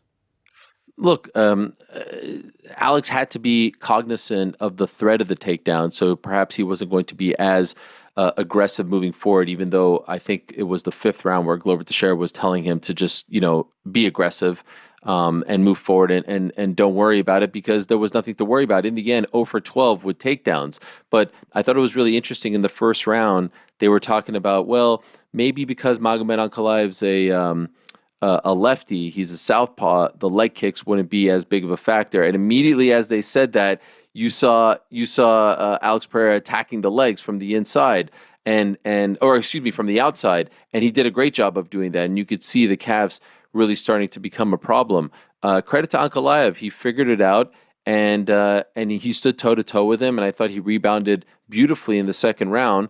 And of course, in the 4th round, it was, probably the most dominant of any of the rounds, if we're being honest. 4th round and maybe the 1st for Alex Pereira. But I remember the second, it seemed Magomed had him hurt. So 2 and 4 to me. Yes. 2 and 4 were very clear for Pereira. Yes, absolutely. He for Ankalaev. Yes, he did have him hurt in like the last 10 seconds or something like that. So that's 100% accurate. I just meant over the course of the entire 5 minutes. But yes, that was a defining moment in the fight. I remember when this fight was first announced, we were talking about it, and I didn't think that this would be a grapple fest, because you just look at his history. We were going through the history so it sort of ended up being what a lot of us expected. In the end, I said that I thought that Pereira was going to win via KO or TKO. It didn't happen.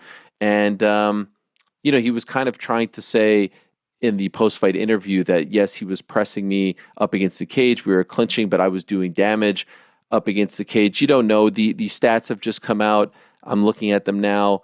That 3rd round, which seems to be the big one, and again, the stats don't necessarily tell the whole story, but Pereira lands 21 of 34. Ankalaev lands 17 of 40. And that's significant strikes. And according to this website, UFC Stats, the significant and total strikes are the exact same, which I'm not sure how accurate that is. But in any event, and as far as the 5th round is concerned, Pereira lands 14 of 21 and Ankalaev 20 of 36. By the way, I am not like crying robbery or crying. It was a supremely close fight. And perhaps watching it again, we come to the conclusion that the 3rd round goes to Ankalaev. But I'm just saying, upon watching it in real time, I thought Pereira won. What would that be? 47-46. 48-47. 48-47. It's been a long freaking day. And if we're being honest, it wasn't a very good fight, right? Like it was. On both sides, it was not very entertaining. It was not entertaining on both sides. There were no real holy shit moments. Probably the only holy shit moment was that 2nd round, right? The very end over there. But it never clicked. And I'm really curious to see what the UFC does now, because you can make a very strong case that he has been so good as light heavyweight champion that he deserves another crack. And that's probably the best case scenario for them. Now, people will say, hey, you're just trying to get him to right the wrong. You're just trying to get him to win. But who deserves it more than him? Because anyone that you could say deserves it more than him, he has already beaten. And he's beaten in quite decisive fashion. So I know I'm kind of jumping ahead here, but I'd love to know what you guys think. I think they should just run this back. I think you move up to heavyweight. You take this as a sign. Magomed, it's your time. Have this. And the same way it happened in middleweight. I lost. I'm moving on. Alex Pereira does not need a belt. And so he's done his time at light heavyweight. New challenge to conquer. I'm going to go up to heavyweight, where I'm going to have a speed advantage over a lot of guys and have an opportunity to really achieve something great if I can capture a 3rd title. That's where I would go if I was in Alex's shoes. Okay, so let me ask you this: you're moving up to heavyweight. If you're moving up, you're fighting for the belt, or you want to fight for the belt. Yes? I want Tom or John. What about the winner of Tom or John? Yeah, sounds great. Does he get the belt right off rip now that he's Alex Pereira champion? Yeah. What do you mean? So you're saying that he should leapfrog Tom? He could. I don't have a problem with it. No, that's crazy. Yeah, I have a hard time. He's the interim champion. He's interim. Tom is interim champion. What are we doing? He's going to leapfrog the interim champion? I think I have no issue with it. If we're making the comparison to middleweight, I think at this point he takes a fight at heavyweight before he fights for the belt. Yeah, I don't hate that either. I don't hate it, but I feel like there's work to be done now at 205. Let's say he gets that done though. Let's say he wins the fight against Magomed. Then there's going to be the call for a trilogy. Like it just feels like it overly complicates something that's let me more tell you simple. something. The game, if he wins, I know that he wouldn't get it. I know he wouldn't get it. Take that W and run away. But then what? Do you defend it again, or do you say, okay, now I recaptured it, now you go up to heavyweight? Why delay the inevitable, in my opinion? The heavyweight is always the future for Alex Pereira. If he rematches with Ankalaev and loses again, now he's really starting to lose some juice. He's only getting older. Then you have to take a fight at heavyweight that isn't against the champion. And what if the heavyweight experiment doesn't go as well as the light heavyweight experiment, and he ends up, fighting Cyril Gane or someone and losing that fight, and now he's on a 3-fight losing streak, and you're kind of wondering what to do with him at 39, 40 years old at that point. Alex Pereira can win this fight. You know what I mean? I believe that for sure. I thought he won the fight. I know, but I'm just saying. Yeah, no, 100%. So did I. I'm just saying I don't think it's a huge risk running it back, and him moving up after losing to Izzy, there were some issues making weight. He had already beaten Izzy. You want to do this all over again? Okay, let's go for a new challenge. Although yesterday, important to note, they were posting videos of him having a really hard time making 205. And so maybe that was some foreshadowing. But I don't want to see Tom get leapfrogged, and I want to see Tom versus John. Here's what we're not saying. Maybe this ends up being a blessing in disguise for the UFC, because if John Jones is asking for a lot of money and they can't make that fight, they put together Tom versus Alex, and maybe that softens the blow. I think that'd be a great fight. What's that for, the vacant heavyweight title? Yeah. No, it's Interim. it's He's defending. no. If you can't make the John Jones fight, then you have to strip him. That's what I'm saying. Vacant heavyweight title. No. Then Tom becomes champion. Tom just becomes champ. Yeah, same thing as what happened with GSP. GSP beat Michael Bisping. He said he had stomach issues. They made Robert Whittaker he went from interim to actual champion. I think that would be the exact same thing. I'm open to all these options. I think it has to be heavyweight next. I just don't see it. We're just delaying. We're just delaying something that is going to happen inevitably, and I don't think a get back against Magomed does much for Alex. Like he can jump up now. We're talking a lot about Alex, obviously. I think, by the way, I think he's pissed. Like that post-fight interview, he seemed pissed. I think he's pissed. Even with the translation, you see what he was saying at the end. He was like throwing some shade. He wasn't necessarily saying the better man won. I think he thinks he won as well. And so it's one thing to get knocked out. Hey, what was he, 3-1 against Izzy at that point, if you count the kickboxing fights? My hunch says he says, give me him again, and I'm going to make this right. That's what my hunch says. Well, that's kind of the thing. Is just like you sort of wanted. We were saying as the fight was ending, we wanted someone to just put a stamp on it. I mean, I guess one judge having it 49-46 is the stamp and it being unanimous. But man, we were hoping down the stretch of that fifth round, someone would put a stamp and like make it clear cut on who won. Because at this point, the way Ankalaev got the belt was sort of like a half-hearted. Like he won the fight, but some people scored it for Pereira. Like I would have liked to see a stamp put on it. Do you guys agree with me when I say this is a disaster? Yes. Like It's not great for the UFC. But we have to acknowledge it might have been inevitable anyway, right? Let's say Alex wins this fight and then goes up to heavyweight, right? Like heavyweight seems I can't escape the feeling that heavyweight was always the future, that there really wasn't much left for Alex Pereira at light heavyweight. This may have been inevitable. His next fight might have been for the vacant title. Who knows? And so here's why it maybe isn't a disaster. Like, it wasn't a star-building performance by Ankalaev. Despite him getting the belt, it really wasn't a star-building performance.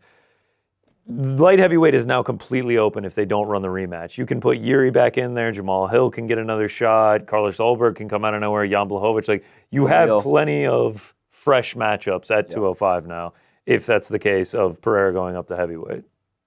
So the only thing that I'll say is, if you believe that this was inevitable, then even if Alex would have won, Alex wins, vacates the title, you're putting together one of those guys in a title fight. Now you've got a very good and very durable and very talented Ankalaev holding the belt. Do you know what I mean? So if he would have won and said, I'm moving up, I'm vacating the title, that's a much better scenario for the UFC because A, he's coming off a win, and B, he just knocked off Ankalaev, who they've already given a title shot to, and were unhappy with how that fight went the first time around. But at least he beat him, so he goes to the bottom of the ladder. They didn't want him in the title fight. Yeah. So that's why this is a disaster. Can you recall, Rick, a situation where someone so popular lost to someone who just wasn't, No, I know people are, by the way, I can read the comments now. He's being a hater. He's being this. Guys, just be real. They did not want to give him a title shot. They did everything in their power not to give him a title shot. It's the Bilal situation all over again.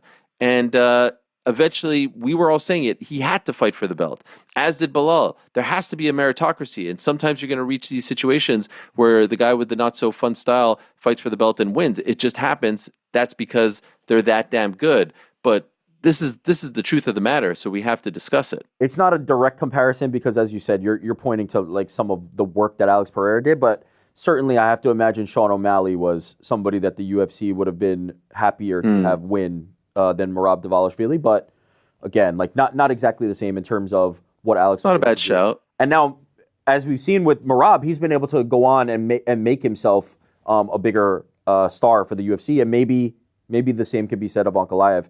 I mean, winning gives you fans. They showed the graphic at the end. He now has the second or third longest active winning streak. I mean, he's one win behind Islam for most consecutive wins. He's at 14 right now. If he just keeps winning, he will get fans for sure. I wonder what the chat is saying. What are the chats saying? I see the first thing I see is you guys are crying. I'm loving it. Okay, and then another one says Ariel is right. 100%. So you're crying and you're right. The crying thing is crazy. The crying thing is crazy. We're not crying. I can assure you. Not only am I not crying, I am more excited. I want to see Alex Pereira at heavyweight. I hope this expedites it, and I hope his next fight is at heavyweight. I have no interest in him running it back. He gets it. That's crazy. I'm actually really excited to see Alex with like some. Okay, so you remember there was that whole story that came out. And I'm sure this will get resurfaced. I think it was on the new ESPN show, Good Guy, Bad Guy. Heard of it. The new is it still new or is it not new anymore? There were 6 promos tonight for it. They were having a debate about whether or not he was doing too much, that he was traveling too much. Okay. That, Yeah. So not focused. I wonder if this comes out, and if that is the case. I would love to see if that is the case, like just a storyline of I'm coming for revenge. I'm coming to take back what is mine. He's locked in a dark room. He's really like he's doing the Rocky in the mountains, and he's getting his lick back. But again, I continue. Even if that happens, and then he beats Magomed Ankalaev, what was that win worth? What was the rematch worth? He could have already been chasing another belt at heavyweight. And then what do you do? More. And then what do you do at 205 after that? Then he vacates and then goes back to heavyweight. Yeah, we're just delaying. He gets to do. Okay. So let me ask you this: if he moves up, who fights Ankalaev next? That's the question I was going to ask. Yuri? Do you do Yuri or do you wait to see what happens in Jamal Hill's neck? Like I'm Roundtree, Jamal Hill. I'm interested in that one. That could be a number 1 contender fight. You could easily put Yuri right in there. I was going to say, do you even give it to Jamal because Yuri just beat him recently? I have no issue with that.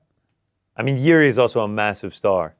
It would be a very similar situation to this fight, where you kind of have this babyface star going against Ankalaev, but this time obviously trying to take his belt away. The thing that you said, Connor, and that is true, is like now all options are on the table at light heavyweight. Yeah. All those things that Alex Pereira shut down because he was running through the contenders over and over, these things are now all possible. And I don't think, call me crying or whatever. That performance by Magomed Ankalaev did not make me think he is untouchable. Did not make me think that there is not somebody else at light heavyweight that could put him into a fight. We saw what Khalil Roundtree did in terms of damaging Alex Pereira, and then we saw what Magomed Ankalaev did. I would not feel like Magomed Ankalaev is going to walk through the rest of this division. So I'm excited about potential matchups there. I think it's time for him to have that run, Alex Pereira onto greener pastures.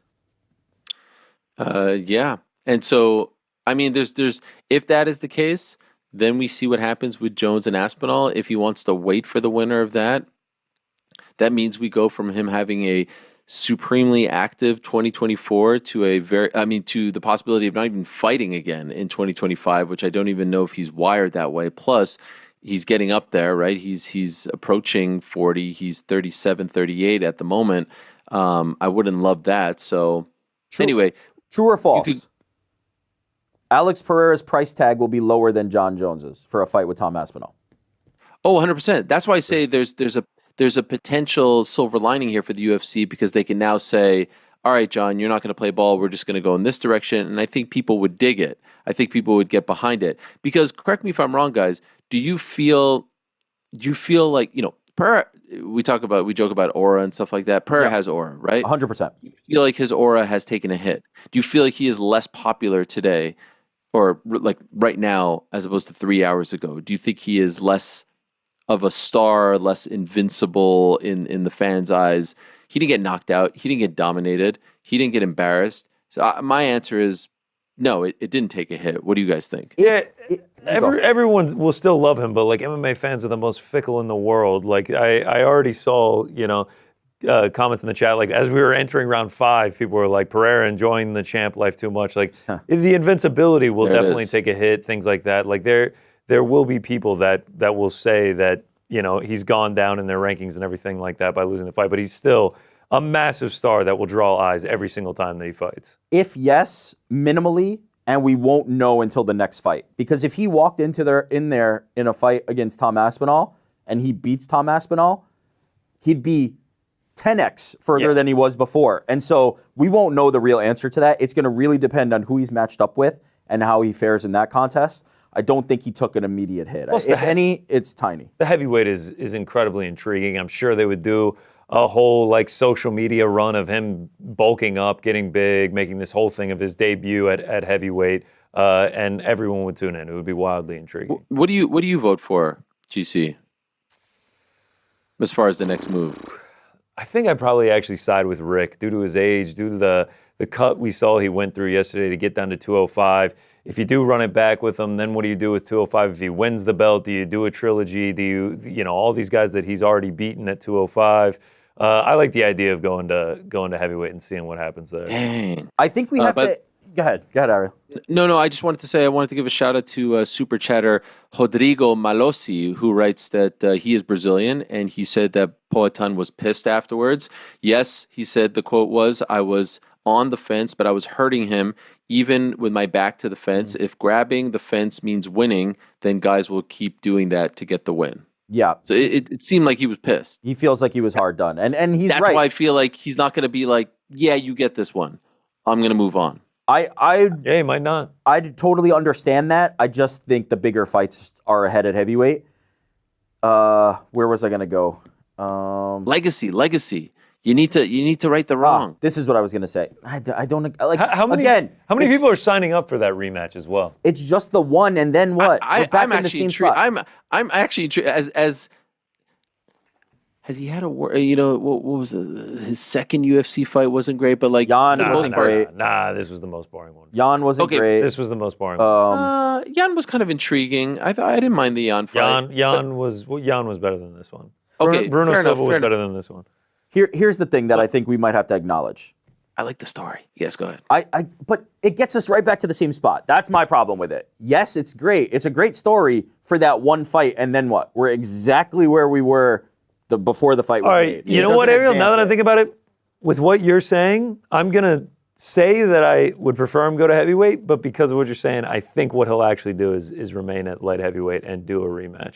Here's the thing we might not be acknowledging. And we've kind of been talking around it, and you've been asking questions that I think are getting to this point. I think we can state it plainly. There is a real chance that this magical run that Alex Pereira was on is over, that tonight was the night. Tonight was the night that ended, that Magomed Ankalaev put an end to that, and it doesn't matter who's next. This might have been it. And so, in my mind, if that is true, I want to take one more shot. I want to take one more shot, and I want to make it count, and I don't want it to be in a rematch, and I don't want him to potentially lose to Magomed. I want him to either put over Tom Aspinall or him to go over Tom Aspinall and then set up the massive fight against John Jones. I want one more shot at that as opposed to going that same direction. That's my feeling. Because this run, it may have ended. It may have ended tonight, and I want to take one more shot at something magical. Yes, I completely agree with that. And sometimes you lose that fight, and like you see with Volk, who knows if he gets the belt back? Of course, he got knocked out twice. I will say, I feel like we had a similar conversation when he got knocked out by Izzy, and we thought that was it. And look what he became legendary in the aftermath. And it of was that at the fight. division up. Yeah. So who the hell knows? But I think it's going to be really interesting to see two things. A, which direction does he go up? Does he stay? And B, how quickly does he try to come back? He's been so active. What was that? So he fought three times in 2024 in the span of 6 months. And I remember after the Roundtree fight, I said, come back in the summer. He comes back in March. So that's 4 times in less than a year, because UFC 300, he fought 4 times in less than a year. It's crazy for someone at his age fighting the best of the best in his weight class. Does he take a crazy amount of time off, or does he come back on June 28th? He's a psychopath. Maybe he comes back June 28th to try to right the wrong. He comes back. I was telling Rick on Thursday, this was actually, if I'm not mistaken, the longest we had seen him go without a fight by like a day. The longest we had seen him go in the UFC without a fight. And it was like 5 months and 3 days or something like that. Yeah, I mean, he has been good for 3 fights a year since he joined the UFC in fall of 2021. Dana White said on First Take that John Jones and Tom Aspinall might happen this summer. So if John Jones can't make that fight, I got a guy that I bet would come back this summer and fight. Well, the clock is ticking on that one because, I was told that John wants 6 months to prepare if the fight is locked in. And what's 6 months from now? September? Now, I'm sure, money talks, but it feels like the summer, if that is the goal, it's starting to slip away a little bit. Yuri Prochaska just tweeted, "Congrats on Ankalaev, beautiful pressure. Most of people don't like it, but you won the title for now." Happiest man in the world right now, I think, is Yuri Prochaska. Yeah. That door just flung open. Yo. Wait for the last sentence. Oh, okay. The last sentence is, Alex Pereira, last dance? Wow, he wants Alex. Yes. He's a psycho. Yuri's a psycho. He's not even asking for Yuri's the belt. a psycho. I love it. He wants a number 1 contender fight against the guy that already beat him twice. It's amazing. I love Yuri. That's crazy. When does that ever happen? Never. He wants his lick back. He only wants to beat Alex. So I guess maybe that would be like the argument for Alex doing the rematch against Ankalaev. Just wants the lick back. One thing I just want to mention while we're talking about the John, Tom, Alex stuff.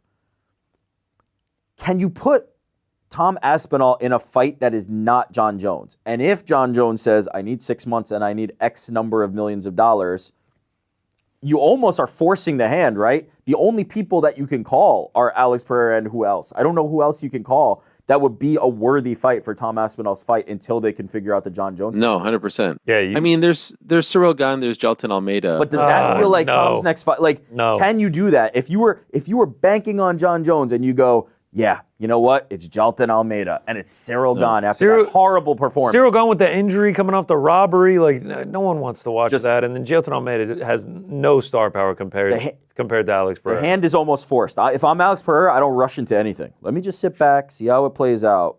Yeah. I will say this, that video that Tom Aspinall posted this week where he's on the train talking about his whole situation, he said, I'm okay with fighting anyone, but it has to be for the undisputed title. Yeah. So he's not defending interim. Exactly. So I think that if they tell him, look, you're becoming undisputed champ now, and you'll fight Almeida or Gane, he does it. Oh, sure. I don't think there's any world where he accepts an interim fight against those guys. And I don't think there's a world where he accepts an interim fight against Pereira, even though we would all love it. And at that point, it will feel like the real belt, regardless of whatever John Jones is doing. Yep. That's why there's a silver lining here if they want to go in that direction. But again, I maintain that Alex Pereira won't go in that direction. Just this is not talking to anyone on his team. Just the vibe what from he him said. In the aftermath. Yep. Right the wrong, and maybe Yuri. I'd love to see Yuri against Roundtree if Roundtree beats Jamal Hill. 205 is interesting now. It does make things interesting. He was running out of opponents. So let's see what happens. Can we talk about the co-main event, guys? Yeah, please. Can we talk about Justin Gaethje versus Rafael Fiziev, because I have something to say. Oh no. I think they got that one wrong too. I disagree. I had that one for Justin, but it was incredibly close. Here's my take on it. Okay. We agree first round, Fiziev, right? Fiziev. We agree second round. Of course. Gaethje. It all came down to round 3. So I saw some people saying 10-8 second round. I don't think it was 10. No, This isn't boxing. no. This isn't boxing where a knockdown is 100% a 10-8. Third round, first half of the third round was all Fiziev. I agree. The amount of body shots, kicks, and punches, that was some of the most effective striking of the entire fight. Second half of the third round was all Gaethje. But my take is the damage inflicted in the first half of the third round was way more significant than the damage inflicted in the second half of the third round by Gaethje. And so I tweeted, I think Fiziev wins this fight, but I guarantee you they're going to score this for Gaethje. And they did. You see the scorecards right here. All equal, right? Quick glance. Yeah. They're all 29-28 in favor of Gaethje. Second and third for him. I thought Fiziev did enough. Am I crazy? No, you're not crazy. I had it the same way. Oh, you did? I had it the same way. I thought it was the closest round. Clearly, right? We all three agreed. 1 clearly for Fiziev, 2 clearly for Gaethje. It was a very close round. I had the exact same thought. People were forgetting about the early work that Fiziev did, so I scored it that way. I understand. Like that is fractional. It is extremely close. I understand why somebody would score it for Gaethje. I had it the same way you did. As far as the stats are concerned. And by the way, attacking the body was clearly a big part of his game plan for Fiziev.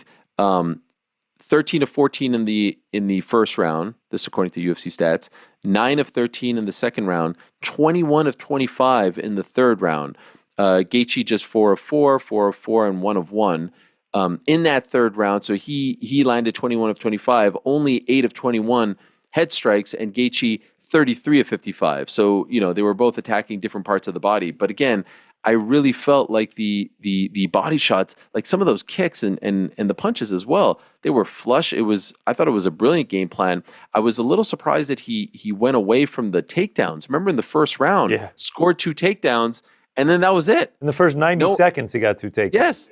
No attempts afterwards. So I don't know if something happened. That because it was A, surprising that he was even doing that, and B, that he was so successful, but then he never went back to that well. I wonder though if that was just because it was a surprise, right? He got those off. He was able to secure the first round. I don't think that was probably the game plan. The body shots were what he was focusing on. In the third, he kind of returned to it. I will say the visual at the end, while he had that first half of the third round, the visual at the end was not good. He was completely gassed. And I said to Connor, like everybody was asking for 5 rounds, I do not think he makes it out of round 4. I do not think Fiziev makes it out of round 4 if that goes to another round. I thought Justin had all the momentum and he looked completely fresh, and Fiziev looked completely gassed. But I'm with you. I had the first half for Fiziev. I thought it was a lot more damage, and so I scored it for him.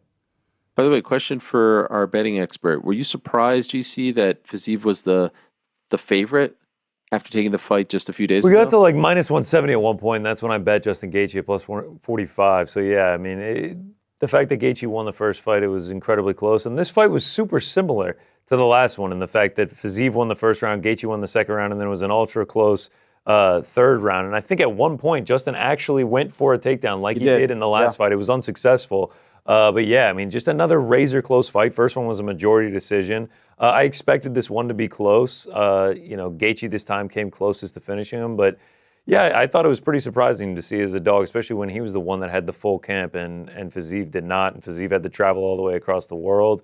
So yeah, I thought it was shocking. Took Gaethje as a dog. Super close fight. Don't have anything against 29-28 either way. As we speak right now, Justin Gaethje's at the post-fight press conference, and he was asked if he would want to be Dustin Poirier's final opponent, his retirement fight, the rubber if you will. And his answer was, quote, "I don't think either of our families deserve that." That fight, by the way, won the Fight of the Night award. He was also making the case for getting the next title shot, and I believe it was Mike Bond of MMA Junkie who said, how do you explain getting the shot over, say, Armin or Charles? And his response was, I don't care, argue with yourself. Okay, but I was just going to ask the question, what do you do with him next? I don't think Armin versus Justin is a bad option. Armin versus Justin isn't bad. I do wonder if they're going to just try to do Armin versus Charles. Ilya versus Islam, Armin versus Charles. Could do. And Yeah, so Justin's in this weird limbo. If one of those guys doesn't go, I have no problem Justin Gaethje hopping right into that spot. No problem. I think those are great fights, and I think look, he's number 3 on the UFC's rankings. The only 2 guys ahead of him are the ones you just mentioned, are Armin and Charles. So here's what I'll say. I think it should be Armin. I think it should be Armin versus Charles, Islam versus Ilya. We'll skip Justin for a second. He's 3rd. There's Dustin. The guy right below him is Max. I think it should be Dustin versus Max in the summer. I think you agree with me, New York Rick. What a great story that would be. They fought many moons ago in Max's debut. Re-rack Gaethje Hooker. That was Max's debut. Holy shit. That was Max's debut. And yeah, it could be as like Dustin's a last. 20-year-old. That'd be incredible. That'd be incredible. Dan Hooker is out for a while. Hooker versus Gaethje obviously is the one that we all wanted, but does he wait? If I'm Justin, by the way, I don't want to do Gaethje doesn't want to he doesn't like being supremely active. He's the one who always says I need 6, 7, 8 months. So it actually might work out to be Dan Hooker, which who would be upset with that? The other one I was going to mention was if Patty beats Chandler, do you do Patty versus Gaethje? That's a fight right there. That's not bad. That's a fight for the fall. Maybe the Abu Dhabi show. Who knows? If I'm Justin, though, I just did you a favor. I'm going to fight Dan Hooker. No problem. Sign me up. I'm going to war. I'm going to give you guys an absolute war. I'm fighting a guy lower ranked. Oh, that falls apart. Fiziev, what was he, 13, I think 11. you said? 11? He's 11, yeah. Short notice? No problem. I can't then again go back to the well like that. I deserve something higher than that. I deserve something better. If he's calling for a title shot, I don't blame him. I need to be fighting one away from a title shot and not back in the rankings again. I think some things need to be worked out. I would still have to see the Hooker one. I totally understand what you're saying. I just don't know if Patty scores an incredible. By the way, if Chandler gets a big win, why not see that one? These are great, but what do they do for Justin? Is he just the favors guy at this point? I'm just in there to go to war for you, not advance my own career. Can you justify a Justin? No, he needs one more. He needs one more. Lost to Charles. At the very least. Lost to Max. He got knocked out. Yeah. And by the way, I hope everyone do you remember when people were complaining when they pulled this rabbit out of their hat? Oh. When they said this was going to be sickening. Boring, or they said that this was a bad, alternative, or that it was whatever, I don't know, worse than some of the other options. I hope you feel very stupid right now. I couldn't believe. I think it was just maybe they didn't know who Fiziev was or forgot. How incredible he was. Yeah, for sure. I mean, it wasn't that long ago that he fought. It's September of 2023, but golly, it's an eternity in MMA. Yeah, he reminded them. They forgot who that dude was, and then he showed it tonight. Yeah, what do they do with him next?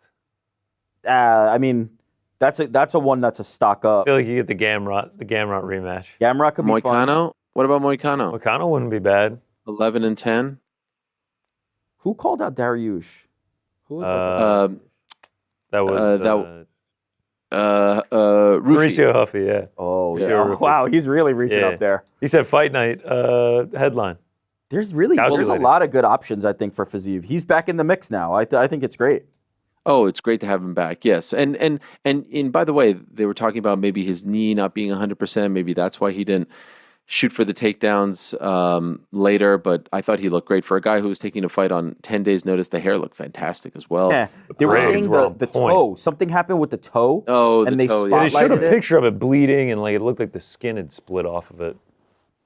Let's talk about some of the other results. Ignacio Bahamondes, I guess, knows some jiu-jitsu. He submits Jaylen Turner in the first round via triangle choke, and afterwards, Jaylen Turner told the media that he has retired. Did you guys see that? No, I did not see this. Holy shit! Wow, I saw that. I believe that was courtesy of John Morgan. If we can find the tweet. He told him that he retired, and he he told him he was thinking about it since UFC 300. You'll recall that he lost at UFC 300, and this was a guy not that long ago, was considered like one of the brightest young prospects in that weight class. 5-fight finish streak in July of 2022. He's now 1-4 since. And apparently retired. How old is Jaylen Turner? 29. 29, the tarantula. Yeah, crazy. Let's see if he sticks to it, but definitely saw that. And I don't think he spoke to the media, but I definitely saw the tweet from John Morgan. We have a tweet from Mike Bond. Jaylen Turner just told us in press row he's likely retiring after his UFC 313 loss. You know what? I kind of get it from the perspective that, like, you could, if you're Jaylen Turner heading into this fight, and it sounds like he was talking about this after UFC 300. Bless you. Bless you, young man. Excuse me. Sorry, guys. Sorry. If you're Turner heading into this fight, Frank, how do you feel about that? Right into the microphone. Bro, I was trying to keep that shit away. Is Frank still there? I can hear it all the way through the hall. Fuck. As long as the problem is I can't edit it out now because you've all acknowledged how loud. Oh, sorry. Well, so good. It was a great just moment. cut this whole part. I'm just going to continue my point as if it never happened. If you're Turner heading into this fight, you can easily justify the losses on your record, right? You look back at it. Is there a better 14-9 guy out there? Yeah, Mateusz Gamrot, Dan Hooker, King Green, Renato Moicano. For that run, you can go, look, I just reached a level of competition. I wasn't ready for it. I'm still a young man in this game. 29 is a young man. I'm getting my feet under me. When you lose to Ignacio Bahamondes, that to me is a different level, right? Now, he's on the rise, but you are not now facing the guys who are at the cream of the crop, the top of that division. Renato Moicano just fought Islam Makhachev for a title. Dan Hooker was going to be in the co-main. Like, you're talking about the cream of the crop. Ignacio Bahamondes is not there yet. And so I understand if you're Jaylen Turner looking at your career and going, man, I had that momentum. I don't have it now. Maybe this ends up being a long time away and he comes back. But I kind of do understand. This was a different loss than the ones previously. Yeah, and if he was thinking about it since 300, then you come back and lose again, then you say, all right, I'm done. Amanda Lemos versus Yasmin Lucindo, that happened. Tough game plan from Lucindo. By the way, there's still I think 5 or 6 seconds left on the clock. Yeah, what was that? Yeah. I don't know. They're just like, all right, enough. I was walking out to go to the bathroom. They're dapping up with 4 seconds left on the clock. Yeah. But Lemos wins. Mauricio Ruffy defeated King Green. Oh my gosh, I need this back into my soul and my veins. With one of the all-time, I almost forgot that this happened because it was so long ago. One of the all-time great knockouts. It was shades of Edson Barbosa against Terry Edom, UFC 142, and on the Uncrowned Instagram page, they posted something, and who's the top comment? Edson freaking Barbosa with the fire emoji. How cool is that? A spinning wheel kick, an absolute beauty of a spinning wheel kick. Once again, fighting nerds, all they do is win. It is so much fun watching these guys. John Silva yesterday at the press conference was fantastic with Bryce Mitchell. Can I just say as a quick aside, and we'll talk about all of this on Monday, Tuesday, Wednesday, et cetera, the Bryce Mitchell-John Silva interaction yesterday was some of my favorite in UFC press conference history. It was straight out of like 1986 WWF with like they ask Mitchell a question and he just recites a Bible verse. It was unbelievable. I loved everything about it. And then John Silva, just saying F Bryce Mitchell and showing up with the globe. It was unbelievable. I feel like it should be a main event.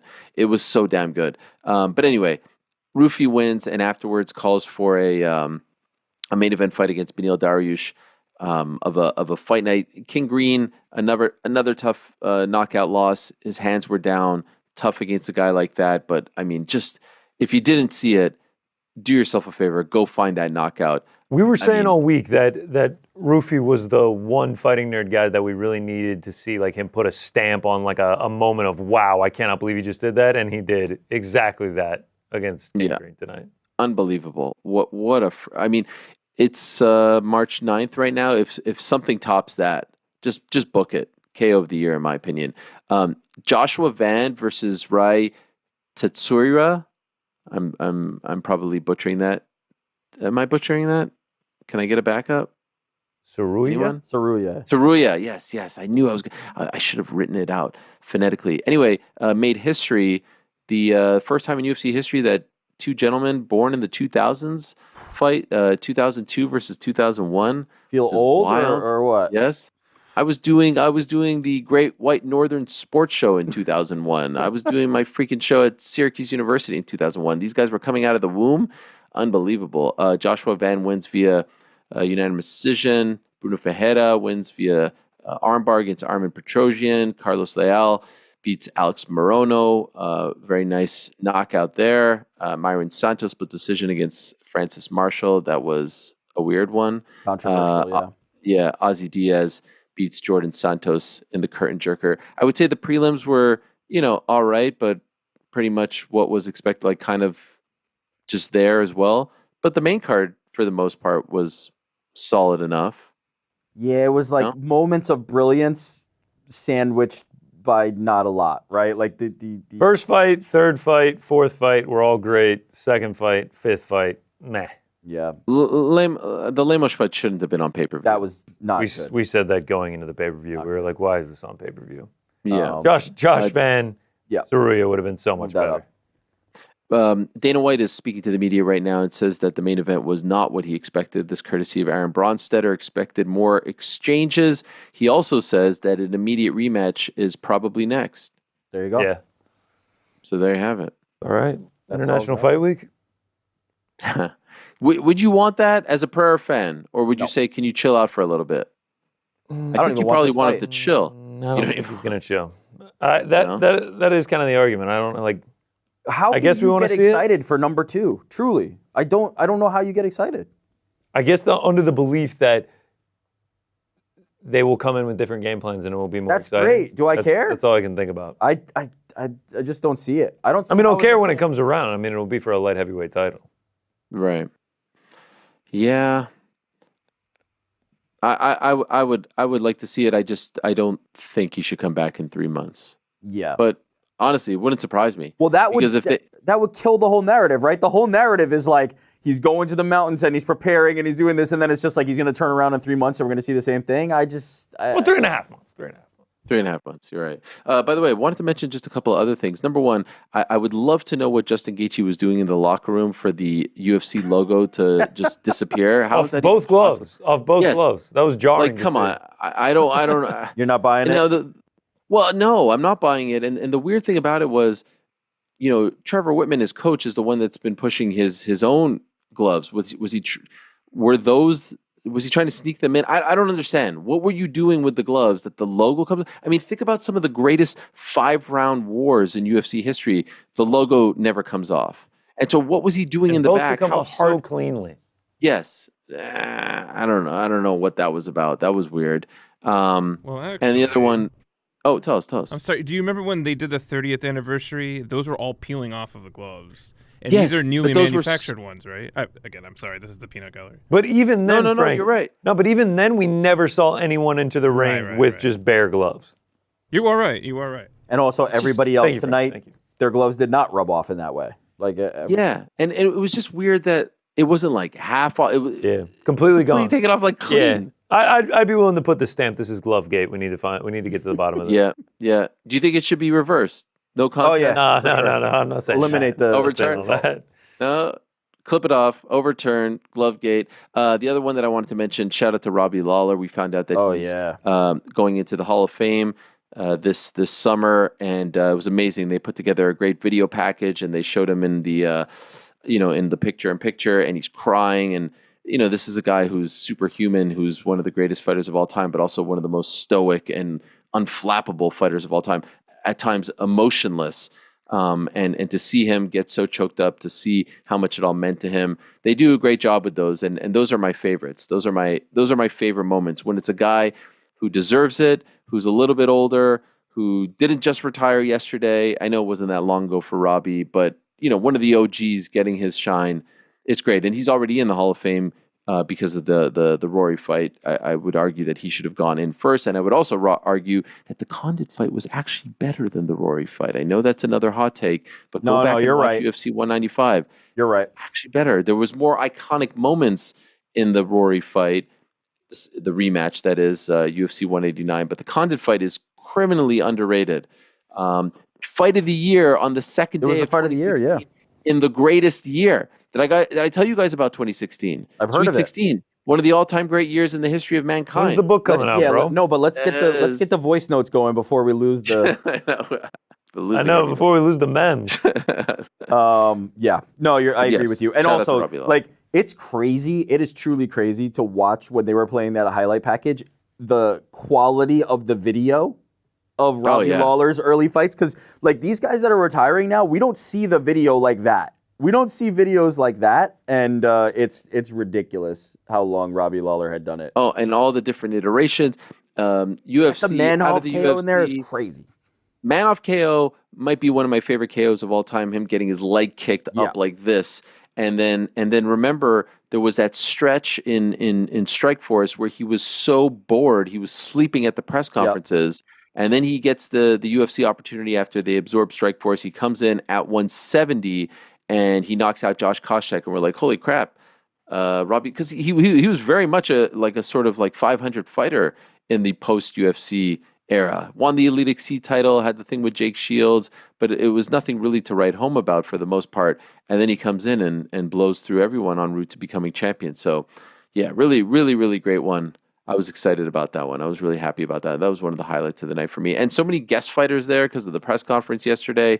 So a lot of people in attendance. So that was cool. And yeah, Dana White, by the way, saying that he likes the name TKO Boxing. That was the big story of the week. And I also do want to mention commiserations to everyone who had problems ordering on ESPN Plus. Because apparently there were all kinds of issues. Our own Shaheen Al-Shadi saying he tried for 45 minutes and then had to go over to Hulu. And then Chuck Mindenall said he couldn't buy it. I was fine. I will just say, I don't know if this happens to you guys. Anytime I watch anything on ESPN Plus on my phone, without fail, every 5 minutes it shuts down. The app just closes. Does that happen to you guys? I was watching my Georgia Bulldogs punch a ticket to the NCAA tournament today, and the app kept crashing. It's very every annoying. 30 to 45 minutes, the stream goes down for us, and we have to refresh. Yeah. So. By the way, this is our latest post show ever. Yeah, I mean, it just clicked to 3 o'clock. Yeah. Shout out! Hey, shout out to Daylight Savings Time. I just saw it. It's worth it. It's worth it. Later sunsets. Do have to give a shout out. A $50 super chat from what? $50 super chat from Love Quinn, and this is worth every penny. He says, "Big Onk owns you all." # and new. Thank you for the $50, Love Quinn. We appreciate you, man. Congratulations. I'm going to wipe my tears with the $50. I can't tell you how mad I am, man. I can't tell you how mad I am. Okay, truly though, right here, right now, Alex Pereira's next fight is Ankalaev. Okay. I'll agree. I'll say Ankalaev as well. It seems like Dana White's leaning that way. So, well, I can't wait for Monday, guys. Our old friend Dylan Danis in studio. That should be fun. Hey. Training partner of one Alex Pereira. Maybe he'll have some thoughts. I bet he will. Can't wait. And what else? That's pretty much it. I think it's time to go to bed. What do you guys think? Oh my gosh, I'm just gonna sleep here, brother. You guys. I'll see you on Monday. I'll see you tomorrow morning. We got the cots ready to go. Blow up mattress? Just your like military style. There's cot. couches. Yeah. You could just. I thought we were going to get rid of daylight savings. Not yet. Now that we've moved ahead, get rid of that shit. We don't need it. Later sunset. Sunsetting at like 7 tonight. Let's go. Okay, but the thing I never understood was, when do we get rid of it? Do we get rid of it when it moves? Now. Like, what's the? Oh, now you. Connor wants the back end always. He wants the extra sunlight on the back end. Okay. You know that crazy stat, like there's more accidents on the Monday after daylight savings everyone's are tired? More heart attacks. Really? Yeah, more strokes. Yeah, actively killing people. Let's get rid of it. What the hell? But I say that because I want you guys to have safe travels back home today. I don't want. That will be all right. So you think it affects them like in the moment? I don't know. I am blood red mad about Ankalaev winning though, so I don't know if I'll be able to. Oh yeah. Angry driving is a leading cause. I am furious. Yeah, wow, that hurts. 159. Do me a favor, GC, to your left. I think there's a box of tissues over there. Yeah, you need one? Wipe off. You guys need one? For yourself, for you guys. Yeah, you don't guys drive are home while crying. It's not good. Oh no! I tucked it into Daniel the Brown threw a super chat. He said, "Boys, they censored the Onyx logo on Embedded, which is, I believe, is Trevor Whitman's thing. So think that was his. Love Gate of foot. Is this the return fire? Love Gates. I wouldn't mind hearing from Trevor Whit. Back up. Peace. Peace. And no, congrats, Ankalaev.